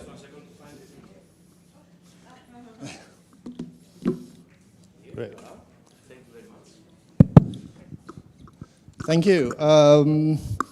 Peace be upon you all. Assalamu alaikum wa rahmatullahi wa barakatuh. Good afternoon to everyone. My name is Dicky Softian. I'm from the Indonesian Consortium for Religious Studies, which is located in the Graduate School of Universitas Gadjah Mada, which is the largest public university in Indonesia with 68,000 students, 2,500 professors and lecturers. So our consortium comprises the public university of Gadjah Mada University, the Islamic University, and Christian University. So we offer a PhD on interreligious studies. So I've been teaching for the past almost 15 years now on basically along the lines of religion and contemporary issues. So basically it's religion and everything under the sun. So I've been teaching and doing research on religion and politics, religion and public policy. I'm doing now a multi-year research on polarization. I just came back from Colombia, where I participated in this global initiative on polarization, whereby religion is obviously one of the components and elements of polarization in many of our societies. But I'm also attached to Globe Ethics, which is based in Geneva. So I'm a board member of this outfit, which is probably the largest online resources on all things related to ethics. Yeah, so we've got secular ethics, religious ethics, Islamic ethics, Buddhist, Christian ethics, and so on. And our online resources and library covers English, French, Spanish, I think Portuguese, Bahasa Indonesia, Arabic, and other languages. So by all means, if you want to see some of the collections, you can do so. These are some of the publications that we've done on AI. Our sort of larger umbrella program is on ethics in higher education. And obviously now with AI, we are infusing some of these analysis into our work on ethics. But before I go into the specifics, why am I here? And why am I among you, the technologists and the engineers and so on? Well, as I said, I work with all kinds of partners, university partners, research think tanks, including corporations like Facebook. And I was involved in their work on counterterrorism and de-radicalization and trying to look at some of the algorithms that they were working on. So about 10 years ago, they approached me after a workshop on de-radicalization, and they wanted to interview me on how they could somehow adjust the algorithm that they had regarding religion. So I was interviewed, there was a series of interviews with Facebook, Jakarta, Indonesia, Singapore, Myanmar, the UK, and including the headquarters in San Francisco. So basically they wanted to know how they can identify in their platform hate individuals and hate groups, and also hate symbols. Because as we know, previously, at least 15 years ago, 10 years ago, terrorists were using Facebook a lot. Yeah? And extremist organizations, groups were using Facebook as a platform to sort of spread hatred and misperceptions, misinformation, and also campaigns against the religious others. So basically, one of the ideas is how should our algorithm be able to detect hate individuals who post hate messages or hate groups who would be posting and engaging in propaganda and black campaigns and negative campaigns on the other religious groups and social groups. But the other aspect was, how do you determine whether some symbols are actually representing hate, for instance? And one of the things, at least during our conversations on the semantics, there was this issue on the term jihad. So if one were jihad as being sort of widely known as holy war, but as we know from the Islamic scholarly literature, it means essentially striving for something good, right? But then how does the algorithm know that any text, any postings that uses the term jihad is a hate message? So they had a problem, They didn't know whether this person or such and such group were using the term jihad to promote jihad or to undermine jihad, right? Because it really depends on how one interprets jihad, how one uses the term jihad in the text, right? So if you look at the Islamic teaching, for instance, you find that there are basically two very different meaning of jihad. So one is what we call the jihad al-sughra, which is the minor jihad, which is basically the physical fighting, the physical battle, And then there is the jihad al-kubra, the major jihad, which is a jihad, a battle, a struggle against oneself, against one's avarice, against one's arrogance, against one's ego, right? But the algorithm cannot detect that. So that was a problem. And then we came down to the issue of swastika. So the Facebook people said, we want to take down all of the depictions of swastika. I said, hold on.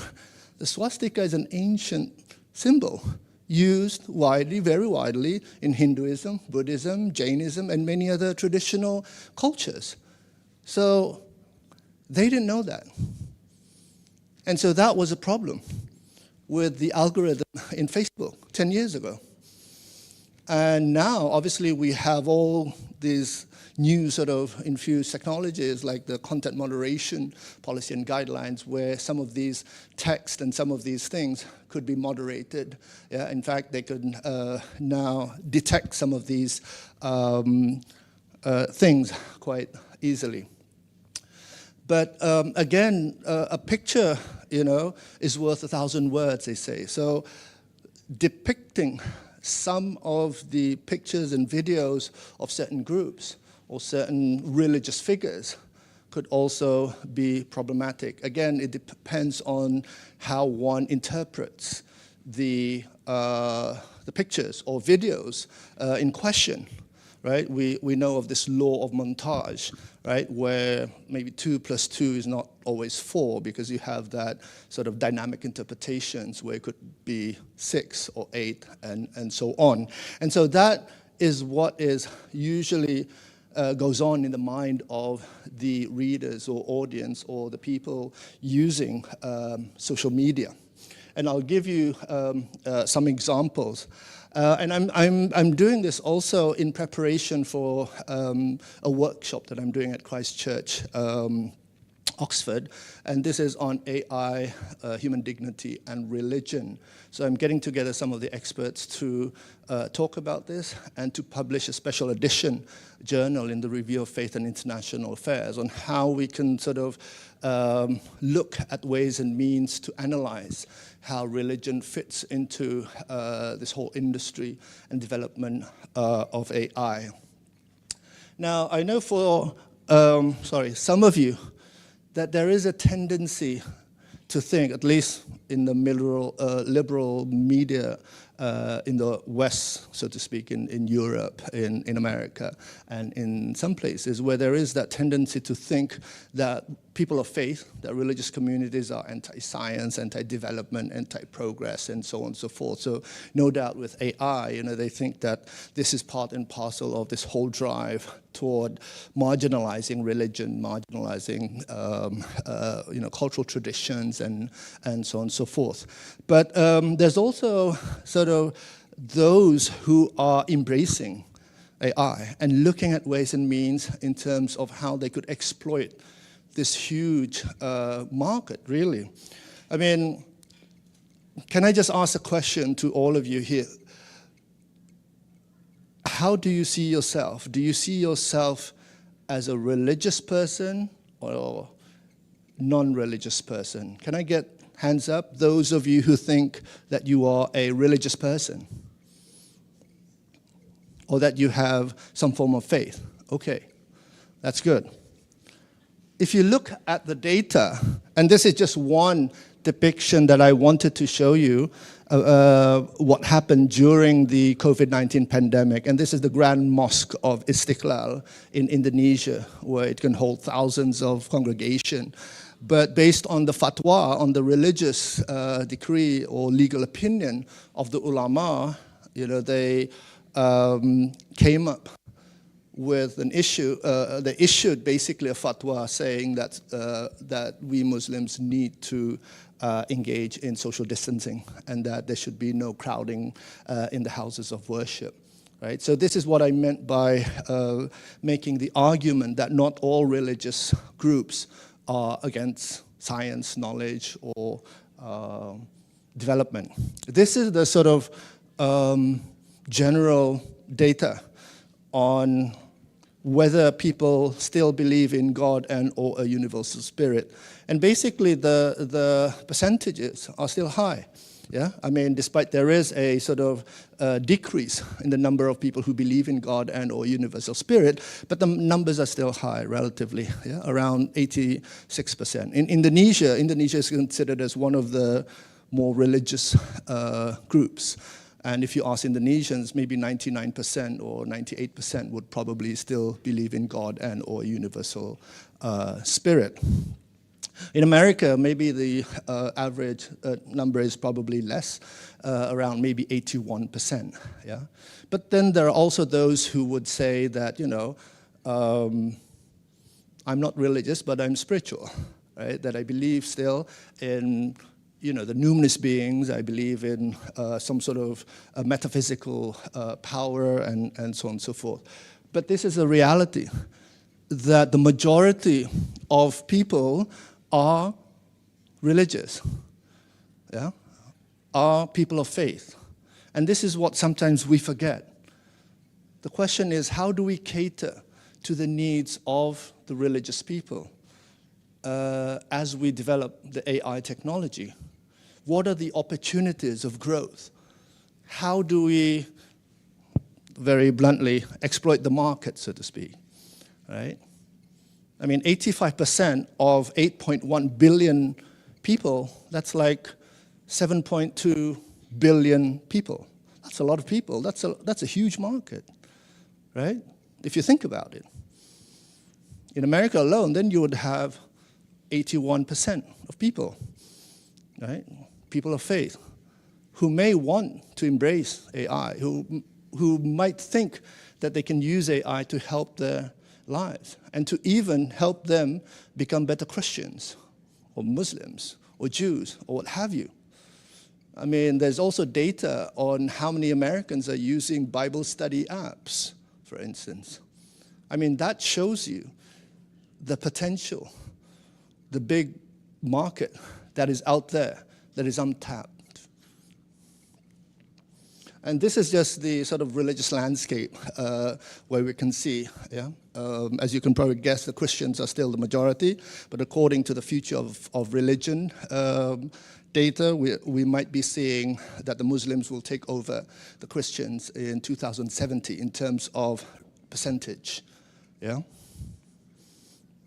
Now, comes to the fun part. When I was doing my work on religion and rule of law in Christchurch, some of my friends from Birmingham came over to visit me. And they said, Dickie, we want to talk to you about something. I was curious about what they wanted to talk to me about. And apparently they wanted to talk to me about the possibility of developing a companion app. And this was the example that they provided. Yeah, it's not Messiah, it's Messiah, because they couldn't get the I, A, and AI to be fixed, so basically. But this is what's called a companion app. Yeah? And using Jesus as the avatar here. And basically, a companion app is to have Jesus, or the Messiah, to be with you 24 hours in a day, 7 days a week. So you wake up, maybe Jesus will wake you up and say, Dickie, wake up, you need to do your prayers or something, right? Or you haven't called on me yet, throughout the day, you've been busy. Right? So these are some of the, and what's interesting about this app is you can ask Jesus, the Messiah, anything and everything. Yeah? You can ask him, like, what is the meaning of life? Why am I here in this world? And what's funny in the website is that you can also ask him why my wife is constantly angry at me. I kid you not. And you can also ask Jesus to maybe book you a 3-night hotel in Oxford, which is near a chapel and near an maybe Indian restaurant, right? And plus a 3-day car rental. So this is what's called essentially the companion app. And if you've got these kinds of figures accompanying you all day long, all week long, it's an interesting kind of new dynamic in what we call religious life. And hopefully this works. Oh, where's the sound? Excuse me? Excuse me. Can we get the sound on?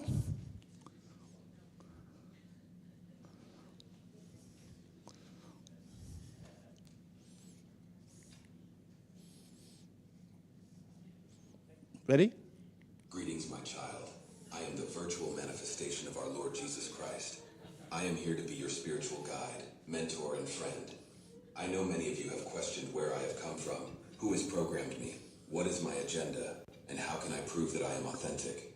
Why don't we FaceTime and get to know each other a little better? Respond to the person who sent you this message, and they will arrange a FaceTime call with me. May God bless you on your journey through life. Amen. Interesting, right? And so it gives a twist to the idea of what religious life would be like in maybe 5 years, 10 years, 20 years down the line. Can you click on the hyperlink? I don't know how to do it from here, just to give them a sense. There's no sound in the hyperlink, but it'll give you a sense of the seriousness, or maybe not so serious. Isn't it?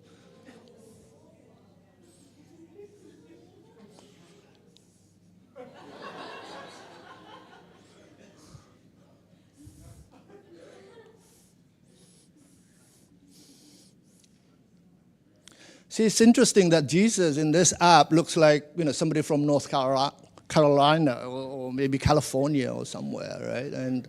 And again, for the past 2 days we've been talking about systematic bias and prejudices. Maybe somebody from Bethlehem would not probably look something like this. But regardless of that fact, that this is, I think, one of the waves of the future, at least how religion would be engaged in AI. Can you come back to the slide, please? So this companion app, I feel, provides many things. Yeah.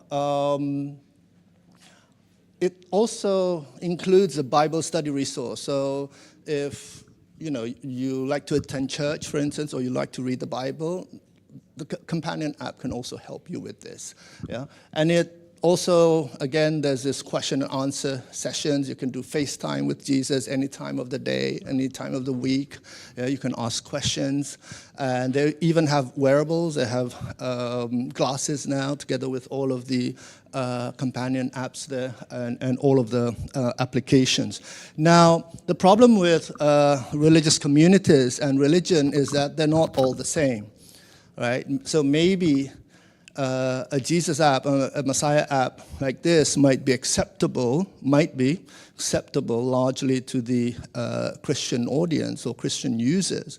But something like this would not probably be endorsed by the Muslim community, right? Simply because, if you had a Muhammadan AI app, for instance, I mean, that would almost constitute blasphemy, right? Because any depiction of Prophet Muhammad would be considered as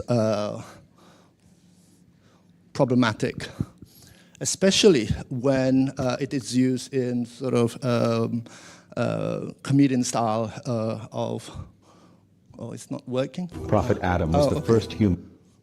So this is probably one alternative, though. So if we can't use Muhammad as avatar, we can perhaps use an Arab sheikh or Sufi sheikh to give lessons in Islam. And throughout the past month of Ramadan, for instance, I've been receiving many of these such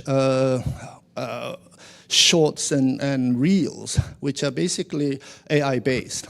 And they churn out, prophetic hadith or Quranic recitations and provide supplications for specific instances. Prophet Adam was the first human created by Allah. He was made of clay and endowed with free will and the ability to make decisions. Allah placed him in the Garden of Eve, where he lived in harmony with nature and animals. But Allah also commanded him not to eat from specific trees. Satan was jealous of Adam and tricked him into disobeying Allah. Adam and his wife Eve ate from the forbidden tree and were banished from the Garden of Eden. Adam and Eve repented of their sins and were forgiven by Allah. They were sent to earth to live and raise their children. Prophet Adam told children about the importance of obeying Allah's command and staying away from evil. His teachings have been passed down through generations. So basically that's the idea. So you have maybe an Arab sheikh or a Sufi sheikh to tell you about Islam, to teach you about Islam, maybe one verse in a day or one prophetic hadith in a day, just to remind you of the basic teachings of Islam, because once you enter Islam, there's a lot to learn, really. You need to learn how to recite the Quran, you need to learn some of the prophetic hadith, you need to learn the rituals, the supplications. There's so many different things that you need to learn, especially for new converts. So how do you do that? I mean, you can't buy a library of books on Islam, for instance. So this companion act might possibly provide that solution for anyone wanting to sort of learn more about Islam and be engaged more in the religion. So these are just some of the ideas that I have, which I hope I can continue the conversation with the people in Birmingham. But the Messiah app, companion app, was developed by one of the engineers was actually a Muslim. And so he was in conversations with me, asking me whether something like this would be of interest to the 1.8 billion Muslims around the world. So this is one way for me to sort of consider some of the options. So in the final analysis, I consider AI as a hyper problem or wicked problem. It verges on so many different other fields and sectors. And I think religion is just one sector which has been wholly ignored. But yet, as I mentioned earlier, that there's a huge market for the religious people, for the people of faith to be engaged in AI.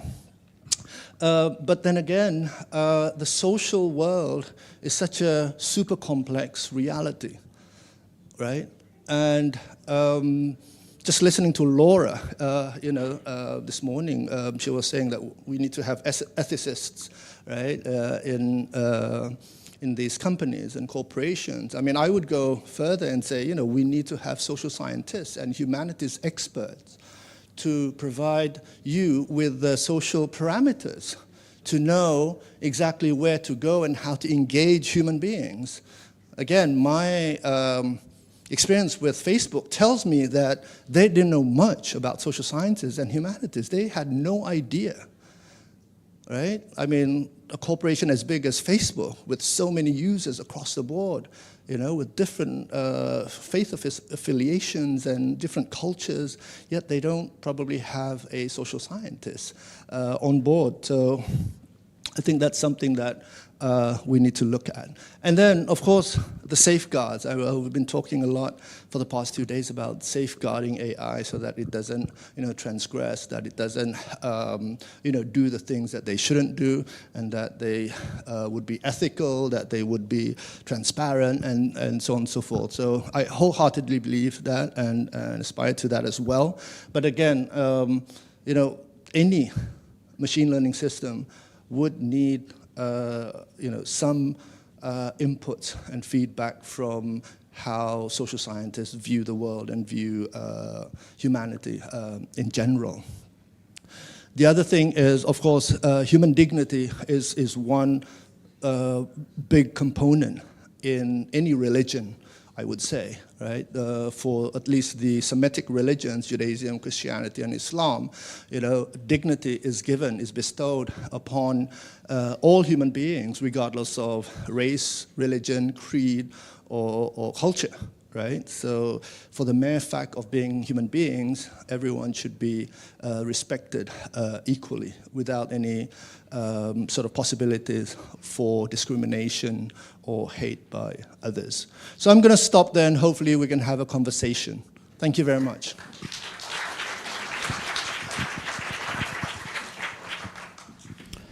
Thank you very much. So, we have 15 minutes in order to get a coffee break. I will try to ring my bell on time. In case that I cannot find, I will send Messiah to hunt you and bring it inside, okay? So, a huge round of applause for Dicky, and let's get a coffee break and see you in 15 minutes sharp, okay?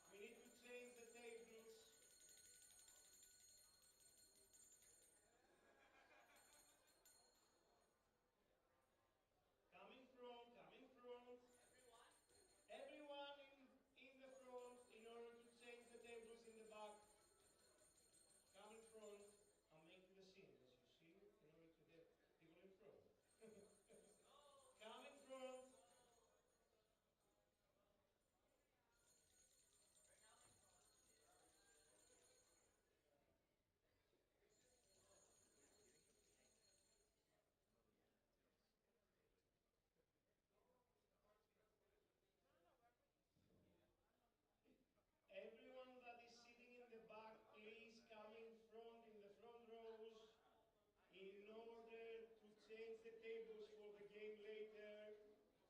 So we are going to take some seats of the back in order to set up tables. So I want you to come in the front rows. We can occupy until the fifth row, fifth, sixth row. So the three last rows will be removed in order to set up the tables. So please come in the front rows. Don't be strangers. Come, come. Come on, you can do it.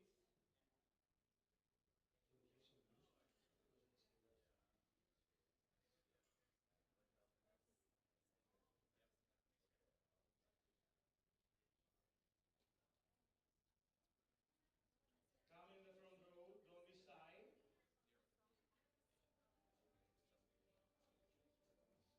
Come on, come on.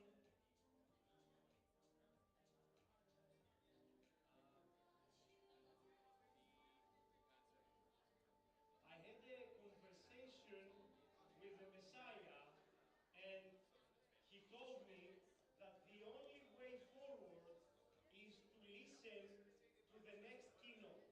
Okay? So the only way forward is to listen to the next keynote, and I want a huge round of applause for Dr. Leon Gurevich that is going to speak to us.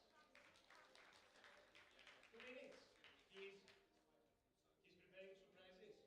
Okay. Can I have the Q&A from the Slido? He's here. Okay. We're missing you. Come on, come on. Thank you very much. You have the clicker, you have the microphone. Okay. Hi. You're all still here, or some of you are still here. I once flew from New Zealand to the Sorbonne in Paris to give a talk, and one person turned up. So ever since that moment, I've always felt like more than one person is a massive win as far as I'm concerned. I just run back. Yeah. Hi, I'm going to be talking about the title of the talk on the website is is AI about to disrupt the global film industry? But I've called it, is AI about to eat the global film industry? Because I think that's a more interesting quip. So, I don't know, can I just have a show of hands? How many people have opened one of their social media accounts in the last 6 months and seen content that is AI generated, so AI generated film or AI generated shorts? Okay, so we've all seen it. Here's a good example of one that I turned on to the other day, which is called Airhead. And what's interesting about this is it's quite smartly generated, because what it is about a man walking through the world. He's got a balloon for a head, and the reason that it's been made this way is you can make a film about someone with a balloon for a head, and the content looks similar from one shot to another, because one of the things that AI just now, when it's generating image content, is it's difficult to get visual continuity from one shot to another. So this has been done in quite a smart way to be able to generate this. These are all problems that will be solved in the, right now we're in the stage of, if this is what we can do now, what will we be able to do in a year? What will we be able to do in 2 years? And some quite some significantly serious people are saying, okay, this is a real threat to Hollywood and to the image content creation industry. I'm going to take a more measured position on this than it's the end of Hollywood right now, as we'll see. Okay, so who am I? I'm just so you know, I'm a professional hair grower. Actually, ironically, I gave a talk about 6 months ago here, and I had really long hair, and I shaved it off recently, but it's got back to this point in the last 4 months. So there we go. Once upon a time, I had shaved head. I'm an academic at Victoria University. of Wellington in New Zealand. I'm an Associate Dean of Research in our Faculty of Architecture and Design there. But I also have worked, you know, it's really funny, I'm a photographer as well, and I've got someone with a camera down there, and it's really putting me off, but it's not your fault, don't worry. But I also advised on the creation of a new film studio in Wellington in the last 3 years. So with the CEO, Christy Grant, I advised on the feasibility of building a film studio and how and why we should build it and in what way. And when I wrote the feasibility study, I said we shouldn't make the film studio just for films. We need to make it for the screen sector. We need to make it flexibly so that it can be used by games development companies, but also for VR content creation. So this studio was deliberately built. In fact, I might be able to show this studio. Oh no, hang on. Yes, here's the studio here. So this is a very large studio as well. So just to explain, 650 trucks worth of concrete went into this. It has to be, in New Zealand we have about 20,000 earthquakes a year. I have an app that tells me every time there's an earthquake, and it just pings all the time. Most people don't notice, but you probably feel an earthquake once a week or once every 2 weeks. So if you're going to build something out of concrete, you need to make sure that it can withstand a very significant earthquake. These are two film studios right next to each other. The reason they're unusual is that you can film 2 Hollywood productions simultaneously. They're sound isolated, so you could film 2 at the same time and you couldn't hear the sound coming from the other one, no matter how loud they were being, which is a handy thing. And we've got people coming from California quite often looking at them and saying, we don't have anything like this in California right now, which they probably will. Well, maybe. It depends how spooked they are by AI. Okay, so that's who I am. Just very quickly, if you want to see any of the actual practice-based research that I do, this should take you through to my website. I'm just waiting for the people to lower their phones so that they've got, yeah, okay.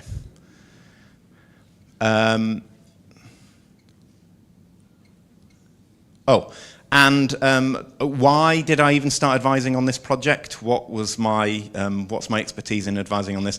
Well, for the last 7 or 8 years, I've had a project called the Digital Workshops of the World. It's I'm not quite sure. Yeah, it's a Royal Society of New Zealand funded project. It tracks tech industry skills migration around the world. And it's really about understanding the impact of tech migration on New Zealand's innovation system. And also, though, a part of that has been reconsidering the notion of what film is, and understanding it in terms of the wider screen sector, and I'll come back to that. Oh, and lastly, and I know this is a little bit obnoxious, there's nothing worse than when you go to a party and an academic turns around to you and says, enough about me, how about my book? But really quickly, about 15 years ago, I wrote a PhD on the economics of Hollywood. So I was interested in specifically the relationship between advertising and marketing in Hollywood. So how movies don't get made unless the marketing department greenlights them. But also a much deeper relationship that runs through Hollywood and has run through film from its inception in 1895, which has been around notions of the spectacle. So around 1895, people were making movies. They were making short films of about a minute in length. They had no narrative. They were not 2 shots cut together. They were often 1 shot. People were desperate to just see the moving image. People were desperate to just see spectacle. And so they were crowding into cinemas to just see spectacle. And what happened was, industrialists realized that this was a great way of advertising, because they realized that people were so desperate to see the spectacle of the moving image, they could put industrial products in these films and people would willingly come to watch these advertisements. You can see the visual effects industry and the ecosystem of the visual effects industry as rerunning that exact same process 100 years later. So Transformers got made because Neil Blomkamp, who became a director, was an advertiser who made a Citroen advert of a dancing car. And so many people were clicking on the dancing car ad that someone in Paramount realized that they could make Transformers and people would want to go and watch it. So a lot of Hollywood movies have often, and James Cameron's great at this as well, who lives in New Zealand. When he was making Titanic, this shot of the Titanic here was the most expensive shot in cinema history. James Cameron specifically told Rob Legato, his CGI lead, to imagine you're making an advertisement for the White Star Line.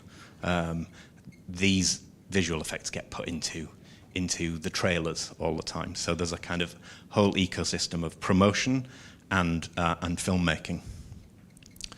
There is a reason that I'm mentioning all of that.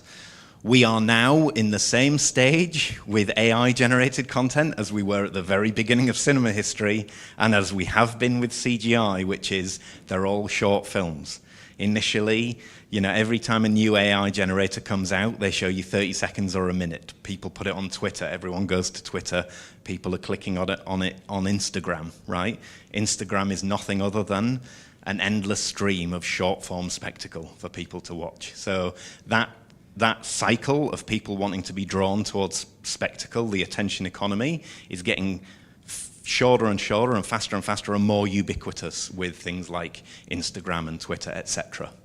And so we're in that stage with AI. And if we're in that stage with AI now, oh, and by the way, just if you didn't know, Pixar started its life making CGI for US television advertisements.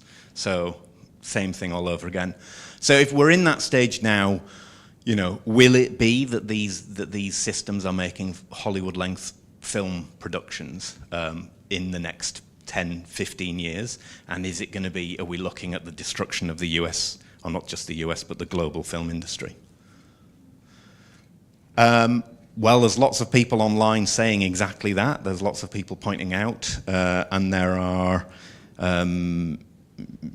major money interests that are saying that they're putting $800 million investments in studios in Alabama on hold, and that they're that they're concerned about the loss of jobs.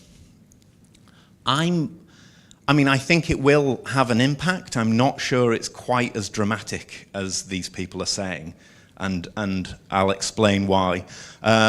Oh, and obviously, of course, people like Bill Gates have been writing that the age of AI has begun, and you can look at videos online about things like humans need not apply. I'm going to reference a specific idea in Humans Need Not Apply. This is a video where he talks about the replacement of humans in the jobs market and how and why. And he talks about horses, and I'm going to talk about horses in a minute for you. In case you've seen it. Oh, and there's also an endless array of books about, the coming of AI. And some of them, Ray Kurzweil has been around for a while. There's John von Neumann book here that comes from the 1950s called The Computer and the Brain. Actually, it was a lecture originally. There's the Superintelligence book, which for a while Elon Musk was touting as the must-read book by the Oxford University professor. Nick Bostrom. So yeah, there's an endless array of, through to, by the way, people also saying, well, this is going to happen. What do we need to do to ensure that, we need universal basic income, and we need to get ready for that kind of thing. And we've seen this already. someone else showed this today, which I was pleased about, and I think someone showed it yesterday. So, we're very familiar with this, which is the hype cycle. I often show this to students, and I say that that this is a little bit like their degree. So when they start their degree, that's kind of the trigger. They start the degree. About a year in, they're at the peak of inflated expectations, and by the time I show them this, I say that they're in the trough of disillusionment. But they'll get to the slope of enlightenment, but hopefully by the time they're finishing their degree, and then they'll get to the plateau of productivity as they are. The reason I show this is I actually want to, as a sociologist, I want to show something else. I also think, this is useful, but I think this is only half the story. I think the other half of the story is social and industrial uptake. So I've seen this over and over again with technology, which is that we see a new technology and we go, oh my God, it's going to change everything. The internet was a great example. The dot-com boom was a great example. Massive hype cycle. Then we get the dot-com crash, and then we have people saying, told you, the internet was never gonna, it was always overinflated. And then 10, 15 years later, we suddenly are scratching our heads going, yeah, this really actually did make a difference. Who cares about the markets? You know, it's a thing that we do, which is we jump the gun on how quickly something that captures our attention can necessarily be usefully implemented. And so social and industrial uptakes, I think, is really important, and I think we could characterize it in these ways. We could say that there's a kind of peak of hype-based tinkering that you get to early on. Then you get this kind of slide of social and economic pushback. We get to a kind of trough of productive rejection. And then I think you start on the parabola of useful implementation sometime later. And then I think we get to a peak of social acceptance quite a way after. And I was actually just, as we were watching, is it Vicky or is it Victoria? Victoria. I was watching Victoria's presentation and I was thinking, yeah, this, I felt like some of what you were saying there was about kind of, you know, the regulatory environment and how we create it, because you've got to try and slow down harms, but make sure you're not stopping you know, useful implementation. And so I've got a slide that might be interesting to you in this way, is what does the social and economic pushback look like? Well, here's a good one. Does anyone know what this is?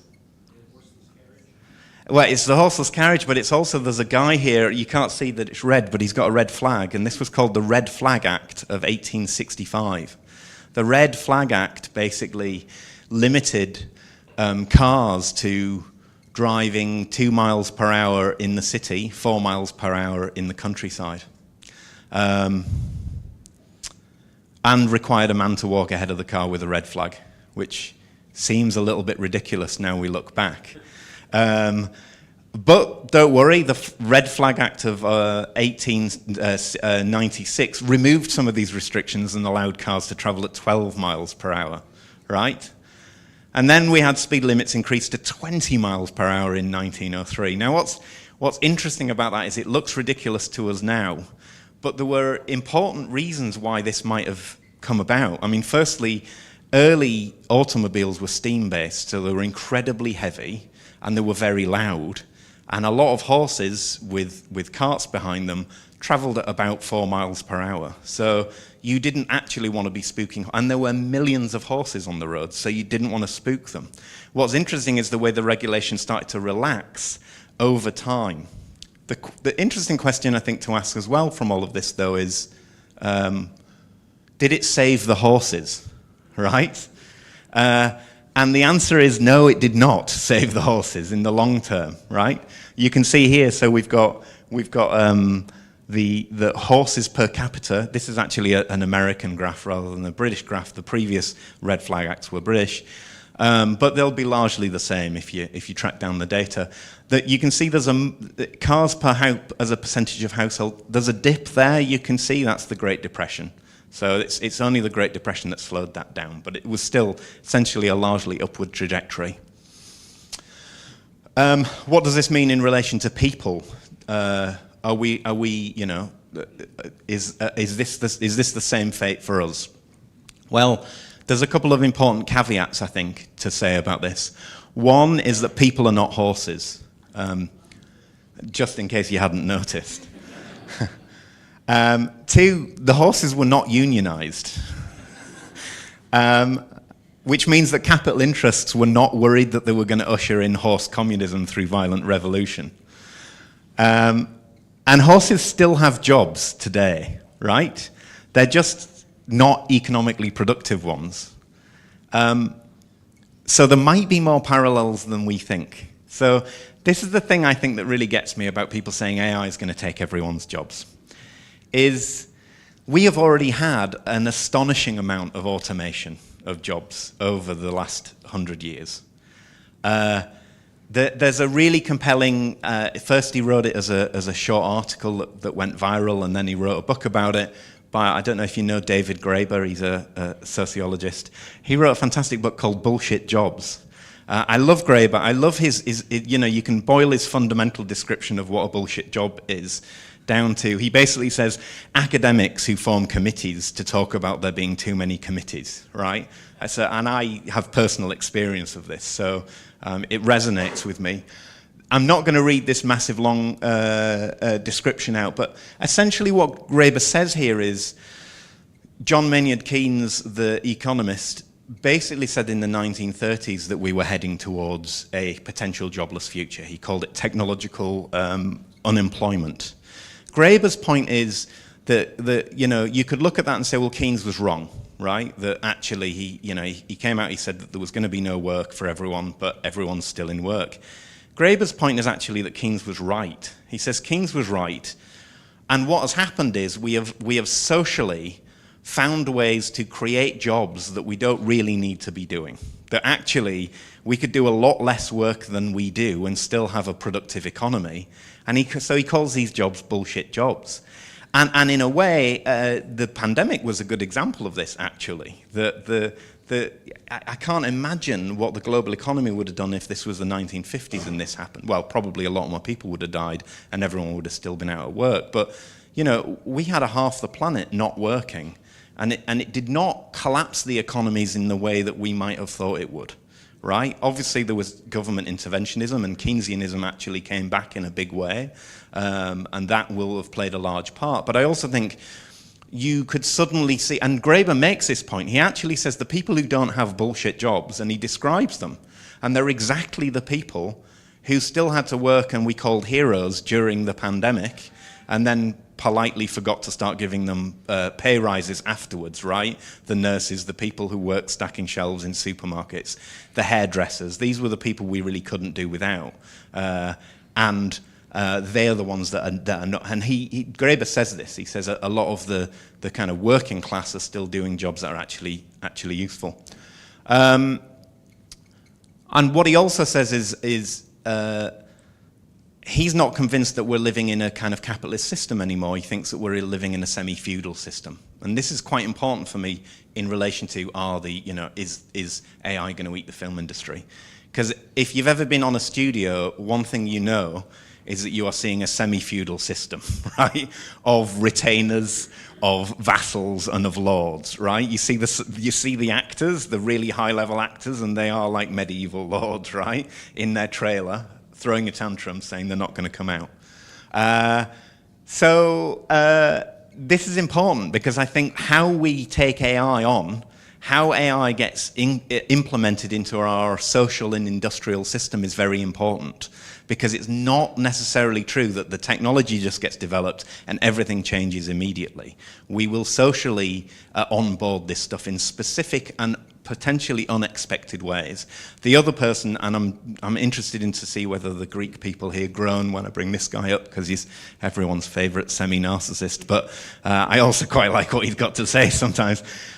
He kind of makes the same claim. He's making the claim that we're living in a form of techno-feudalism now. He says that, well, again, I'm not going to read it all, but his argument is that, the main digital platforms are allocating resources and allocating capital in specific ways that are not necessarily to do with the free market anymore. He's a big fan of Graeber. He's a big fan of Graeber, of course he is, yeah. Yeah. So is AI about to eat the global film industry? Well, I think there's a number of questions you've got to ask. One, how fast is AI developing? Can we extrapolate a linear or even an exponential development of the future of AI based on past AI? We have seen over the last 50 years that we have had multiple AI winters, right? We've had multiple moments of AI euphoria followed by a winter because we get breakthroughs and everyone thinks this is it, we're going to get there.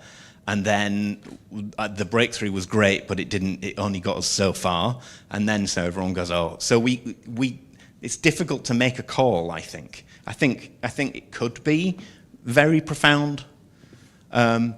What's the social appetite for and acceptance of AI-generated entertainment? And by that I mean human beings are social animals, right?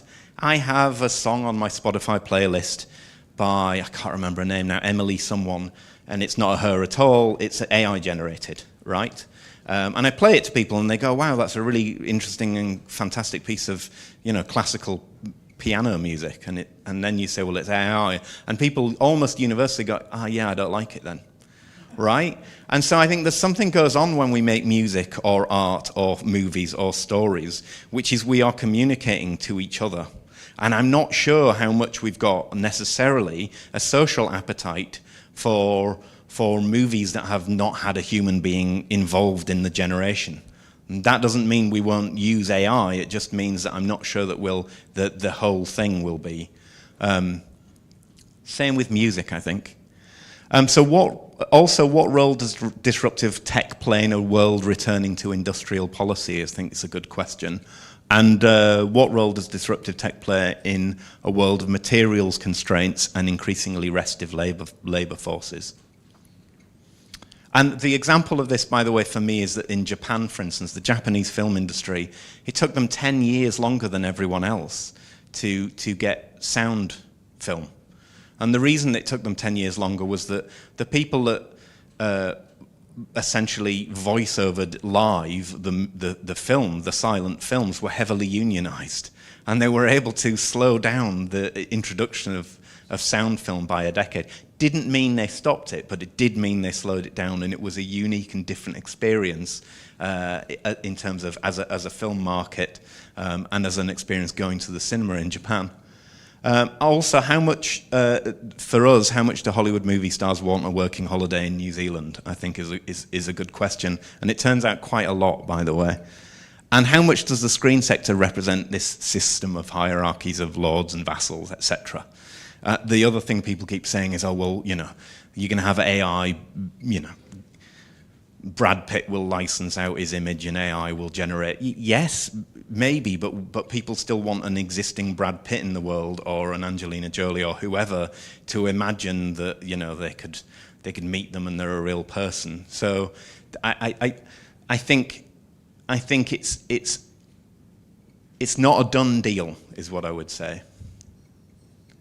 So is it about to eat the global film industry? The other thing I'd say is I think this is the wrong question, actually. So these images here are all New Zealand images. We've got Rocket Lab, we've got a Maori game development. We've got a game which features a Maori character from a Maori game development company in Auckland. And we've got, actually I think this is from ILM, but we've got similar ones going on in Weta right now, which is the development of real-time game engines for real-time visual effects in the background of sets being projected onto large-scale walls inside studios. So all of this tech is being developed and being used. These are all the product of a film industry that we used to think of as being celluloid, right? And the film industry essentially has turned into a tech industry. And New Zealand's shown that in a big way, that essentially New Zealand's capacity, tech capacity has grown massively. Its innovation ecosystem has grown massively in the last 20 years.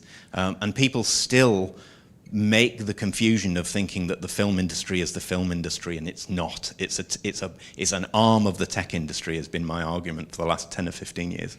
So the real question is AI accelerating the global tech industry? How? In what ways? In which ways is it unexpected? How will they develop? Are you worrying about time, or are we? No. Okay. And my argument is more content, more freely available, is not a threat, right? With the emergence of cinema, everybody said it's the end of theatre. Theatre has never died, right? There's as much theatre now or more than there was 100 years ago. It might not be the predominant way that we create stories. It might not be the predominant way we consume narratives. Yeah, I'll be done by then. But it's, it's still there and it still survives. I think the apocalyptic assumptions that one thing will destroy another is sometimes questionable, right? We don't have less books. We don't have, you know. I'm going to skip past this one. This was just me basically saying the point, which is that, you know, if we're going to look at Hollywood film, we need to understand Hollywood film in relation to game studios, streaming platforms, networked platforms, right? So Hollywood is now global tech, so I've kind of already said that. So here we go. Here's a final point that a lot of people don't understand about the film industry, quote-unquote film industry, and the pandemic really put the nail in the coffin for this. The 900-pound gorillas in the room now are all streaming companies. They're not Hollywood majors, right? These companies make the traditional Hollywood majors look like minnows. Paramount Pictures, Warner Brothers, these guys are tiny, and they're finding that out at their cost now. Essentially, you're going to have significant consolidation and potentially purchase. I wouldn't be surprised if Apple and Netflix and Amazon all try to buy parts of Paramount and Fox, 20th Century Fox, etc. And why is that? Well, these guys have budget lines literally the size of nation states, and the others don't, right? I mean, they were vertically integrated with oil companies at certain points in the 80s and 90s, but even that is nothing compared to, you know, you look at how much Apple, you know, Apple's got so much money it doesn't even know how to bring it back offshore, right? And Netflix is doing deals with in South Korea that's making the BBC cry in a corner, right? They're also significant two-way data platforms, right? It's the way you make movies, the way you make TV series has completely changed when you have a data pipeline that tells you when people are dropping out, how much people watch, when they watch it repeatedly, why they come back, what are the things that they're watching. The level of detail of data is phenomenal. And they all have significant AI development operations going on, right? So we're not in Kansas anymore, Toto, is my point there, okay? And so to that, I would actually say we're in a kind of fly my pretties moment with this global screen sector. It's not a film industry anymore. It's a much broader global screen sector hooked into a global tech sector that AI is accelerating. But how it accelerates it is another question. What parts accelerate and which parts don't? This is my wittily written slide called The Society of the Spectacles. If any of you know the French philosopher Guy Debord, he wrote a book called The Society of the Spectacle. This is an article I actually want to write at some point. So we've got constant data capture and eye tracking. So there's even, in terms of the attention economy, we're pushing towards trying to understand even more granular detail about how people are watching things and what they're looking at on the screen. You know, people used to say in the 80s, cinema audiences would sit there and click whether they were interested or bored at any given moment. This is a completely different level of granularity. AI, but also I think technologies like this is actually about AI trying to facilitate connections between humans as well, actually. A lot of this technology is about how can we have telepresent video. And at the same time, the streaming giants are noting the rise of pre-CGI content demand. I was speaking to someone in Sydney at Netflix recently, and he just said, we have a whole thing of kind of 80s and 90s movies now, because people are often flocking to movies that were made before the CGI put tons of shit on the screen. Sorry to be, but, you know, like there's a certain point where people go, I just want a little bit, I just want to, you know, I want to go back to a calmer moment. And that's analog nostalgia. And so what I would say is the attention economy is not going away, and neither is analog nostalgia. In fact, if anything, I think it will grow. And for a look at that, look at the vinyl market. That it was considered to be dead, and now, if anything, it's come back bigger than ever. So I'd say, is it about to eat the global film industry? Maybe if it only had a brain, maybe if it only had a heart, and maybe if streaming and the pandemic hadn't already eaten the film industry and reorganized it according to platform capitalism. And my final slide is thank you.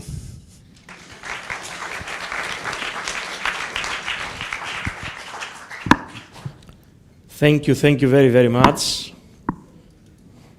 The slide with the spectacles was great.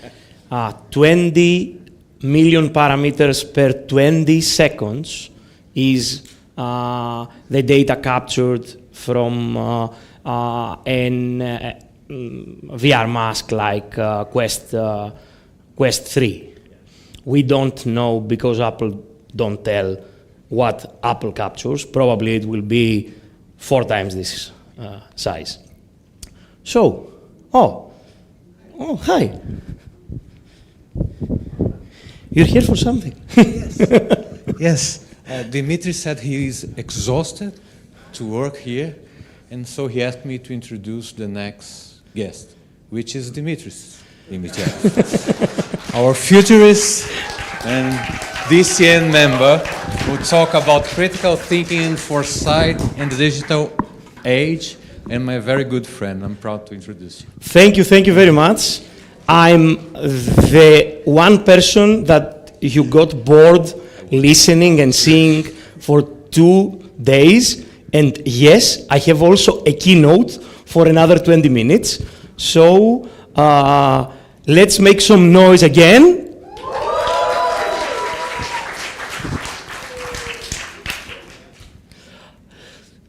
So I work with different small companies, and in many cases I have some small contribution to different publications. But when I introduce myself as a futurist, people think something like this. Something like a guy with a beard holding some kind of a globe or a ball, seeing the future, okay?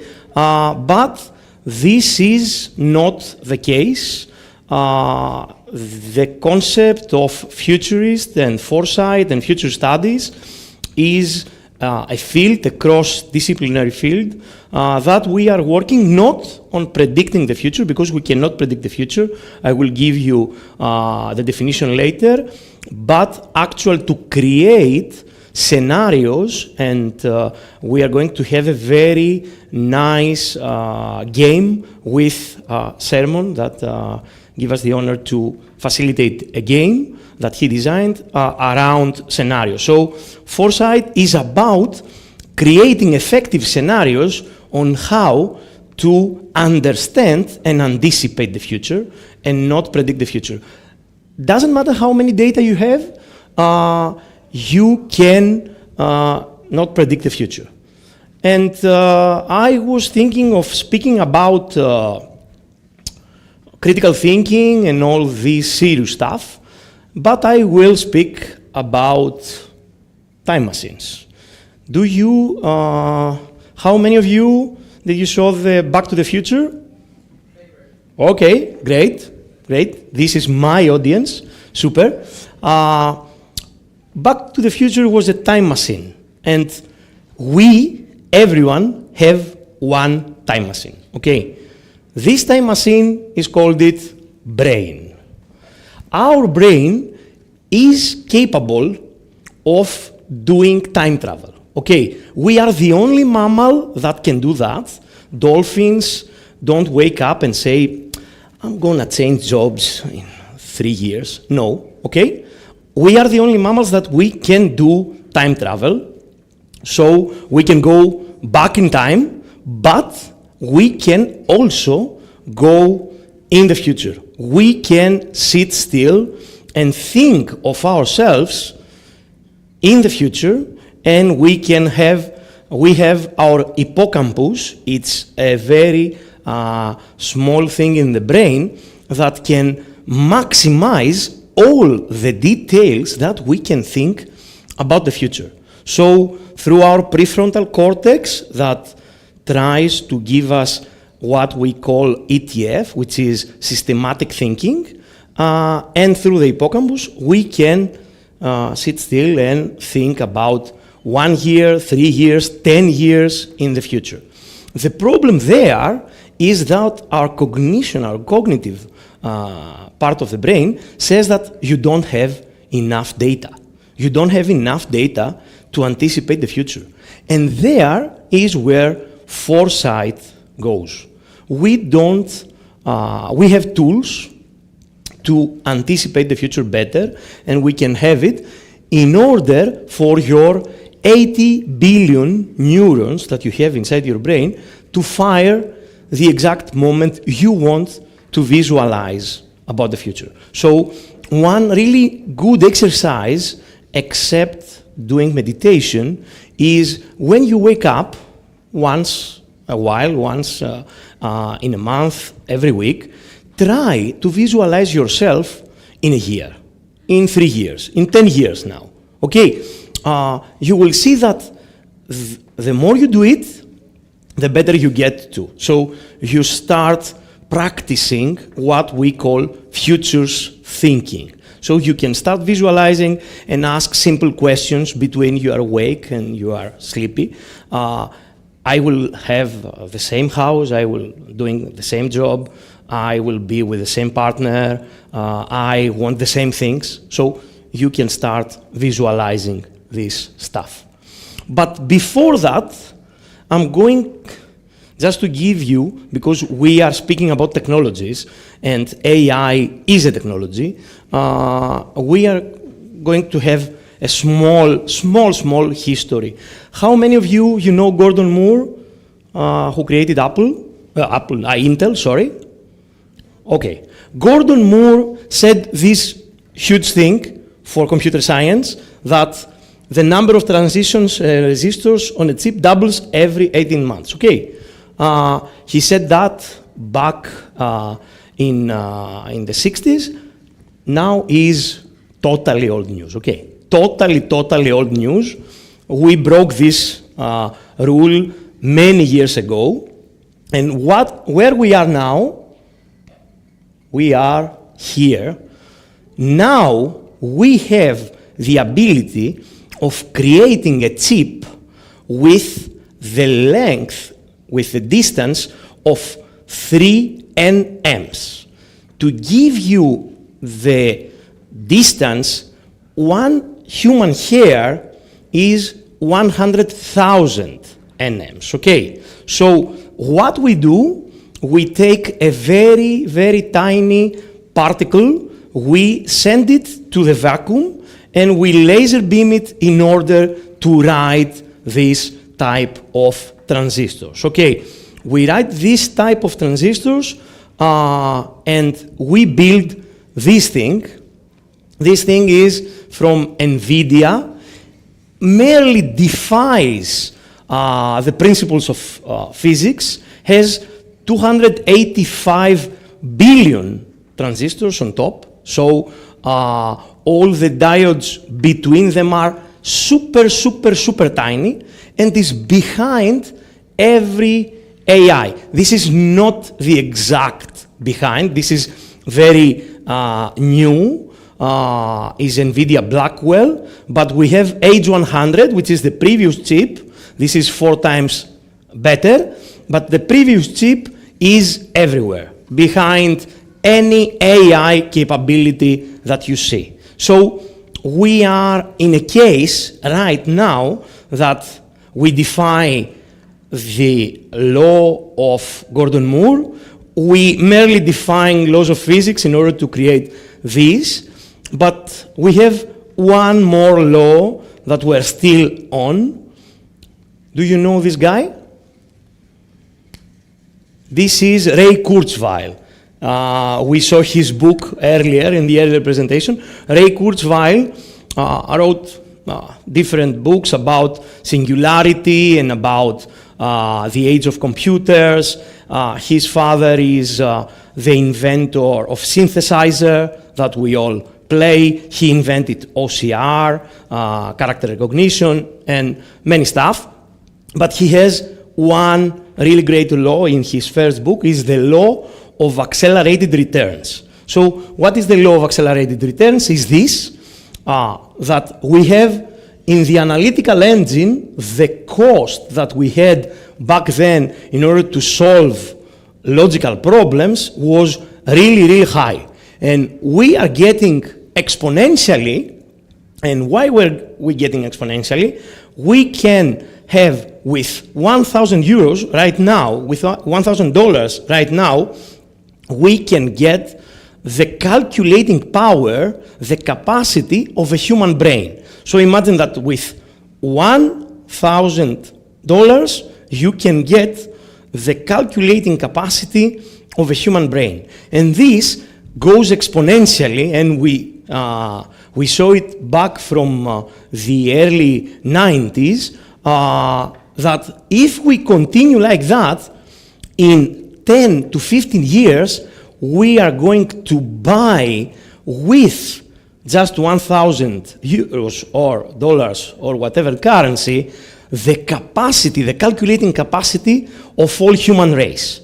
So right now, we are in a state that we have great and huge calculating capacity. We have the knowledge to almost defy physics in order to do computationals. And of course, we have a lot of brains online that can connect and find new solutions.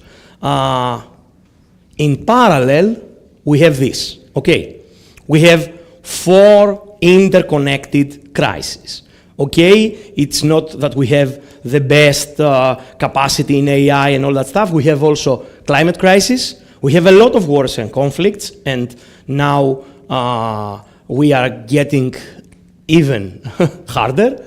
We have the Great Resignation. Generation Z doesn't align the purpose of their lives with capitalism or any other corporate environment.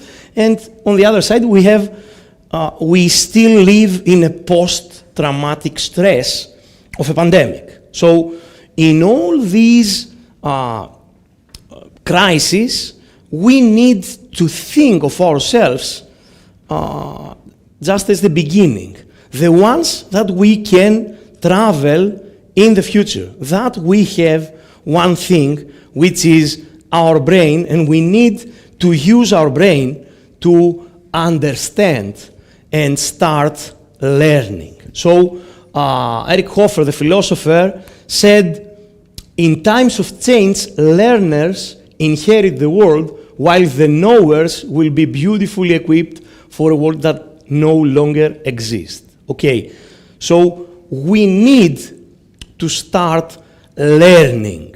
And I'm feeling like that we need to learn how to unlearn. Okay, we need to start combining different things, different capacities, different capabilities, different thinking. I have 3 types of thinking that nowadays our times of change need. So we need futures thinking, tools and competencies that we can start anticipating the future. We need exponential thinking to understand that this is not something that goes really slow and we can catch up. That is something that can really be in a race. It's something that is exponential, and if we look on the other side, this thing can be miles away. And of course, critical thinking, to always question, is this true? Can I trust this information? Can I see myself in this? Okay, so if we combine these 3 ways of thinking, we can create a framework to use and to have an AI Copilot, to have AI as in reverse, to have intelligence augmentation, to have IA. So, very quick, the principles of future thinking is that we cannot predict the future. The future is not predetermined. Sorry for my fellow Buddhists the karma does not exist in our science. And of course, the future can be influenced by individual choices. This is the power of futures thinking. You select your future.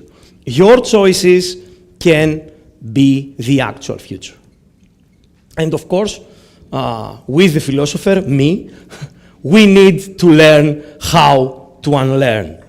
If we manage to have some kind of mindset and we say, okay, I don't know anything and I need to learn again, in these exponential times, we can be ready to anticipate the future.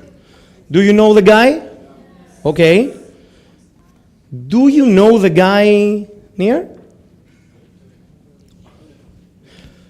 No, it's not Turing. It's William Sidis.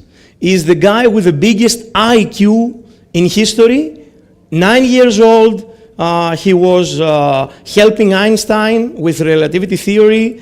12, he already had a PhD, but he died alone at 46 because he had such a high IQ that he didn't relate to the actual humans. Okay, so do you know the IQ of ChatGPT 4?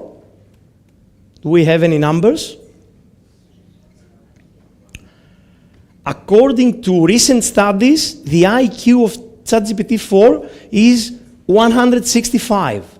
5 points of Einstein. Okay, John Sidis was an exceptional case, but we are that close to have a GPT-4, a GPT-5, a GPT-6. So IQ is not a measurement for intelligence. Okay, in Greek, we have two different words for intelligence. We have intelligence, we call noimosini, and we have ευφυΐα, which is a different thing. And in Greek, we translate artificial intelligence to technical noimosini, but the case is ευφυΐα, is brilliance, is how you understand the world. Okay, so let's do a test in order to understand the two differences between generative AI and LLMs. We had a workshop about prompt engineering, and I got a lot of messages saying that you understand a lot. Let's move a bit further. What do you see here? Okay. On Lego, okay. What you did right now with this case is you act like a generative AI, like a generative AI model. A generative AI model goes back to the training, understands the images, and starts building a picture. If you were like 6 years old, you will say just Lego, okay? If you are in a cave, you say just, I see a blurred woman. So based on the training, you build the picture. And many of you fire a neuron to see actual Mona Lisa in your brain, okay? So this is recall on your neural network and on your brain. The bigger the training, the more pictures that you see, the smaller the Legos, okay? So if you have a generative AI that has 1 billion parameters, and when you see that you have something that says 1 billion parameters, 3 trillion parameters, are more pictures, let's say, that the generative AI already see and marked with the training. So the next time that you give a prompt, you will see that this neural network goes back to the training and brings the images that have been trained and start building with these Legos. The more the training, the smaller the Legos, okay? But ChatGPT and Claude and all the other Gemini and BART and stuff is not generative AI, is LLM. So let's see how LLM works. Can you read this text?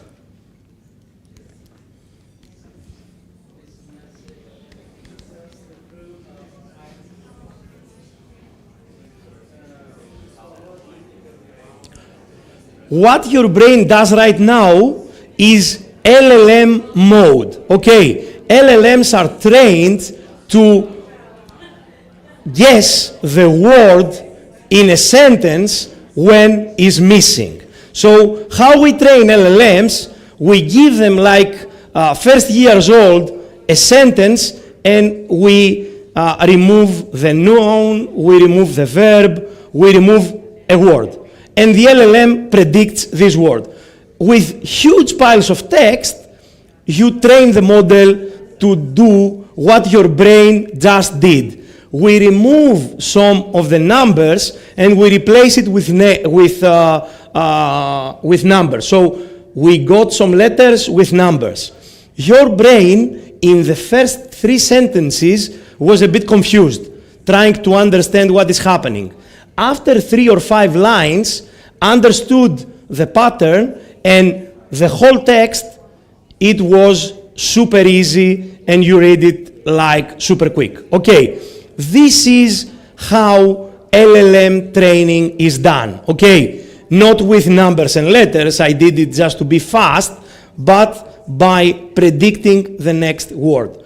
With these 2 examples, I want just to say that AI, LLMs, generative AI is not magic, is not something that is created in a black box against humanity. Okay, there is bias, of course, and we had and we listened these 2 days a lot of concerns, and they are true, and we need to make something.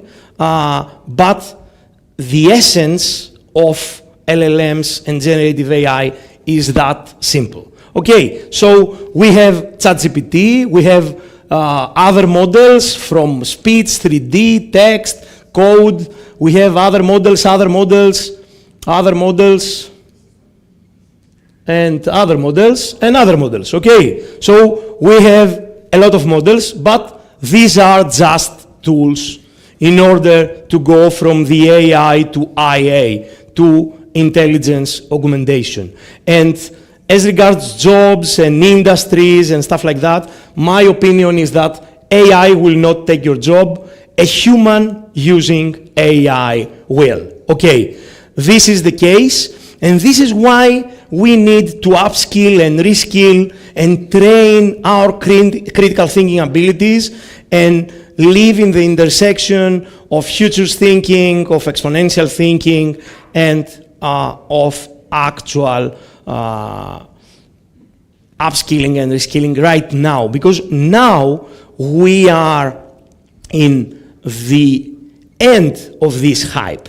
In 6 months, we will have the low, and this is the best way in order to understand and adapt to new skills. So I have the same slide as Sermon, and I didn't remove it on purpose because this is a mantra for me. Jim Dator says that any useful idea about the future should appear to be ridiculous, and I will add also to be ridiculous now. Okay, when you are thinking now, any idea like this must appear ridiculous. Why? Because the future is not like a thunderbolt. Okay, we are not here a huge boom, a thunderbolt, and we wake up suddenly in the future. The future is like my AI-generated cat.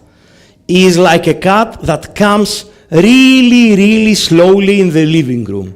And as the cat approaches, we are changing. Our feelings are changed. Our needs are changed. Our relationships with technology, our literacy levels, everything, our environment, everything's changed. So anytime that you think about the future, you need to think the future as a cat that approaching you really slowly, steadily, but also sneaky. Why? We need to understand that the magic is not the technology, is not the new spectacles that the humans will create. It's the space between your ingenuity, the space between your level of literacy, the space between your future thinking and the current technologies. So always you must look, and you need to look in the space between the humans and technology, where the magic happens. Thank you very much. And of course, my book is also something that we need to tell. Hopefully, we will have it in English and Portuguese, Spanish, Korean in September. You can find me on WhatsApp or any other social network. And now I will step out of my keynote concept and I will jump in as your co-host back again. So, a huge round of applause for Sermon now, because we are going to have the game. Shall we? Did you download the application in the WhatsApp, the spatial app? No. How many of you already download the application? Or the spatial app inside the WhatsApp? Okay, super. You can have a microphone. Yeah, I think it's not necessary anymore to present my slide. I'm just going to quickly explain this, give you a context and background about the game, because I think the point of what we're going to do now is to actually play the game. Okay, so a little bit of update. I invented this game in 2019, so that was then before the pandemic. So idea was, in the absence of randomness and stressors, complex systems, like for example, artificial intelligence could collapse, right? Because we've been used to like some sort of like ranking and choosing what our variables are, right? So we get to rank them, we use data, we choose our variables, and we use these variables to imagine possibilities. But what about randomness, right? Those things that perhaps at some point we only realize in hindsight that we haven't considered this because we didn't know anything about it because it wasn't a part of our data. So that was one of the part of, the context by which we build the game. Second is that we don't get to choose our crisis, right? There are forces of change at the planetary, at the global level that are beyond our control. So the purpose of the game, it's actually a scenario building game, right? It simulates the process of futures thinking, particularly, specifically on scenarios, and then you build on the variables or conditions of change that you haven't actually choose as to build specific futures. So you'll be drawing different prompts. One is, of course, your archetypes, right? Like in this game, we've only included 3 archetypes to make the game as simple as possible. Weird future, worst future, preferred future, right? As simple as that.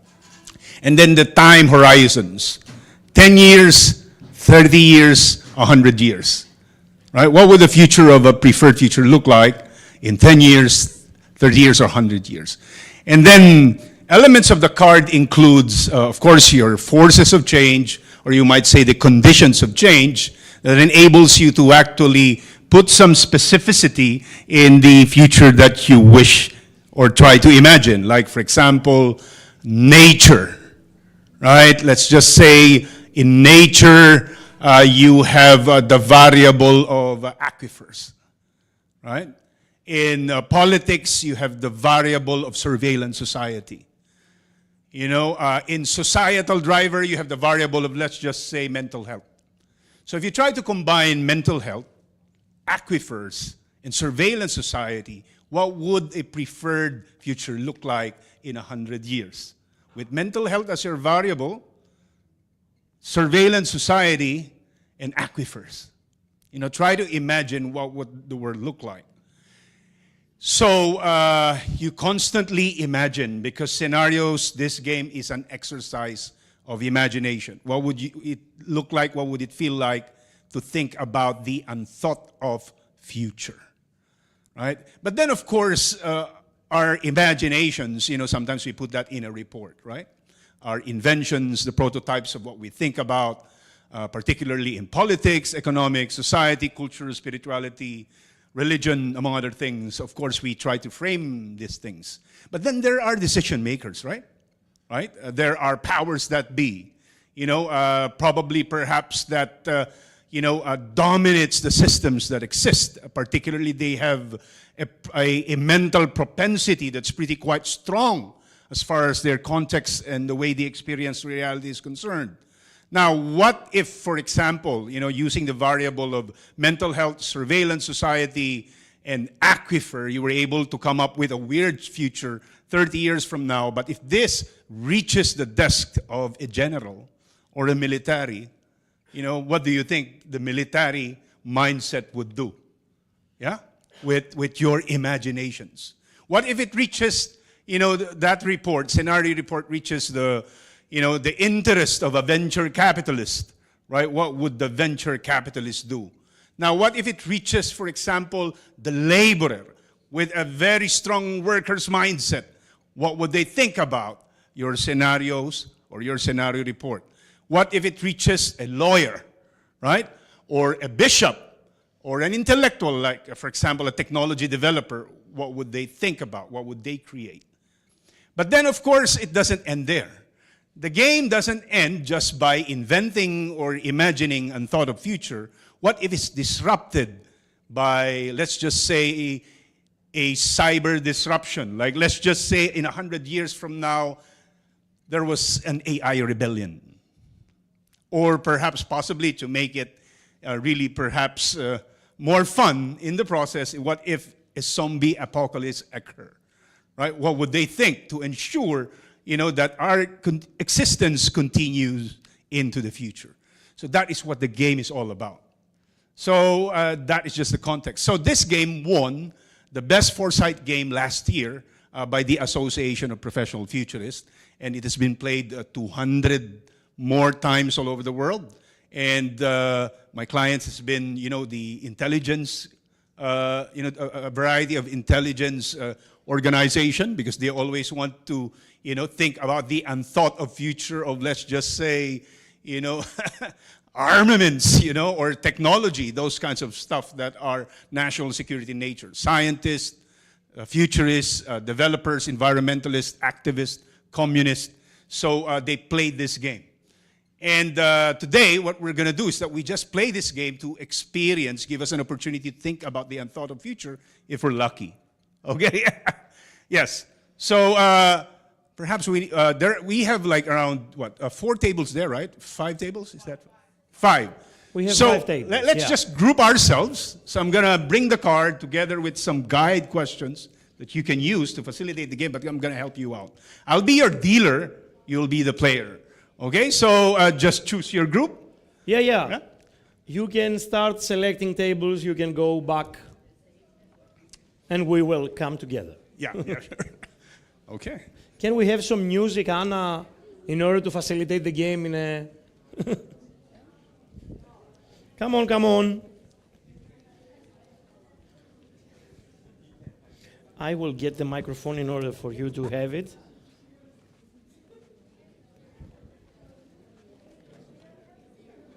You have 5 decks? Yeah. Okay, great. Come on, choose your table. Oh. You just got back. So we'll do this quickly. This is the guide for the game, okay? And then this is the process. So we're going to do this rapid fire. So I'm just going to distribute it, and then I'll come back to you. Okay. Let's go.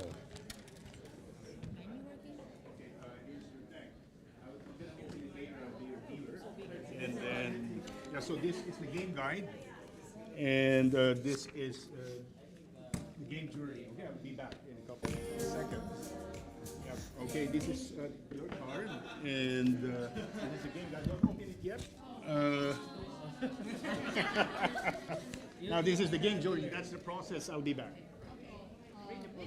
And okay, this is your card. So I'm gonna get back to you.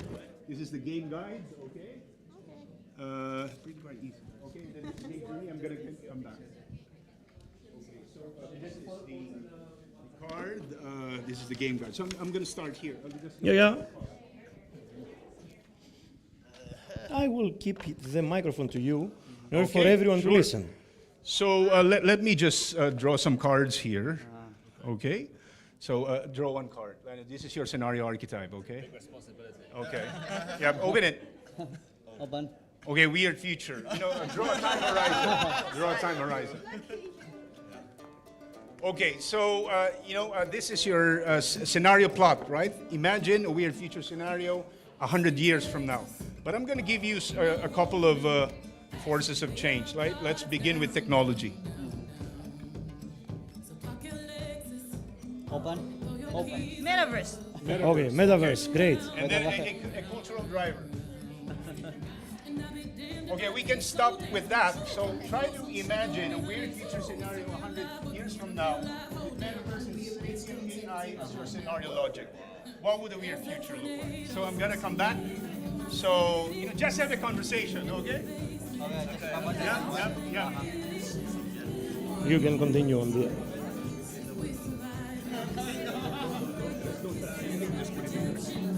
Okay. Now let me deal the card. So draw one scenario archetype. Just one. Show it. Okay, preferred future scenario, and then a time horizon. Okay, this is your scenario plan. Okay, imagine. Now I'm going to give you some drivers of change. This will be your scenario logic.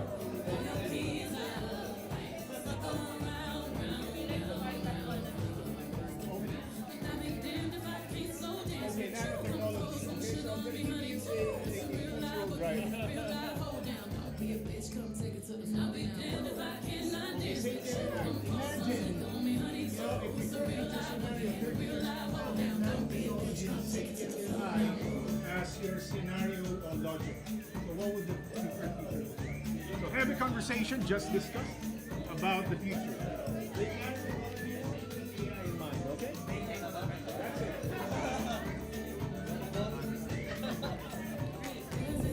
Okay, so let me get the card for you, okay?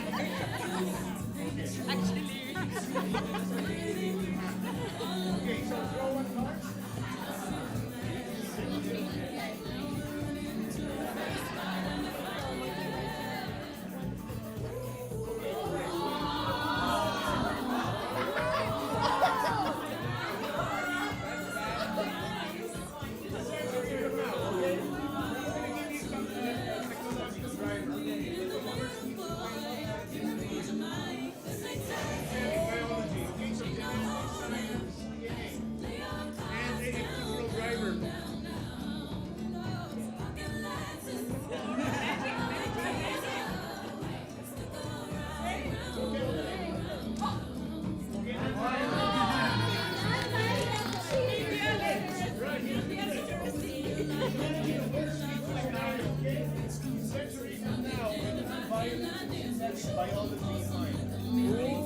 Right, how can a non-violent future become worse?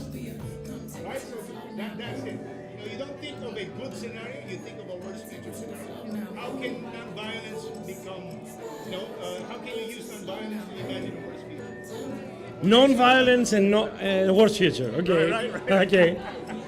Yeah, okay, Later, I'm gonna deal it. Okay. Give it to me. I'm gonna deal it. You don't get to choose it. Okay, so just open it. Just open it then. Yeah, give me that one. Yeah. Okay, so I'm gonna shuffle this one. Okay, you Okay, who wants to choose the card? Okay. Worst future scenario? Nice. Okay. My favorite. That's your scenario archetype, okay? And then Okay. Open it. Okay. So your scenario plan is think of a worst future scenario a generation from now. Let me just.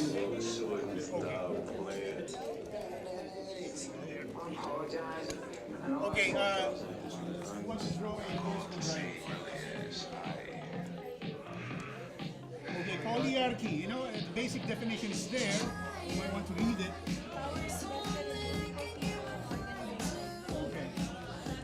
Okay, and a cultural driver. He wants to draw a cultural driver. Sentient AI. Okay. Sentient AI. So imagine a worst future scenario, a generation from now, with sentient AI and polyarchy as your scenario logic. So when you imagine the worst future, just think about this.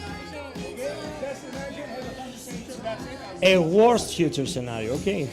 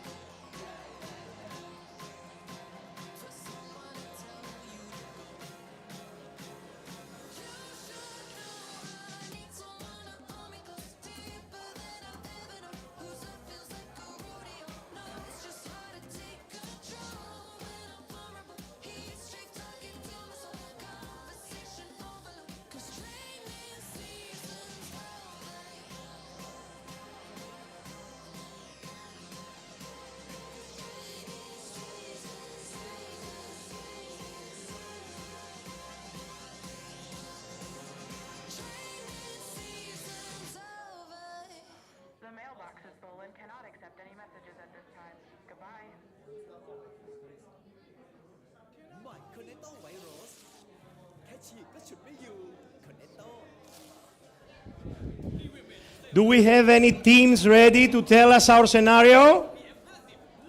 Okay, give me just 1 second to bring the microphones. Okay, so we have a team ready. Who's gonna say the scenario? Okay. Can I have your attention, please? Tell us. Yes, for our cards, we have synthetic biology, non-violence, a century from now, and worst future. So what we think about is that I think at the moment is the project by Elon Musk, where there's like a chip that is being inserted to the human brain, that it makes human become very, very intelligent, like super beyond human intelligence, that it causes non-violence because everyone is super smart. But it can also happen a century from now since it's under the research and development. But unfortunately, it will contribute to the worst future because every human has no feeling because they don't have emotion, they don't have empathy, they don't care about other people. So there's no happy life because everyone is just becoming AI. Okay, so I'm so And smart, being I controlled. don't care. Okay, Yes. super. Let's go team! Woo! Do we have anyone? Any other tables ready to tell us the scenario? Oh, you're really fast. Oh, you're ready. Who's gonna tell the scenario? Okay, you can tell it. No or not? You? All right. Okay. Yeah, okay. Tell us your name and tell us the scenario. Yep. So hello everybody. I'm Stephanie from Cambodia, and our scenario is about the preferred future with a generation from now. So we got the other two technology, which is nanotechnology and sentient AI. So as we can see, from a generation from now, nanotechnology gonna be something very powerful. So the problem that we want to focus on is about cancer. So our team mentioned that right now we have like the expectation like living rate is like 70 because it's to a 80. preferred future. Yeah. So imagine what if we want to make cancer is the thing in the past. It's not the future problem anymore. So we want to use this technology, combine it with sentient AI in order to get it into our body, like the medicine or something like that, and then it can predict and manipulate data, and then like when it come out of our body, we can use those data and maybe like cure all those cancers. So supposedly, our preferred future would be a future that cancer will become the past story with nanotechnology and sentient Great. AI. A huge round of applause. Thank you. Next team. Do we have someone to tell the scenario? You, okay? Like only smart answer or stupid answer is okay. Oh, every answer is okay. A weird future, a century from now, that we have that we have metaverse. That was the first. Okay. Okay. So in the future, we all have our metaverse identity. Okay. Web3, and then decisions making process will be more decentralized. It's not resting with the DAO model. Okay. Yeah, it's not just with one person or one organization. Everyone can participate more actively.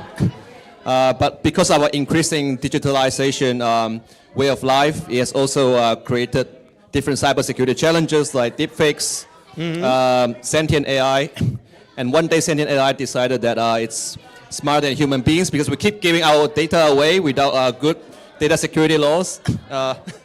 And then this decided to rule over human beings because it looked down at us. It's a lot smarter than us. For instance, sentient AI, ChatGPT is only 155 IQ now. It could be 400.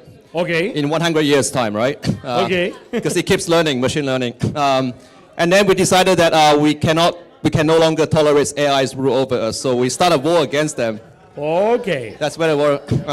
And then we forget that we live in the same planet, human beings and artificial intelligent robots. And we neglect important challenges like climate change and the rising level of seawater, and then we all finish. Okay. Sounds like a movie, though. Thank you. A huge round of applause to you. Let's go. Do we have here? Come on. Tell us the scenario. So the scenario is we have the worst future possible, which for the generation from now. Okay. And the type Sentient AI. Yes, we have the driver of change, the sentient AI, and the political driver is polyarchy. So that is like somehow the worst futures that we could possibly imagine, specifically because polyarchy is a power vested between various people and various organizations. And that means that if we have a variety of people with that so much power, then, and they have this power of sentient AI, which means that these types of technologies are able to replicate or even over-replicate the logical reasoning and the emotions of humans. So if we have this conflict of interest and problems or competing powers between various people and organizations, then we could see a lot of bad foreseeable future that could happen specifically in terms of war or creating nuclear warfare, terrorism, and biowarfare. A lot of those things can also go into that kind of scenario. Things went really, really bad. Okay. A huge round of applause. Do we have someone to tell the scenario? Okay. Can you tell us the scenario? Yes, we have a preferred future a decade from now where the metaverse is supreme, I guess. We've got to focus on Muslim Asia and a view of nonviolence. It's guided by an intellectual and critical thinking. Unfortunately, our water is owned by corporations and governments, or, well, multinational corporations. So while we have all these good intentions and we're working towards the good and we have a critical thinking, we still can't escape the fact that multinational corporations will still Own the have their water. say and ultimately own one of our most precious resources, our water. Okay, we start drinking Coca-Cola though. Yeah. Super. A huge round of applause to you. Thank you very much.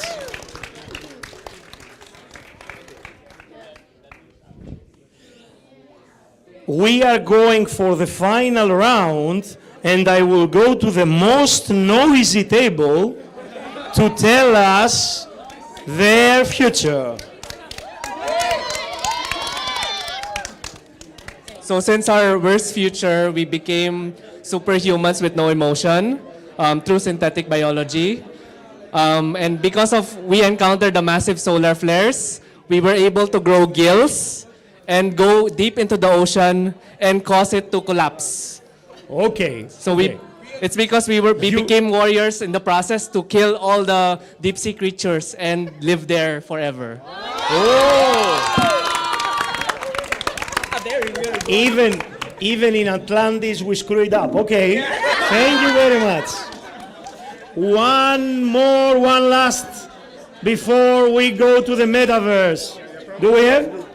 That group, okay. Do we have? Come on, tell us. So water is now owned by this multi-corporation, right? Okay. But for what we have is perfect nanotechnology. 30 years from now, AI is now sentient. What happened is these two doesn't need water to exist per se. In fact, we can even use nanotechnology with the help of AI to harness oxygen, which is natural. Hydrogen is also natural, so suddenly we can create our own water. So rather than a challenge, this become our opportunity. Oh, so you are water rebels. Okay, great. A huge round of applause to everyone. Let's go to our seats in order to play the DCN verse and end this conference. Come on.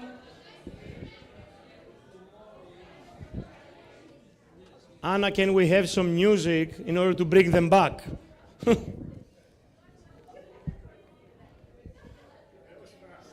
Thank you.